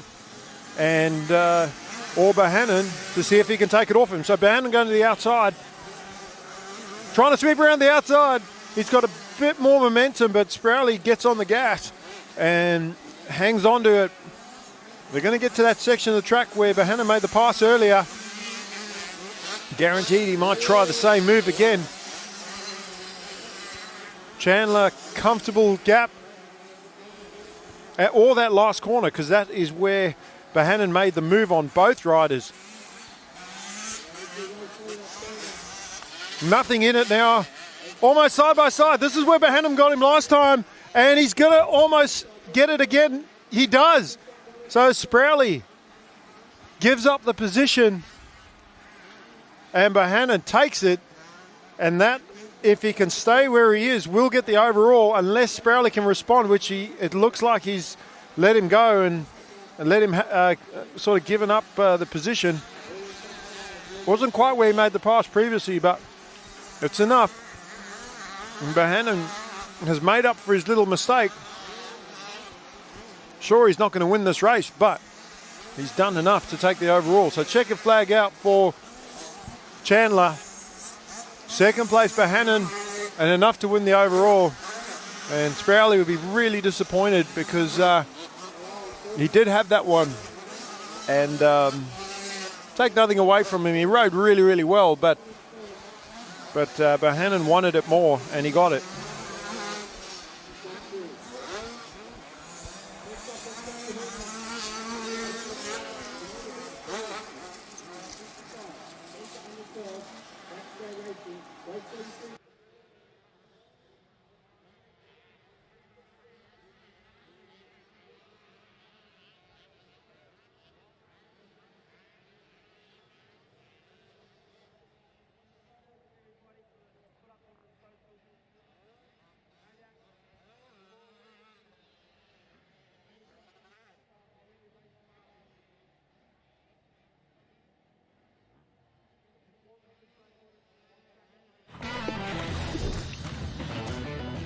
Looking good, eh?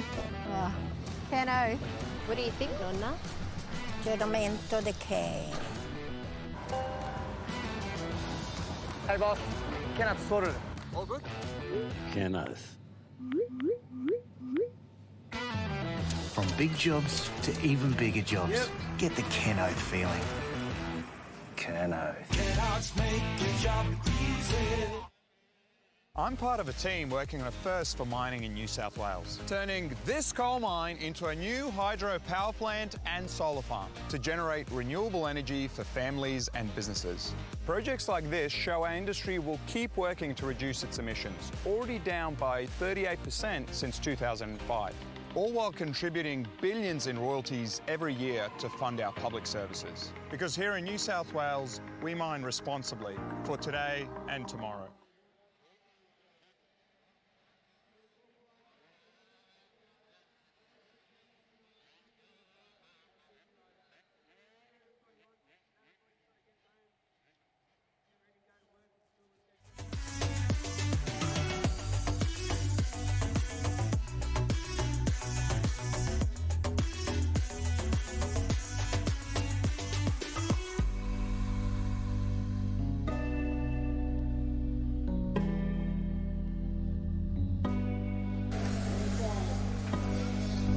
The 12 to 16.85s, and three of the riders forgetting that they need to turn for that right-hander, just running out of room and going off the outside of the track. Davey with a great start. Mayhew looks like he's got the early hole shot. And McCloskey up there racing for position. Where is Seth Thomas, our points leader? He might have been one of those riders that went off the first corner, but we'll see where he ends up. This is a great opportunity for Mayhew and Davey to gain some points on him. However, Seth winning the first two motos of this event, as well as being 10 points in front of Mayhew at the start of the day, with Davey getting 2 second places. Seth, if I'm correct, has a 20-point lead coming into this final moto, so doesn't need to go crazy, just needs to finish good.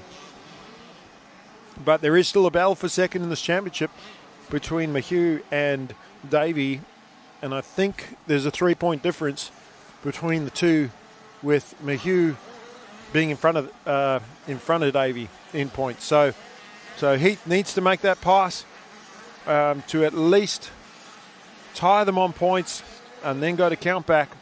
But we're only on the first lap of this race. 10 minutes plus a lap. Lots of race time left. Justin Mayhew putting himself in perfect position to not only win this race, but lock down second in this championship. And doing everything right at the moment. McCloskey having a fantastic ride in third. I think we've got Richie Lawler in fourth, who showed a lot of speed in previous races. Just a few little inconsistent crashes, and then our championship leader Seth Thomas. So here goes Lawler around the outside of McCloskey, or trying to anyway. McCloskey running him high on the berm and hanging on to that position. Two Yamaha riders battling for the leaders. Davey takes over first place. So Davey now putting himself into the best position to not only win this race, maybe even the overall, depending on where Seth Thomas gets up to in this race. I think Seth can at least afford a fourth place and still win the day, but that's not Seth Thomas. I expect to see Seth move through these riders and challenge for at least for the second or third place in this race. Maybe even the lead, depending on his speed, because he's one of those riders that can just turn it on and run a pace that nobody else can run. But Davey has been able to match Seth for pace this weekend. They've been very, very close, but Seth has been the slightly better rider. One of our leaders going down is that Lawler again, that has tucked the front in that corner. Can't see, he's just hidden behind the tree there. Hope not. As Davey now starting to pull away little bit there from Justin Mayhew. So Justin with some work to do. He needs to fight him for it and not let him get away. It could be the difference between second and third in this championship.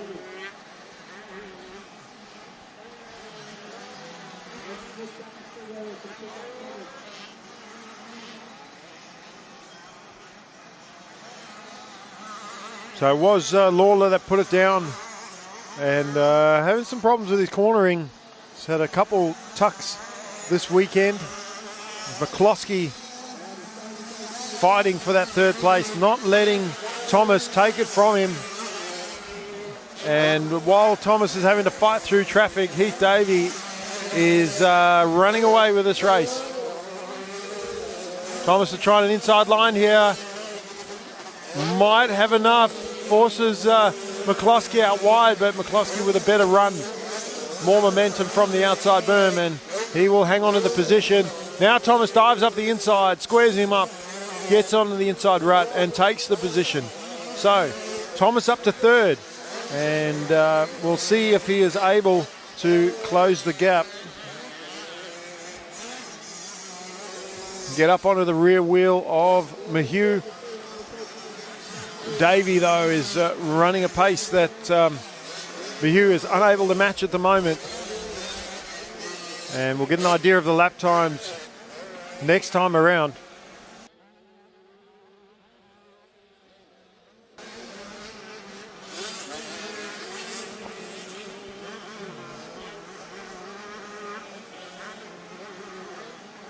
And so far, Davey, fastest man on track.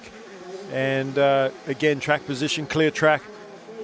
Besides the pace that he's got, he is able to do that and push for that lead and extend it. Thomas, 4 seconds off the pace, but having to fight through traffic. So we'll see how he goes now that he's cleared McCloskey, and if he can catch up to Mayhew.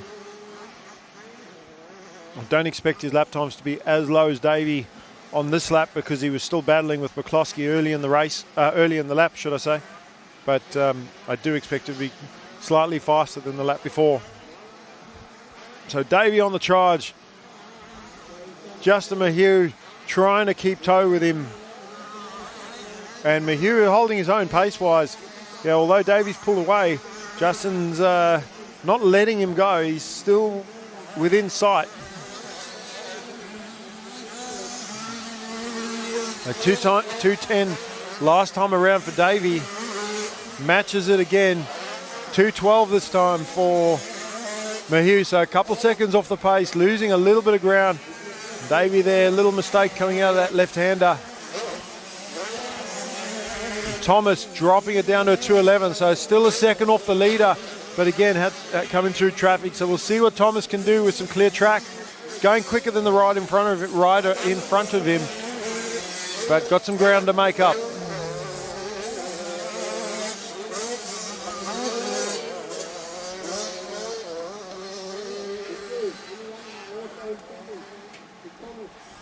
Oh, Davey just getting a little bit off balance coming out of the exit of that corner. You can see the shiny bits of the track there when they come out of the rut, and when they accelerate, the back wheel slides out slightly. So just sort of stepped out and put him off balance. Wouldn't have lost too much time with that though.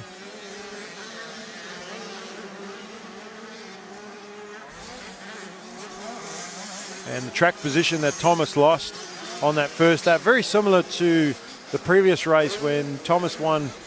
By the time Davey got into second place, it was the gap being that they were clocking very similar lap times. Never going to make up that time, not without a big mistake. And we'll see how this pans out at the end of this lap, whether they're still able to match for lap times. But Mayhew's picked it up as well.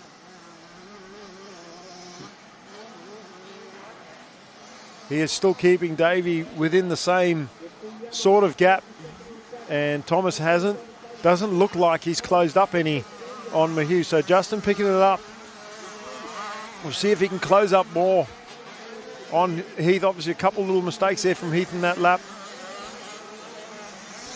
as they head towards the finish line. Davey throwing it out sideways.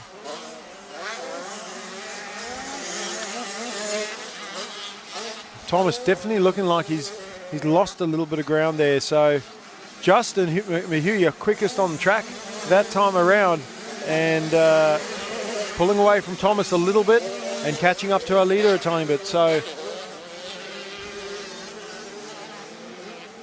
but does he have the pace to catch back up to Davey and challenge him for the lead? Well, again, could be the difference between second and third in this championship, and he almost needs to do that.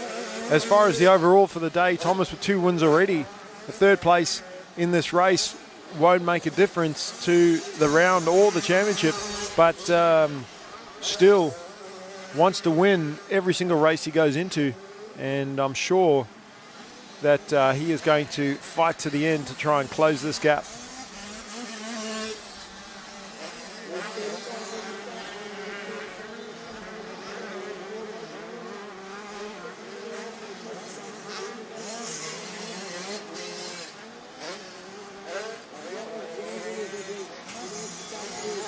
So behind Thomas, we've got McCloskey, Williams, Doyle, Neville, Brown, Lawler, Brown, Bubendi.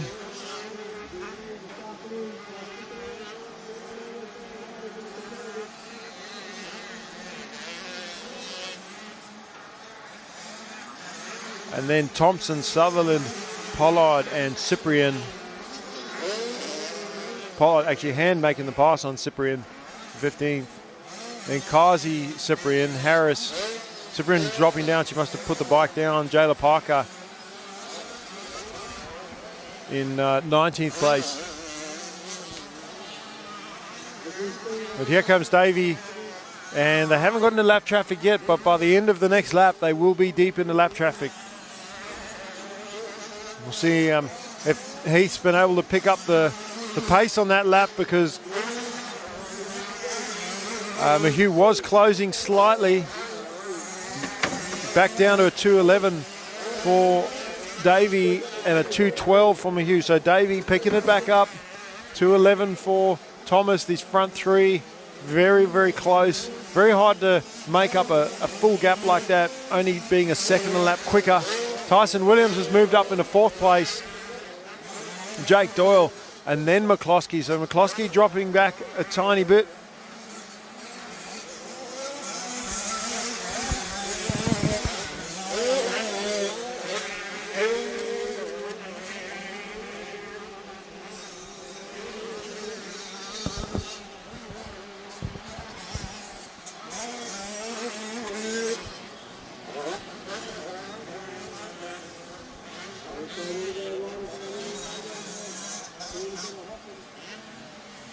And it's all about clean laps right now for our leaders. As this race wears on, clean laps, these riders getting through. What that means is these riders getting through their lines perfectly, no mistakes, not even dabbing a foot in the corner, just trying to rail every single rut that they get into. And then we've got some lap traffic to deal with as well. So that's going to maybe affect the times just slightly. We've seen them clocking around 2:11, 2:12. So as they have to get around lap traffic, they've got to take other lines. They've got to slow down as they get caught up behind the lap riders. And Davey is the first one to do that as he comes up behind Jayla Parker. Gets up the inside of her, makes the pass. Then Sienna Cyprian is next for Davey as he goes around the outside. Gives her lots of room, but hasn't been held up too much. He comes into the final corner there, and he's cleared 3 of those lappers where Mahue still has to get around them. So only lost a second with having to clear the lappers. Mahue's lap time about the same, that 2:12. But Thomas has picked it up. So Thomas not only getting through the lappers and gets caught up now though. He's caught behind Cyprian, and that's a check up. But Thomas dropping it down to a 2:09. So Thomas finding that lightning speed that he has, he's able to produce in races like this, and being 3 seconds quicker than the riders in front of him. Now, if he can maintain that, but he might be able to, well, can't really maintain that because they're on the last lap. So has the opportunity to get second in this one, but he needs to get around Justin first, and Justin has held his own so far, but Seth is the one that is dropped his lap times and has the speed and the momentum behind him, but they also got some lap riders to get through. Justin gets through clearly there, or cleanly. And I think if they finish as they are, Justin and Heath are going to tie on points for second overall.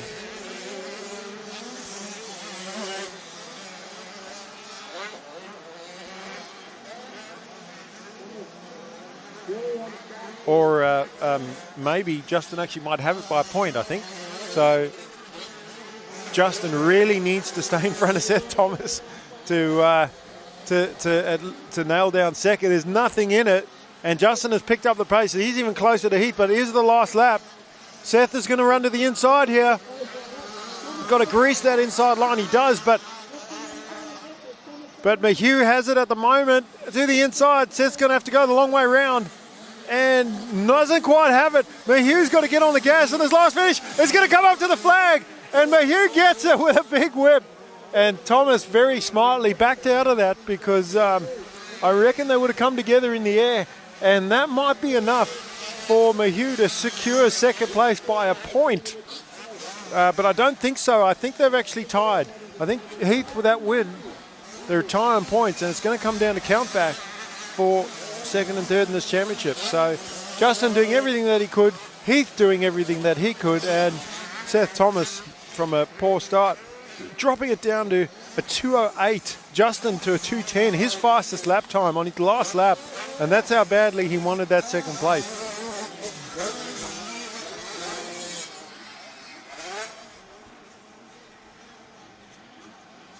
Up next, we got our MX2 A, B, and C grade.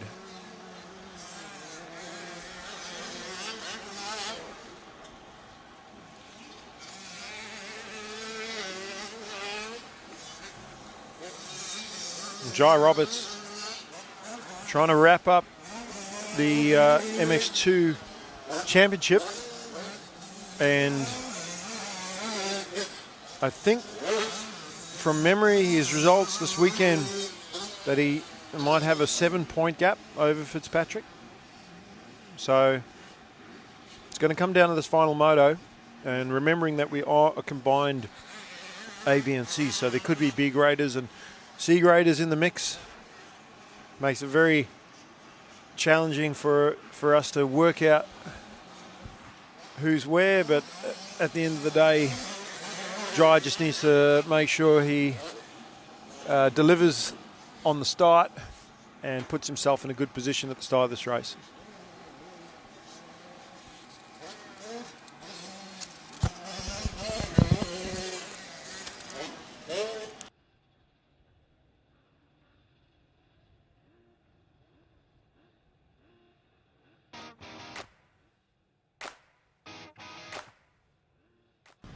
Yeah, really good. I'm stoked with how it went. Obviously, A and B grades combined.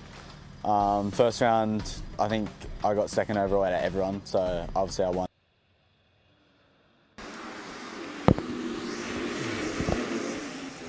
MX2 into the first turn. Joel Campbell's been really good on the starts on a 252 stroke, and looks like he has it again. The B grade championship leader, Zach Zadrovic, with a great start there. He's in third. Jai Roberts doing what he needs to do, putting himself in a good position in second. And Aussie Earl racing for the C grade championship, up in the top 5 overall here, A, B, and C grade combined. So Aussie just needs to finish in front of Lucas Stevens, and he might, with that, be able to secure that MX2 Championship. As you see, one of our leaders going down there, that looks like Fitzpatrick. Is Kawasaki. Not sure if that's Fitzpatrick or Norris, but Fitzpatrick racing for a championship here. So if he is down, that is going to be a sigh of relief for Roberts.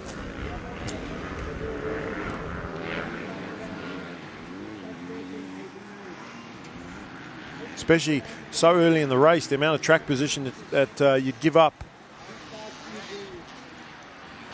But it's Campbell from Roberts in second place. Then Johnny Bova, who won the previous MX1 race, so he'll have a bit more confidence after doing that. And Johnny's another one of those riders with lots of speed, like that can just like we watched with Seth Thomas, how he's able to drop his lap times. Johnny also has that ability to put on lightning speed when he needs to. And last race where he was battling Roberts for position, he ran out of tear-offs. So we'll have a look and see which of that rider. I think it was Fitzpatrick that went down, because that's Norris in 4th place. Then we've got Jones and Aussie Earl. So Jones, a B grader, racing for 2nd in this B grade championship, and Aussie Earl racing for 1st, and the C grader getting a pass, almost, not quite, try to sweep around the outside. And then we've got Lucas Stevens. So that C grade championship wide open, and it's between Earl and Stevens. Get around Zadrovic, here's the A grader. And then we see Fitzpatrick behind the mid-pack with a lot of work to do.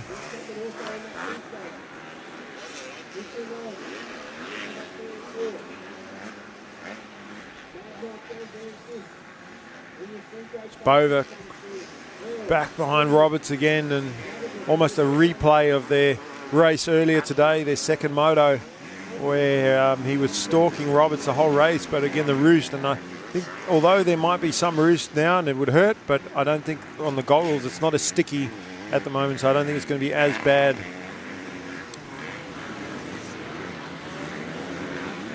You can see the shiny bits of the track there that dried out, and that's your hard pack slippery bits. Joel Campbell leading the way here, leading all grades as well as the race in the B grade championship. But Bova looks like he's made the move on Roberts, so Bova up into 2nd.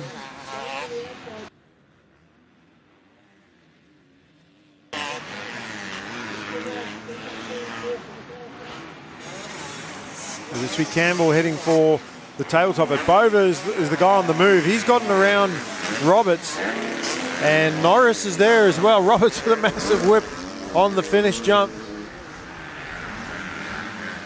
But Bova's the rider on the move. We'll see if he can close up. Not that it matters for position, he's actually leading the A grade at the moment. Jones, then Earl, Stevens trying to charge after Oscar Earl. He knows that he has to get him.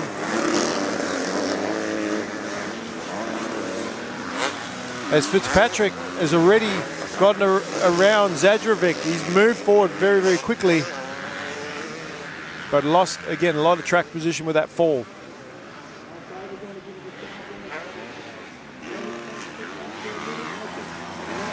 Johnny Bova quickest on track, so do not be surprised if he closes right up on the leader and challenges for the win, although in different grades.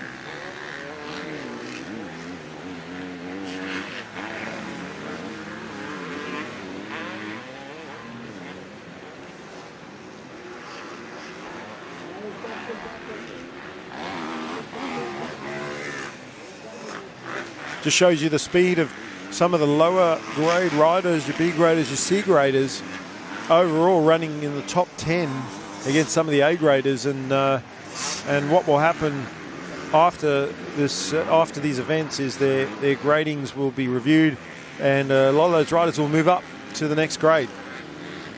So we'll definitely see Joel Campbell, who's looking at wrapping up 2 B grade championships at this event. He will definitely be A grade after that, which is what he wants to be, and clearly he should be when you look at where he is on the track. But Johnny Bova on the charge. Can he close that gap? Let's have a look. See if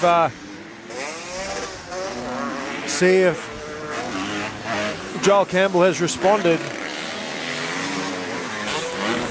Looks like he has a Norris on the charge there. And he has Joel Campbell. He's seen Bova catching and he's dropped his lap time. So fastest man on track right now, Joel Campbell by a second. And Bova's got to find something on the track as Norris looking for the move on Jai Roberts. And Roberts is a wily coyote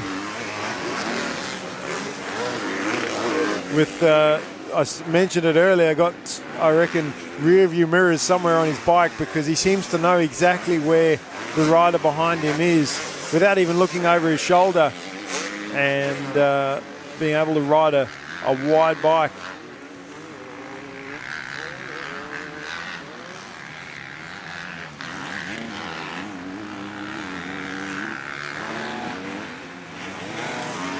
Fitzpatrick way too far back to be able to challenge Roberts for the win in this race or the championship.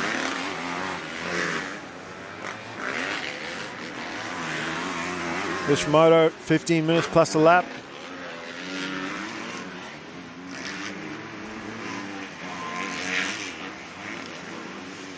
And Bova's chase for the lead looks like it's stalled a little bit as Campbell has picked up the pace, responded to the challenge, and looks like, even though we haven't had a look at the next lap time, looks like Campbell has extended it even further as they're already into lap traffic at the end of this fourth lap. As Norris tries to cut down on Roberts for that third position.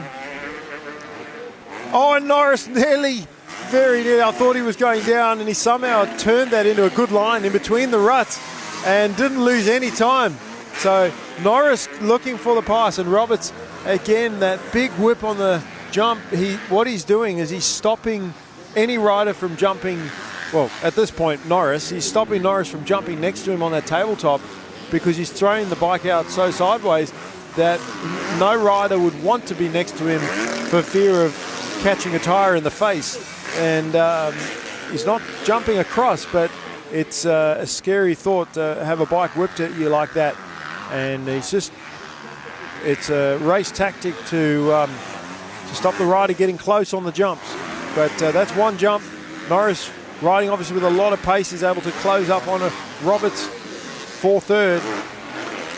Campbell again, a 2:01 lap time, and Bova a slightly slower time. So Campbell pulling away again. He's got a 7-second lead over second place.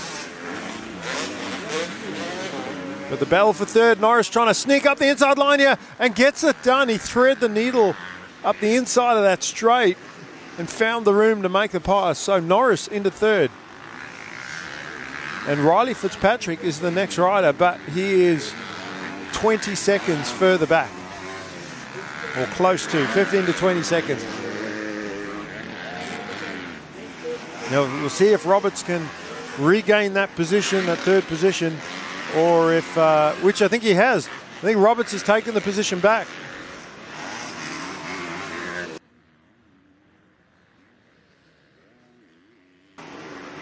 So as they come to the second last corner, and Norris getting the position back. So three not lead changes, but three changes for third position between these two riders.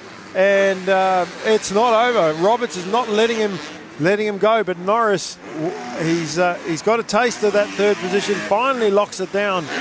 And we'll see if Roberts has anything more for him in this race,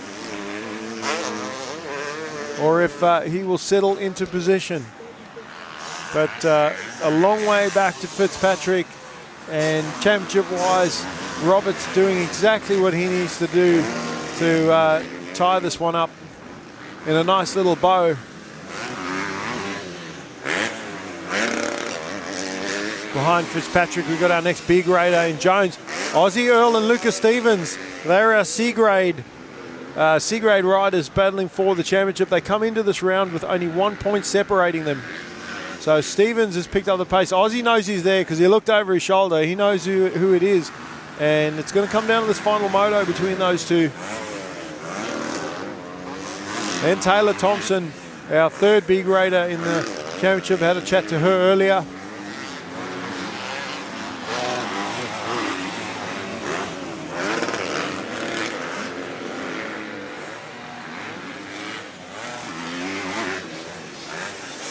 And Norris has managed now to gap Roberts and secure that third position. But going back to our C-grade battle with Ozzy Earl and Lucas Stevens, that is where a championship can be decided. As we look at Joel Campbell, our race leader and B-grade championship leader, trying to lock down a moto win as well as the championship.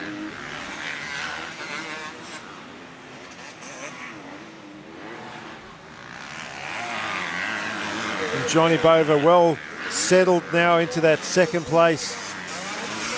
Third and fourth pretty spread out.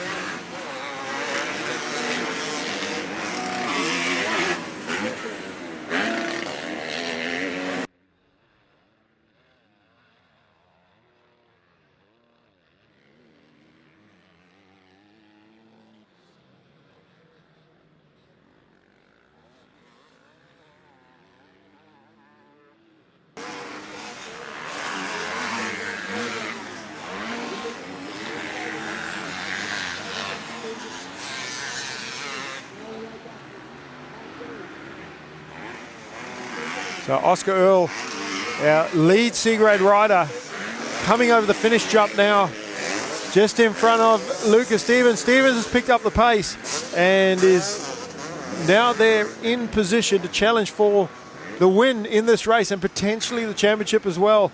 Nothing in it between these two riders. They head into the first corner.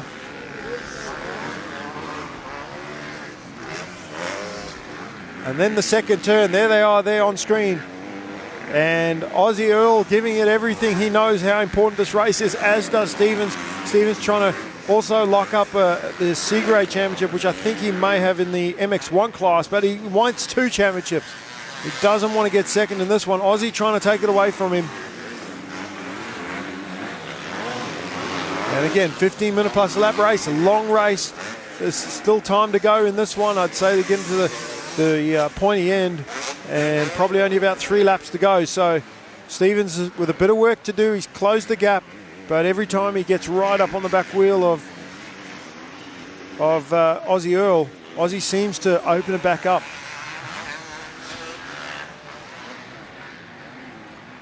And then there's the lap riders to deal with too.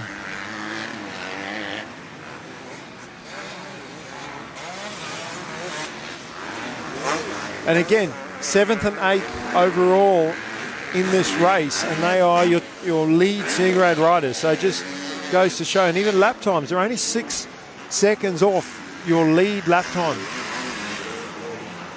We'll definitely see those two boys being Group B grade at the end of this series. Riley Stevens still charging after, Riley Fitzpatrick still charging after Jai Roberts for that 4th place in this race. But Stevens now, this is the closest he's been on Earl. He's going to try a different line through this corner. Cuts to the inside, side by side, heading towards the finish jump. And there's still time left in this race. Couple more laps to go. Stevens is going to run wide in that corner off, crossing the start line. And will he be able to sweep around the outside? Oh, no, quite. He ran out of room. Sorry. Thought he was going to have the momentum. But Oscar Earl shuts the door. And Stevens is going to have to try again. But these two guys know what's on the line, not just for this race, but for the championship. I mean, I don't think they care too much about the overall win today. All these lines kind of funnel together in that turn, the ruts. There's like 3 or 4 ruts leading into that turn. And now Stevens trying up the inside of Earl. Earl with a little bubble on the outside. Stevens gets a bit more momentum. Stevens makes the pass. And that could be the championship right there. But Aussie Earl, they're running about the same pace. I don't think he's just going to let him go. As we see in the bottom box there, Campbell, our race leader, running away with this. And Lucas Stevens in the on the main screen there. And Aussie looks like he almost looks defeated. He's standing up and rolling, and maybe all the effort he put into that race, it's the energy is just, he put all the energy he could into that battle, but anything can happen. And Stevens looks over his shoulder thinking, where are you? Is it still on? Are we still racing? And Aussie's backed right off and let him go. So that might be it, as we are going to get the last lap board. And Riley Fitzpatrick, don't think, even if he can pass Roberts for this race, we'll be able to get him for the championship, because Roberts has been very consistent in the previous races.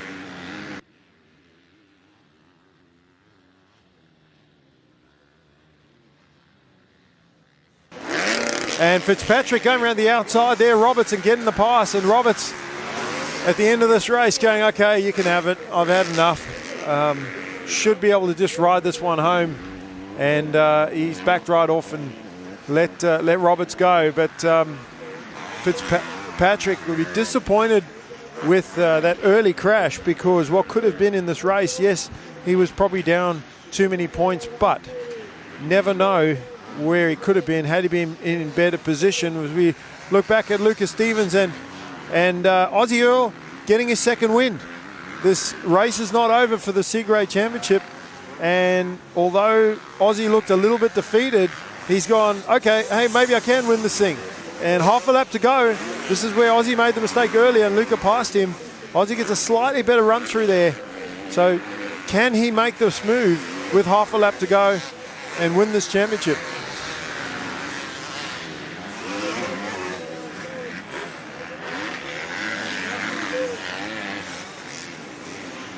Campbell, our race winner, B-Grade Championship winner, massive whip, and takes the win away comfortably from Johnny Bover in second place.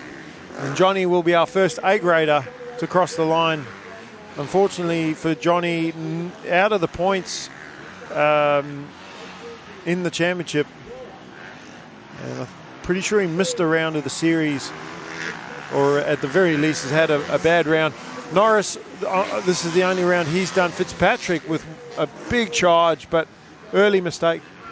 Hey? Yes, Joel Campbell, the first B-grader across the line and the first rider to actually win. Roberts knows that he's won this championship. He would have known before he even started the race where he needed to finish to win it, and he's done that. And Lucas Stevens, Aussie Earl, last corner. And Stevens has done enough, I think.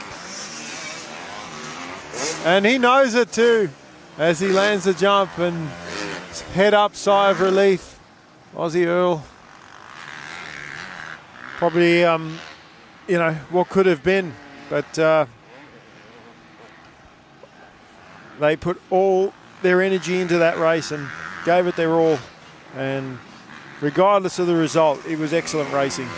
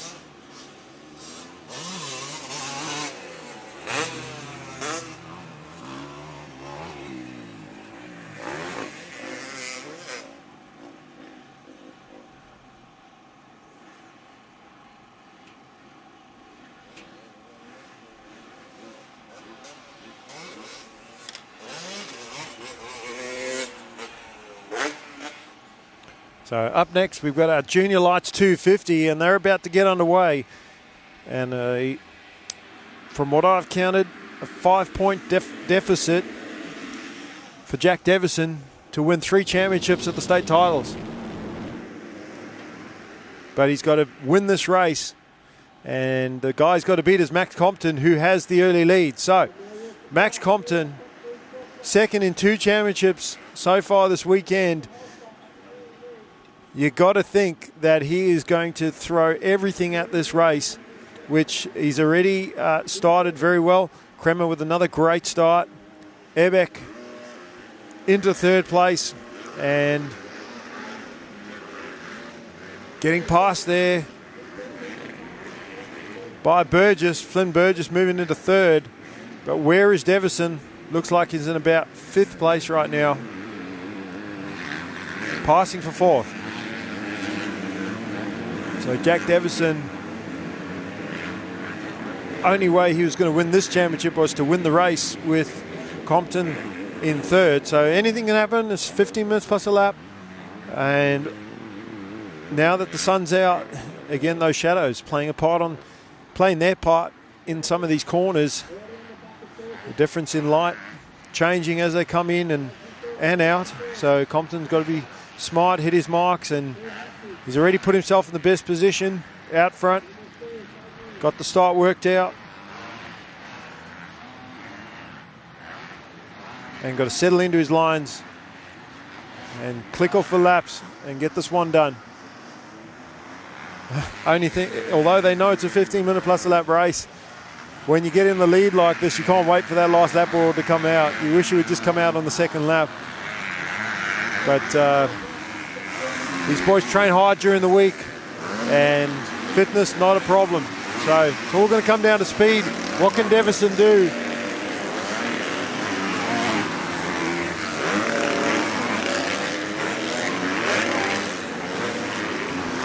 Kremer also trying to lock in a 3rd overall in this championship. He's currently running 2nd, so in good position as Devison and Burgess battling for 3rd. Burgess also, he's fighting for a podium in this championship as well, so he's not going to give up the position easy. They might be on the same bikes, but they're not on the same team or any team orders for that matter. They look very similar, but they are both racing for position as Burgess gets a better run around the outside there, and Devison a little bit off balance. So not riding his own race at the moment because he's trying to battle for position. Now Devison goes to the inside.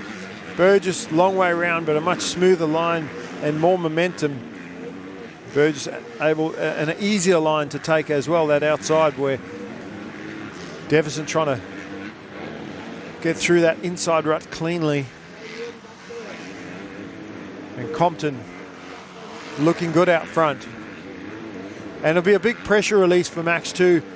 Not only having the points lead, but having the lead early in this 3rd race, knowing that that all he has to do is ride it to the end, and he's got a championship.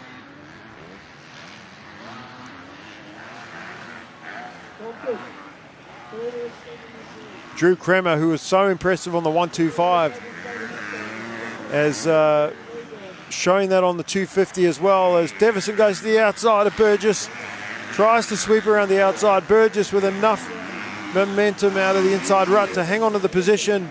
Burgess wider line there, side by side. Now Devison has been able to stay really low on the finish jump, gets the drive down the finish straight, and a big scrub on the finish jump, takes over 3rd place. So Devison moving up, finally putting Burgess away.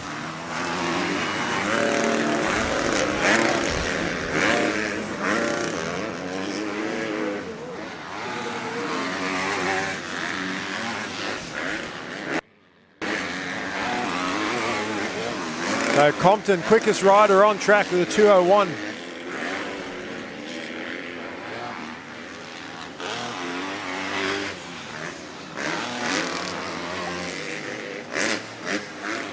And that is with Kremer having clear track as well, 2:02. Devison not clear track with a 2:03. So we'll see if Davison can close the gap onto Kremer and and if he gets some clear track for the next couple laps, see if he can bring his lap times down.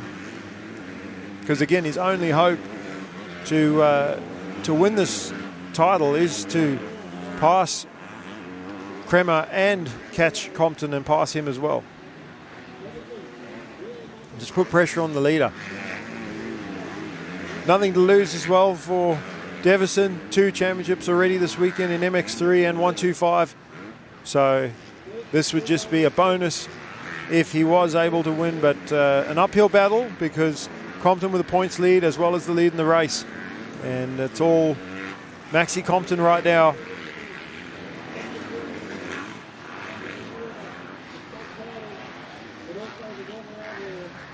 And all 3 of these riders, Kremer, Compton and Davison, they have been the front 3. Burgess has been up there as well, battling for position, but it's been them 3, and you wish you could give them all championships, but there can only be one number 1. And right now that's Max Compton in this class, as Davison definitely picking up the pace. Fastest rider on track. And slowly catching Kremer. But track position, Compton has done the job early, done the damage early, and got a decent gap over Kremer. And you expect the battle between Kremer and Davison to slow them down slightly, which will allow Max to get further away once he doesn't make any little mistakes. Otherwise, alternatively, sometimes when riders battle like this, it actually makes them faster and they push to the front. Like we saw in the 85s with Seth Thomas and Justin Mahue, they actually got faster towards the end of the race. So, interesting dynamic, and we'll see which way it goes. Looking at the lap times, they know they should be around the 2:01, 2:02 mark. So, the lap times drop, then there's your answer. But at the moment, Davison quickest on track. Compton about a half a second slower.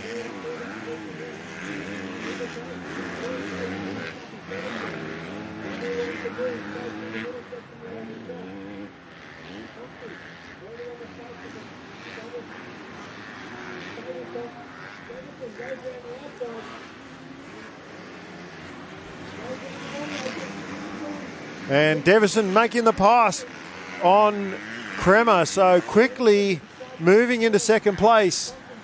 And now we'll see if Kremer can retaliate, come back at him, or whether Davison will put the gap on him. So Compton now quickest man on track with a 2:01. Davison with clear track in second. We'll see what he can do with that. And again, all he's trying to do is get in the head of the leader and try and put him off the game. So, but Compton quickest man on track. Davison second fastest. As he starts to edge away slightly from Kremer now. He's secured that second. And we'll see about halfway through this moto.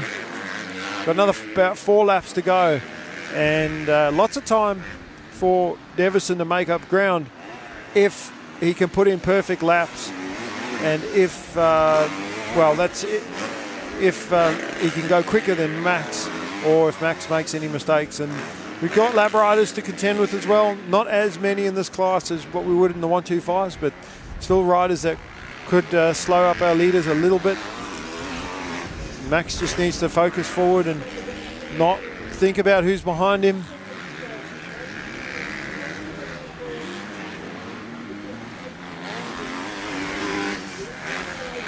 And just like Davison wanted to show in the previous race that he deserved to win that championship, well, Max is wanting to do the same thing and repay the favour in this final moto of the 250s and say, well, hey, no, I was the guy. I won the 250 championship outright, and that's what he's trying to do right now. Max was quicker yesterday. He hasn't got slower, just Devison's picked up the pace on the 250 today and has been able to match Max for speed. Little dab of the foot there from Max heading into the finish jump. And a 2:01 again, bringing the lap down even further. Fastest lap of the race. Davison at 2:02. So Compton responding to look how far over that single jump. These riders, they are launching, jumping right over the ruts, which is actually safer. You land in the ruts, it's all soft, and grab the back wheel. As you see Burton going through there in 5th place.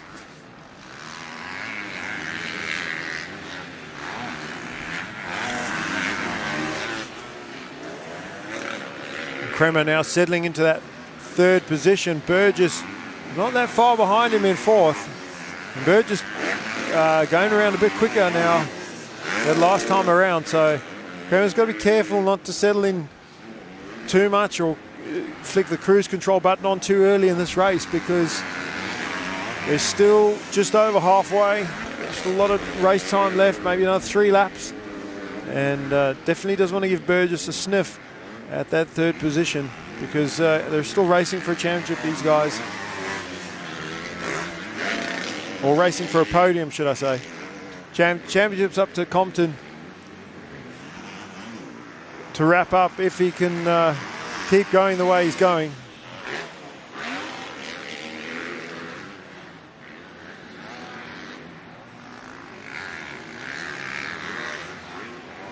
Zach Smith there on the 241 on screen.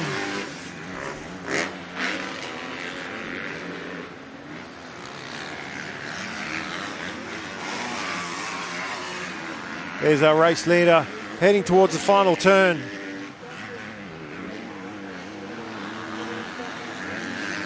And we'll see, had the fastest lap of the race last time around, just over a 2:01. Second slower that time. And this time it's Jack Davison with the fastest lap of the race.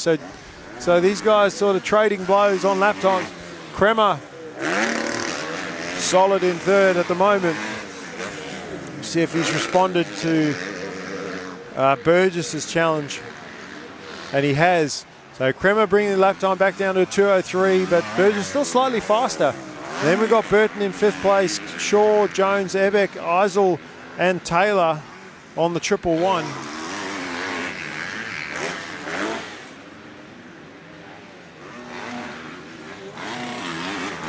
Then behind Taylor we've got Amity, Pollard, Napick, Wallace and Clark in 15th position. And then Zach Smith in 16th. So well, there's Ebeck on the 999.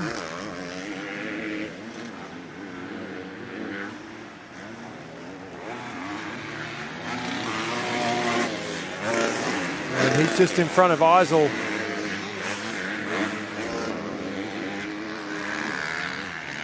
Our leader on screen, Maxi Compton.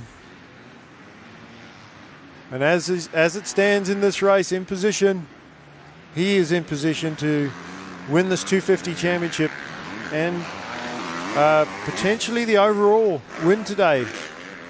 Yes, he got a 4th in the 2nd race, but a win in this one might be enough to secure the overall.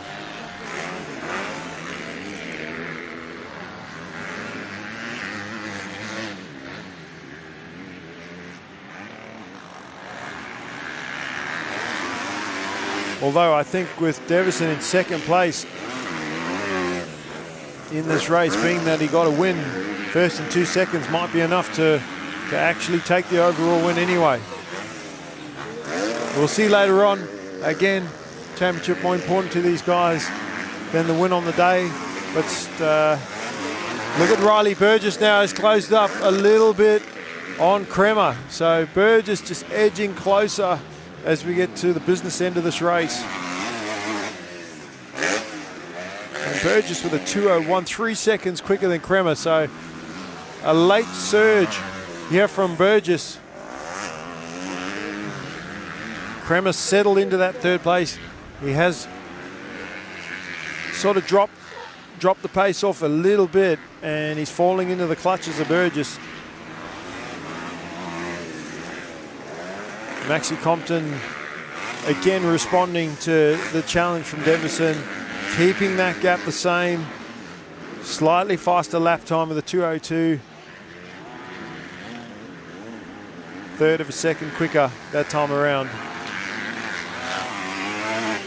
And Burgess, fastest man on track right now, in 4th place, going after Cremo as we get close to the end of this race. Maybe only a couple laps to go.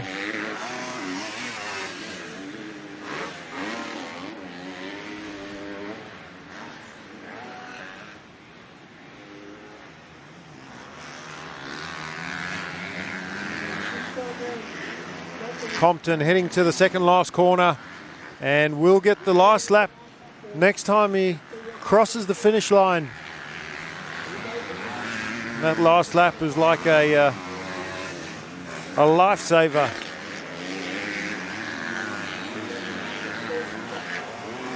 And a pressure release, especially with the lead that he has, knowing that he has this one in control. Now he just has to ride it home and be smart. This is probably the most dangerous part of the race for Max.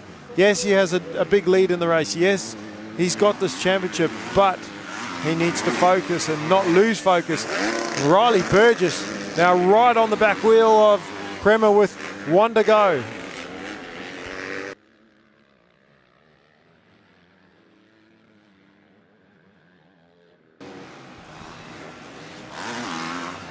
So Burgess with 1 to go. Can he get the pass on Kremer? Is it going to make a difference for the overall or the championship?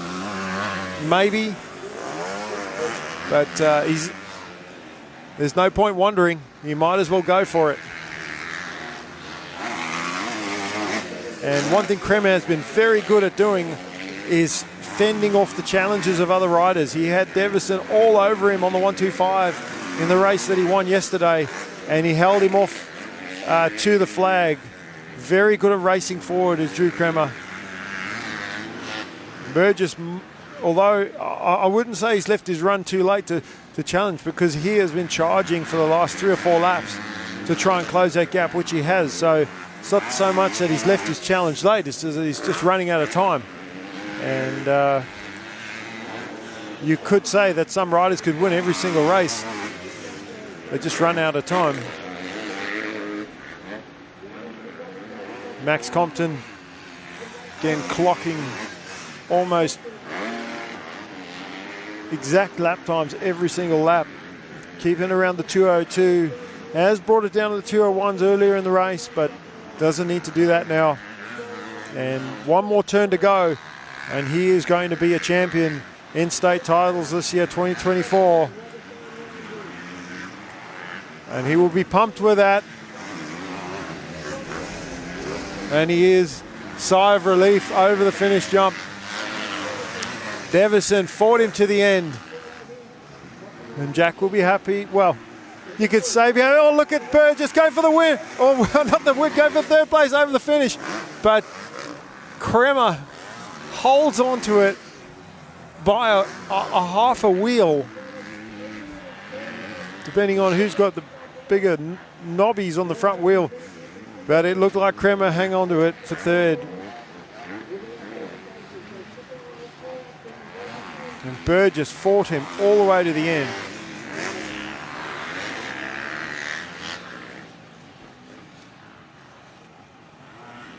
And they are the 4 horsemen in this race, in this championship, in this class, and the other 125 and MX3 classes, as Burton crosses the line in 5th place.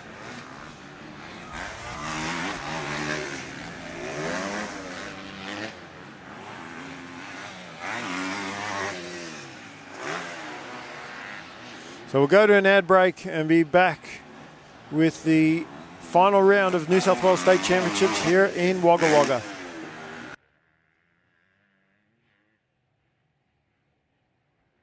The Westpac Rescue Helicopter is here for our community.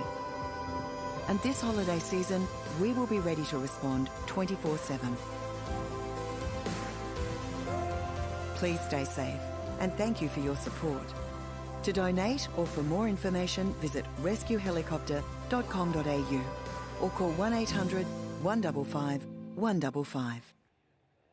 I'm part of a team working on a first for mining in New South Wales, turning this coal mine into a new hydro power plant and solar farm to generate renewable energy for families and businesses. Projects like this show our industry will keep working to reduce its emissions, already down by 38% since 2005, all while contributing billions in royalties every year to fund. MX women out there for their final race of the day and the weekend. Taylor Thompson, again another day in the office, whole shot out front. Kira Collins slotting into second place, and she was battling Bella on up for that second in the first race, in the second race, but Bella ended up taking it. You know, Sienna Gadish, that previous corner, trying to sneak up the inside of Honor. Bella with 2 second places so far this weekend, looking at trying to lock down second on the overall and then second in the championship. Kira Collins wanting to do one better, 2 third places so far, and she did put in a challenge in the last race on Bella, but ended up with third. Sienna Gadish still with a chance, depending on what Kira Collins does this race. And we are well into our final motos. Only 2 more to go after this, and then we will be into our presentations, round and series.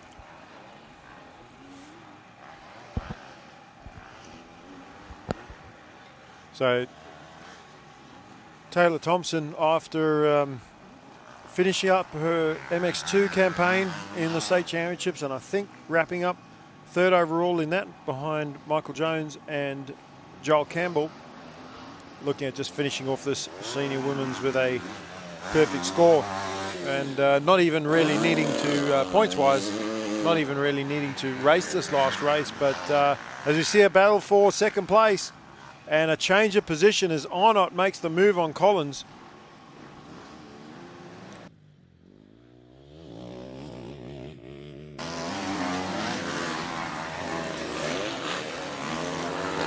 So Arnott just taking that second place away from Collins, making the move, and already stretched it out by a couple seconds over Collins, and then Gadish not too far back. So second, third and fourth very close. There's Ella Hamilton.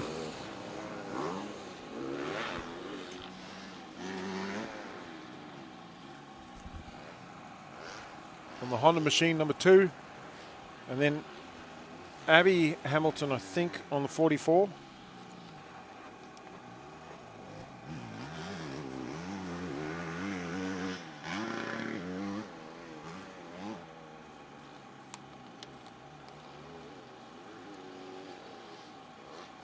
Oh, sorry, Bella Brownlee on the 12 it is, on the Honda.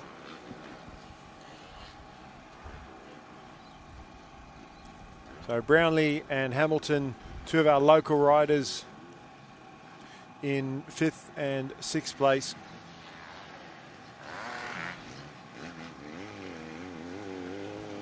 Taylor Thompson, fastest rider on track, full 19 seconds ahead of Bella Arnott on that first lap. And then Collins just a second slower, and then Gadish a couple seconds further back from there. So Bella showing her speed in this race, able to not only make the pass on Collins, but actually stretch that lead over Collins, and now Collins and Gadish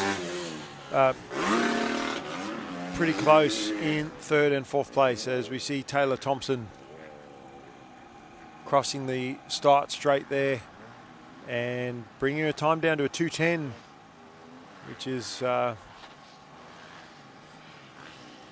really fastest lap of the race so far. Just comparatively, I want to mention the 12 to 1685 boys. Seth Thomas with a 2:08 in his previous race on that final lap when he was charging behind Justin Mahue, and Justin with a 2:09. So just gives you an idea of the younger juniors versus the senior riders, where they are lap times wise. And yes, I know it's the boys class and this is the girls class, but still Taylor Thompson is a fantastic rider, and it just shows you the speed of the riders that are racing here this weekend. Taylor full again, 18 seconds quicker than the next rider, Bella Arnott. And that is an eternity as far as a race goes, to do that every single lap. Bella Brownlee crossing the finish line there, just in front of Abby Hamilton.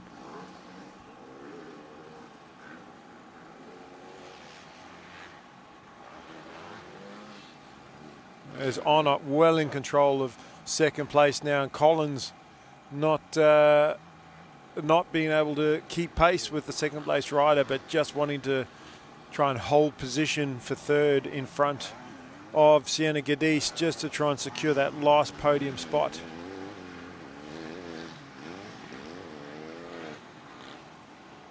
And get a top 3 in this championship.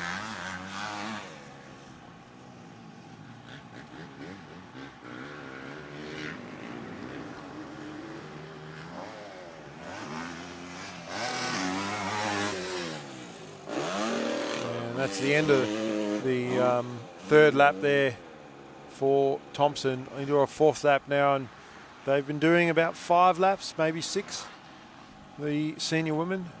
So just over the halfway mark.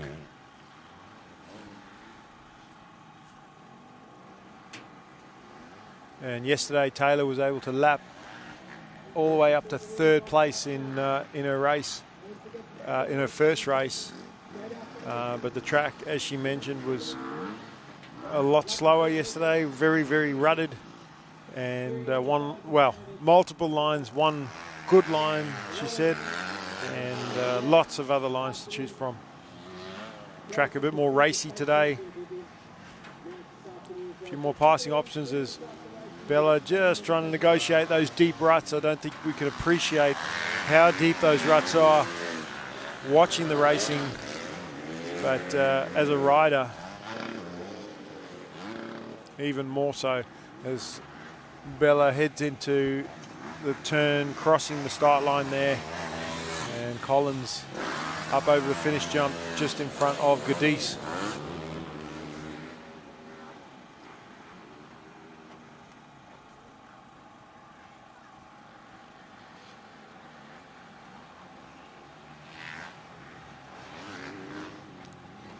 So Taylor Thompson almost a full minute in front of second place.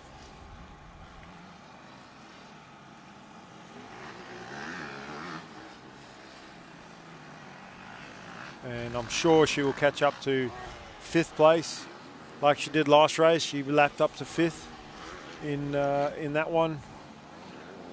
And I think that's as far as she will get.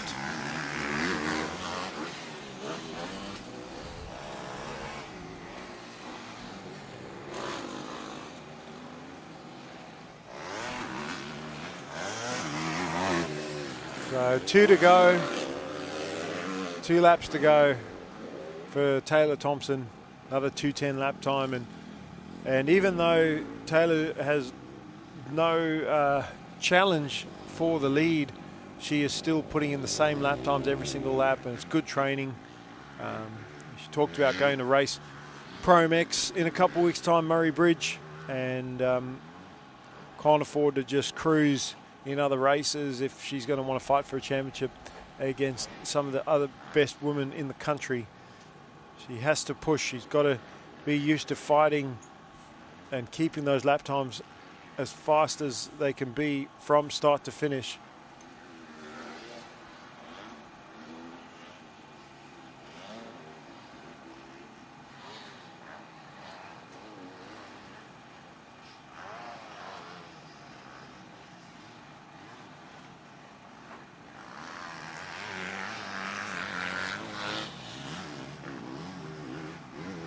Got the overhead shot there, Taylor.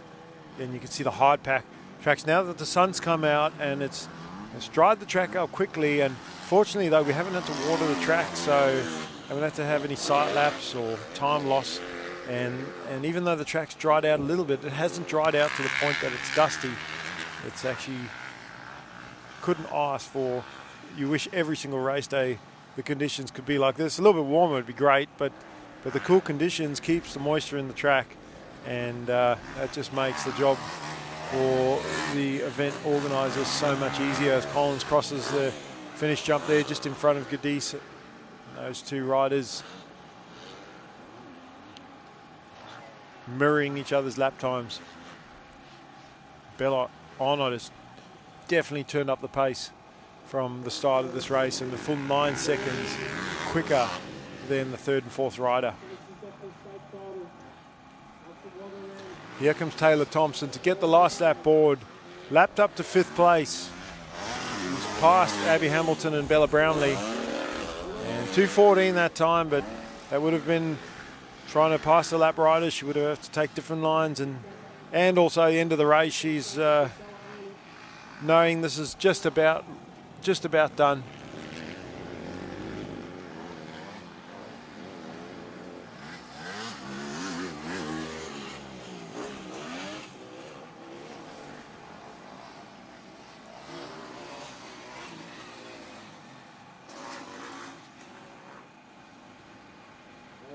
Everybody stacking up, don't forget to stick around. 10 minutes straight after racing will be a presentation. The Wagga presentation is for Kira Collins making a mistake, dropping the bike.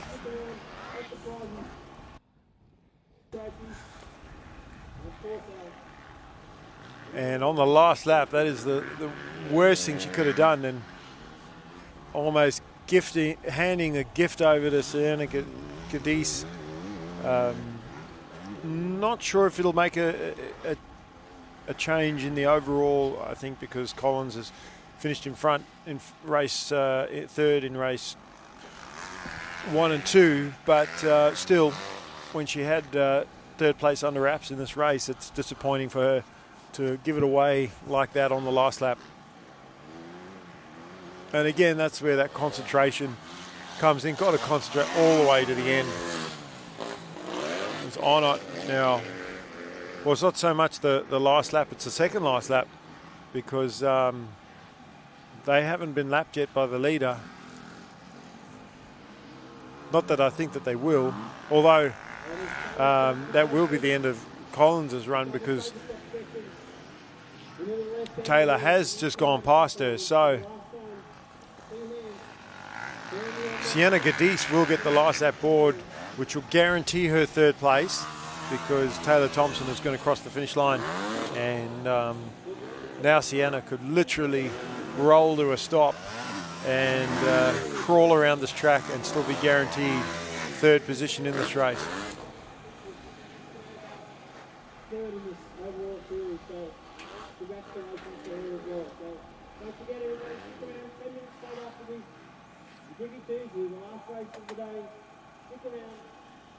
So up next we've got a younger girls class, 85s, 12 to 16 years of age. That's a 10-minute plus lap race, and there's still a championship on the line there. It's been up and down and all over the place. And Sienna Cyprian, the Queenslander, in prime position to win that one if she keeps her head together. But a bit of bad luck for Mia Kazi. A bit of a rough go this weekend. However, all she can do is bounce back and come out swinging in this final moto. See if she can get a win. Mia Cameron as well, within, relatively close within the points. Especially after getting a win yesterday. But again, the battle is for first and second, and that will be Cyprian or Kazi that'll take it. Mia Cameron's more so battling with Ada Harris for third in the championship, which I think Cameron does have at the moment. And after, from what I could work out, taken the Junior Lights Championship. I think Mia Cameron would be stoked if she could get a top 3 in the 85s as well.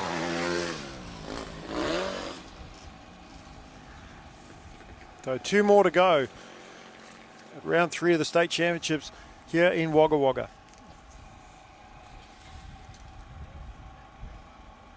We'll go to a quick break and be back with the 85 girls. Presenting your event partners of the 2024 New South Wales Motocross State Titles. New South Wales Mining, Kennards Hire, Sideline Sport, National Motorcycle Alliance, Black Dog Institute, Westpac Rescue.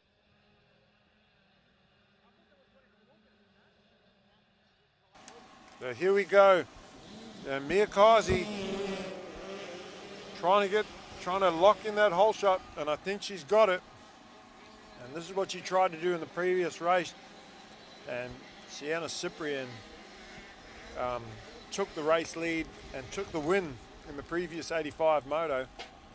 And Kazi sitting in good position at the moment with that early hole shot. Mia Cameron got a bit cross-rutted in that previous corner, went up the inside and gained a position, but be careful she doesn't do that too many times.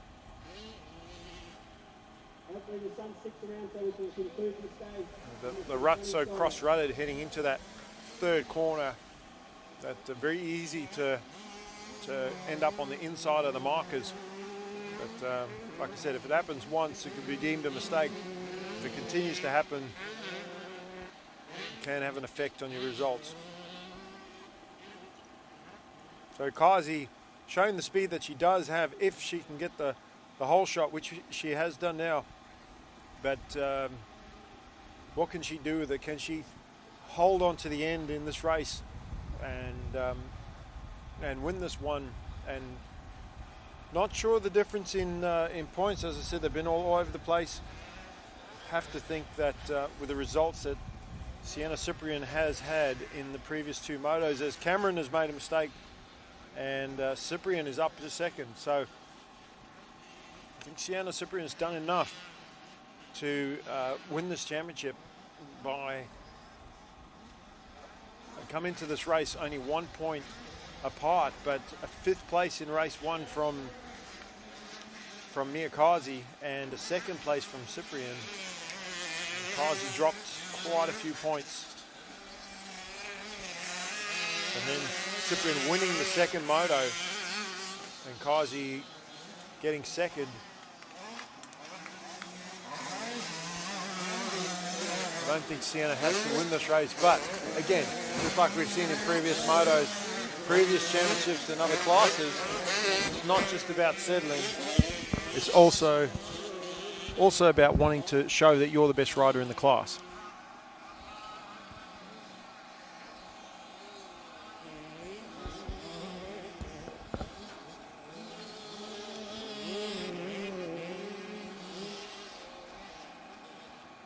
And Kazi responding to the challenge from Cyprian, who's moved into 2nd and sort of challenged her briefly by closing up. Kazi's turned it up a bit and pulled away slightly.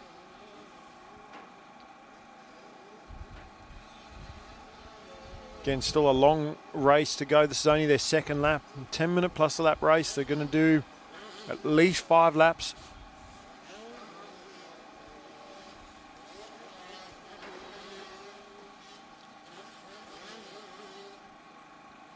And I'm very sure that Sienna will know where she needs to finish in this race to wrap up this win. Mia Cameron getting close to the back of Cyprian there.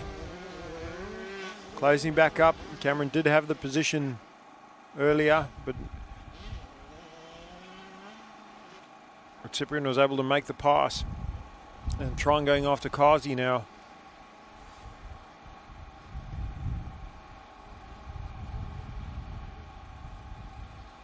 And although Mia may have had a little bit of bad luck in previous races, that's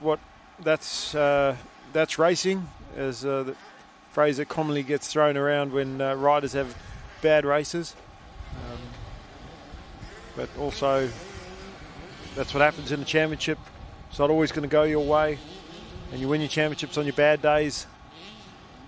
Unfortunately, Mia's had a couple bad days in this championship, and that's what's hurt her a bit, where Sienna Cyprian has been very consistent, and she's won some races, and when she hasn't won, she's been on the podium every time. And the Queenslander trying to wrap this one up, stay close to Kazi and keep the pressure on, maybe even try and force a mistake.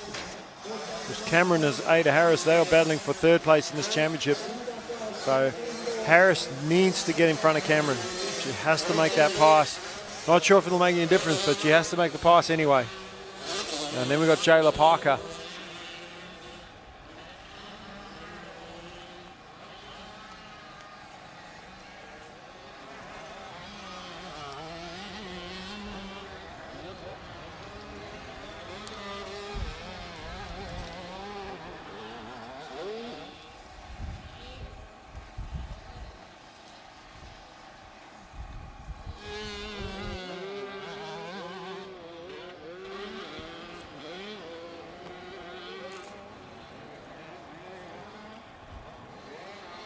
So Kazi responding to the challenge of Cyprian there and maintaining that gap, just managing the gap over her.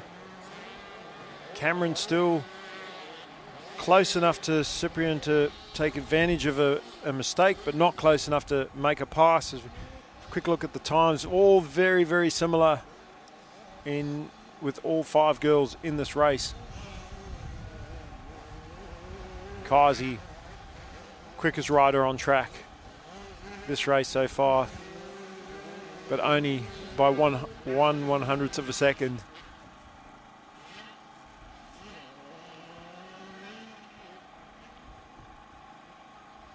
Now roost wouldn't be an issue at this part of the day on the track, so it really just comes down to the rider who is willing to put the hammer down and basically go faster than the rider in front and want it more.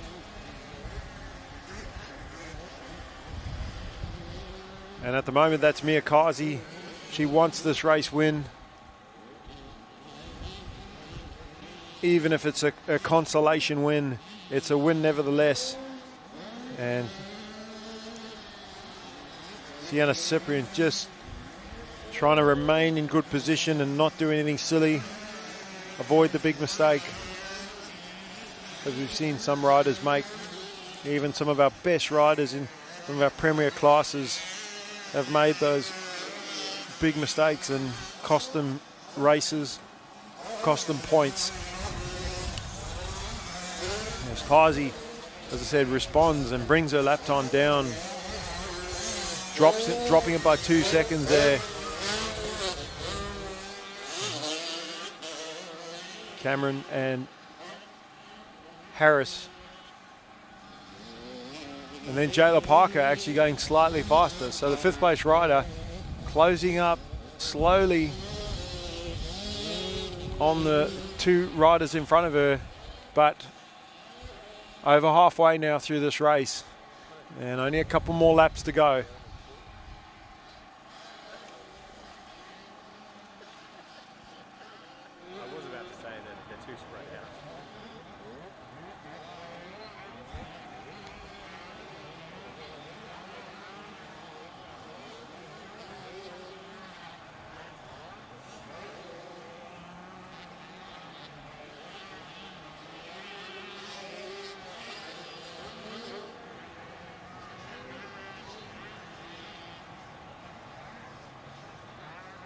The other hard thing for these girls to make passes on each other is they're all about 3 or 4 bike lengths behind, especially 3rd, 4th and 5th.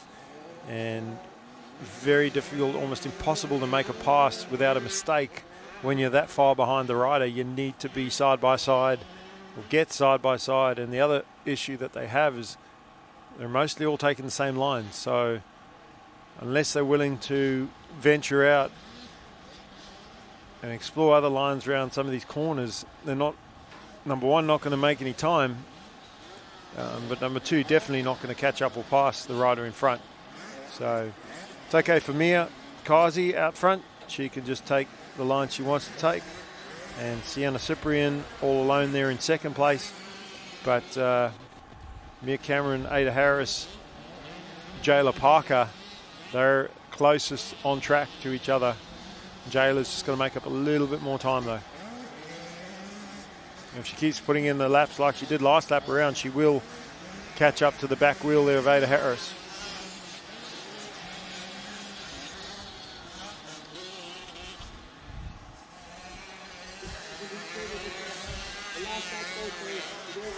So last lap board out now for Mia Kazi, and what could have been Sienna Cyprian done everything right this weekend. Had a little bit of good fortune, but put herself in the right position.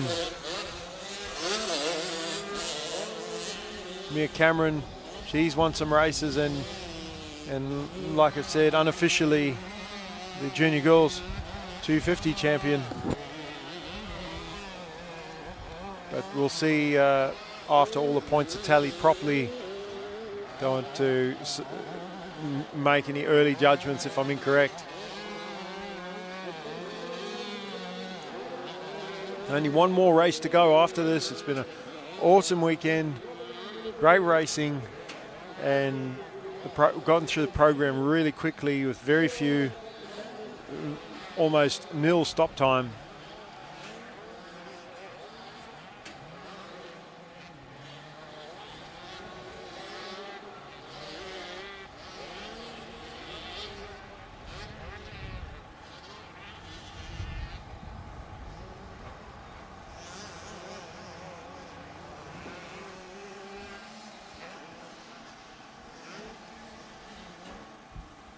As the 50 kids warm their bikes up on the line, and there is a championship to be decided in that class as well. Only 1 point separating Harrison Rex and Mason Ryan for the state championship.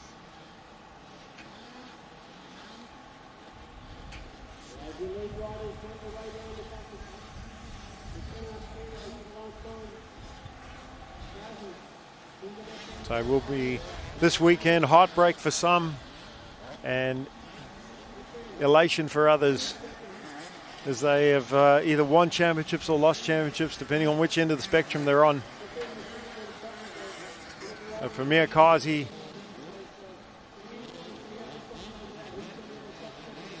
might be second this time round. Doesn't mean that she won't try again next year, and has shown that the pace that she's got.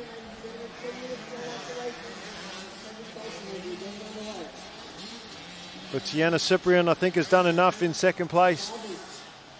Mia Cameron also may have done enough to secure third. But the win in this race is going to go to Mia Kazi. Well deserved. She'll be happy to get a win. Sienna Cyprian, though, I think she knows that that's all she needed to do. And Mia Cameron for third as well. Just had to finish in front of Ada Harris. A good charge there at the end from Jayla Parker as well. As we get straight into our 7 to 9 50cc. And Harrison Rex and Mason Ryan. It comes down to these two riders. And my best advice is patience at the start of this race. The last thing you want to do as a rider is push too hard too early and have a crash. And as we see Gary do that, great start, but little tiny tip over, those ruts so deep that his bike actually didn't fall over. So able to get up and running quickly. Second place has gone down. Is that Ryan in second? I think it was. So just what I was saying about patience. And yes, Rex had the lead and Ryan was second, but now that he's put that bike down, he's going to cost himself a lot of track position. And now this championship well in the hands of Harrison Rex if he can keep the bike upright.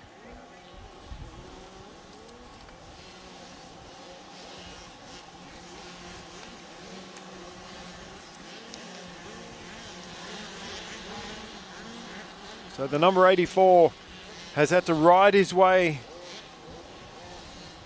into the lead in this championship after being behind right from the word go in race 1 of the championship at Lake Macquarie. He has fought his way back to the lead with 2 race wins this weekend. Now in the lead again, and it is all up to him to ride the track, stay on the bike, put in clean laps, and finish it off. And if he can do that, he will be the state champion.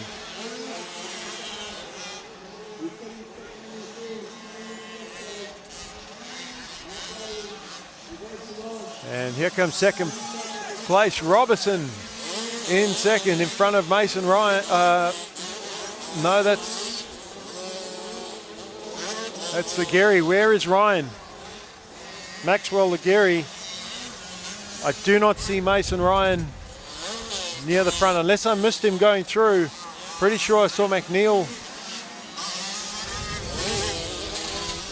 And that will be devastating for his championship. There's Ryan now crossing the finish line. So he's had a problem early in this race. Besides the crash, I think he fell on the first, early in the first lap. He must have fallen again to be that far back. So now this championship well in the hands of Rex, who hasn't had it handed to him. He has earned it. And although we are only on the second lap, he is well on the way to winning this as long as he can keep the bike upright. And again, that's urgency that that Ryan would have had, knowing he had to try and catch up, and that's where the mistakes can creep in. But Riley Robertson having a fantastic ride in second place. Harrison Rex, though, lap times wise, much faster than anybody else in this race so far.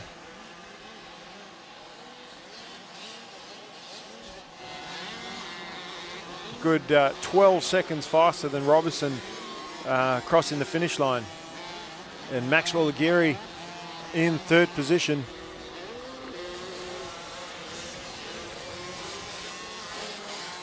Rex heading towards the final turn to head towards the finish line again. McNeil in fourth place, then Thompson, Harvey, Little, O'Rourke, Freeth, Ryan, Frank, Higgins, Davis, Holder, and Pascal in the top 15. Then we have Riley, McInerney, Collitz, Woodbury, Clark, Saville, Eastgate, and actually Eastgate is not in it. He's entered but not riding.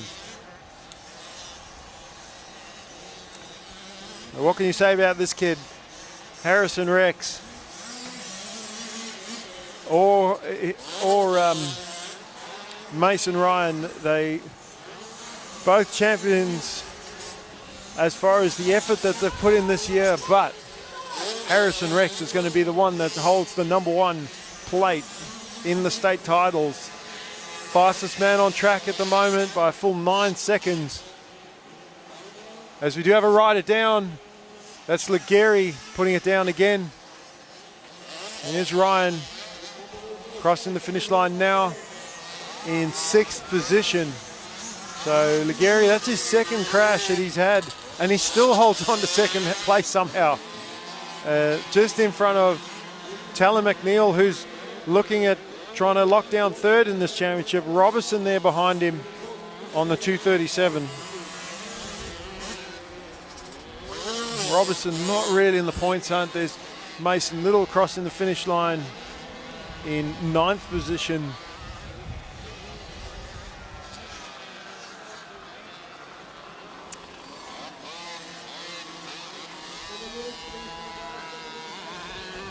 And McNeil going after Maxwell Legary. Doesn't need to. Maxwell hasn't done the rest of the series, but McNeil wanting that, can see the position in front of him, so going for it. But it's all Harrison Rex's race at the moment and championship. He has rode his way to the number 1 spot. He's got the whole shots this weekend. Got the starts under lock. 1-2 races. Got a whole shot in the 3rd race, so the momentum was with him coming into this final moto. And they'd only have a couple more laps to go now, as he has some lap traffic to get around, and he needs to be careful there. Almost run into those banners trying to go around the lap rider. And that could have been detrimental to his championship. So he's got a big lead. He needs to be patient. I talked about patience at the start of this race, but he's got a massive lead. He needs to be aware of that, and doesn't need to slow right down or often you can lose focus if you slow down too much, but definitely needs to take his time, not do anything silly.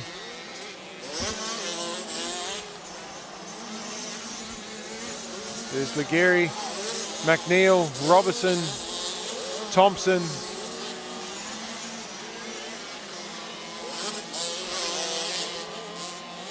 Harvey is there just in front of Mason Ryan, and Ryan's been used to finishing second, if not winning, and not used to being this far back in the pack. As he makes the pass on Harvey, and then moves up another position as well.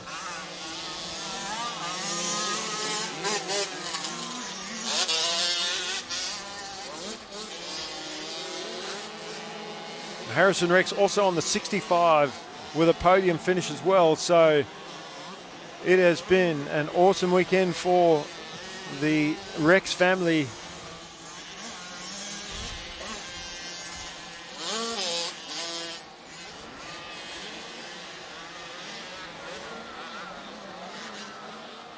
And so much excitement for such a young rider.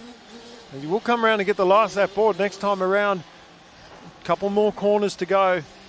Again, just got to be smart, got to be focused, and concentrate right until the checkered flag. That last lap board is such a relief to see, especially in the position that he is in. And he knows it too. And the confidence would just be overflowing out of him at the moment. You could probably see the smile on his face through the goggles, under the helmet.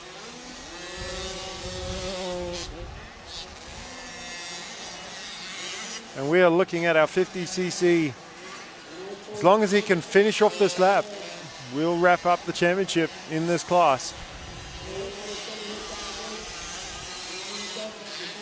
Look at the gap that he's got on second place. It's only coming to the finish line now, almost half a lap in front.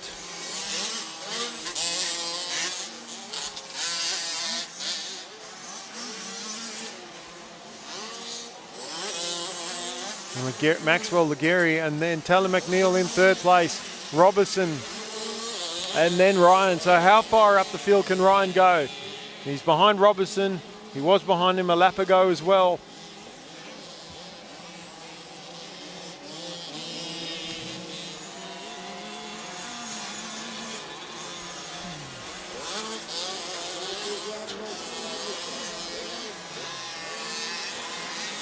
And again, Harrison showing his speed, full 11 seconds a lap quicker than the rider behind. And that is not even putting in his best lap.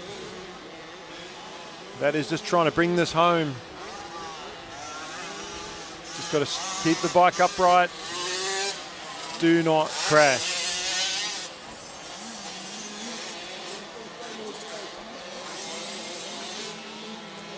Two more corners to go for Harrison Rex.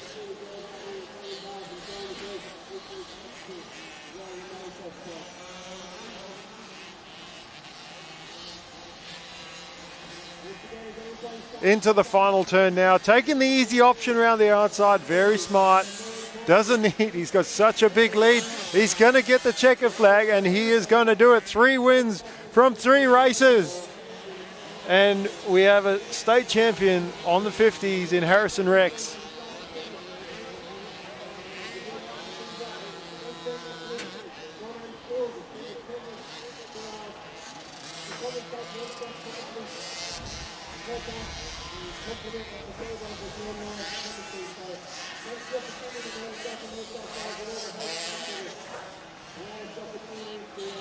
Then we got Legary, McNeil, Robertson, Ryan, Harvey, Freeth, O'Rourke, Little, Davis, Riley, Holder, Pascal, Collitz, Higgins, Frank, McInerney, Saville, Clark, Woodbury and Thompson.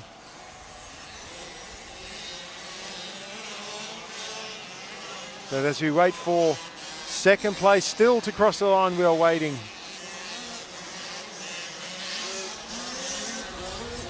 And even after two crashes, Maxwell Legary takes third. McNeil will take fourth in front of Robertson. And Mason Ryan, after all the effort he put in,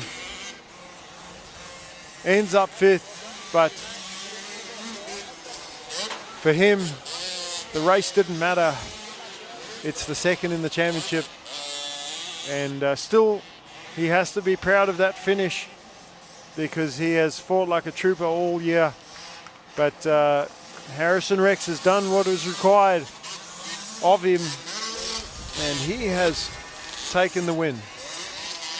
And that brings us to the end of the final round of the New South Wales State Championships, as we will hand out our overall awards for the day and crown our state title champions. Thank you for watching. Hope you enjoyed it, and well done to the team, the New South Wales team, for the events, and the Wagga Club for providing a fantastic venue.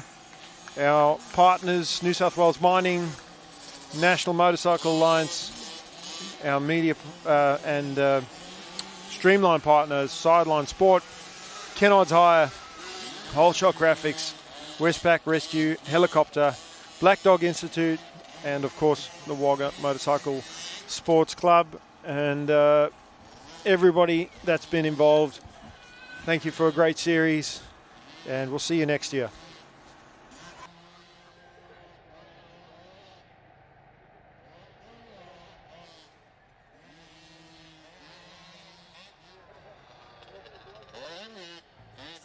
Your face in the mirror, drop the curtain, see the sun, you're daydreaming. Looking at the front door, it's gonna be whatever you do it your way.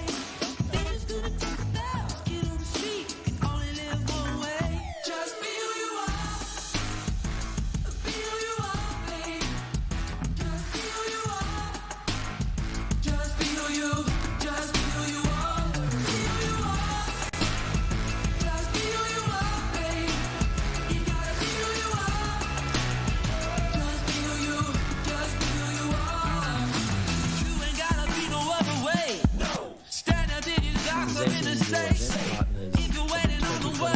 New South Wales Motocross State Titles. New South Wales Mining, Kennard's Hire, Sideline Sport, National Motorcycle Alliance, Black Dog Institute, Westpac Rescue Helicopter Service, Whole Shot Graphics. I studied business and commerce at uni. After graduating, I joined the New South Wales mining industry. And my job is to find smarter, safer and more sustainable ways of doing things, like world-leading remote vehicle technology, building renewable energy to power our mines and communities across New South Wales, and using drones for remote seeding to restore the land and protect our ecosystem. Because in New South Wales, we mine responsibly for today and tomorrow.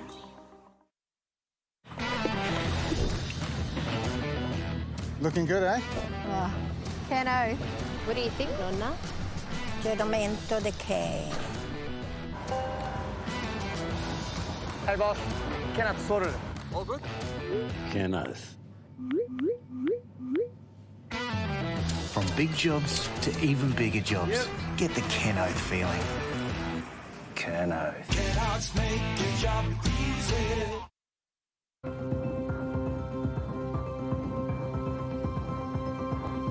The Westpac Rescue Helicopter is here for our community.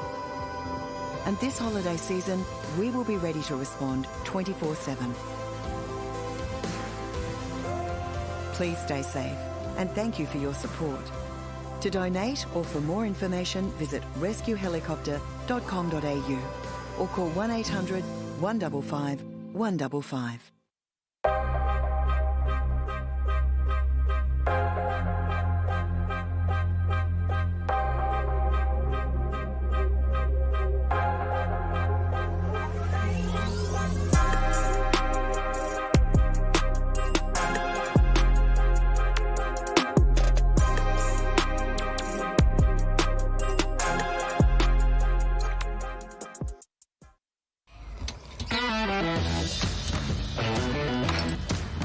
Looks good, eh?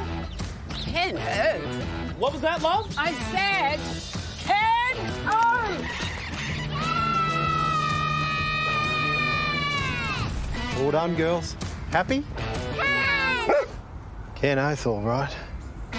From big jobs to even bigger jobs, get the Ken Oath feeling. Kellogg's make your job easy. I'm part of a team working on a first for mining in New South Wales, turning this coal mine into a new hydro power plant and solar farm to generate renewable energy for families and businesses. Projects like this show our industry will keep working to reduce its emissions, already down by 38% since 2005, all while contributing billions in royalties every year to fund our public services. Because here in New South Wales, we mine responsibly for today and tomorrow. For over 20 years, the Black Dog Institute has been trusted to listen to the experiences of real people. Every day, we work to uncover data, patterns and insights into mental health to develop actionable, practical solutions. It takes pushing boundaries to be an international leader in digital health. Not only researching and developing the technology, but also making it accessible to everyone. From clinical treatment and online support to early intervention and prevention programs, we're on the cusp of a new era of mental health science and action. As our technology advances and our scientific research continues, our ability to innovate and impact does too. With the ripple effect of our work being felt for generations to come and bringing hope to millions more. Together, we can continue to tackle the big issues in mental health.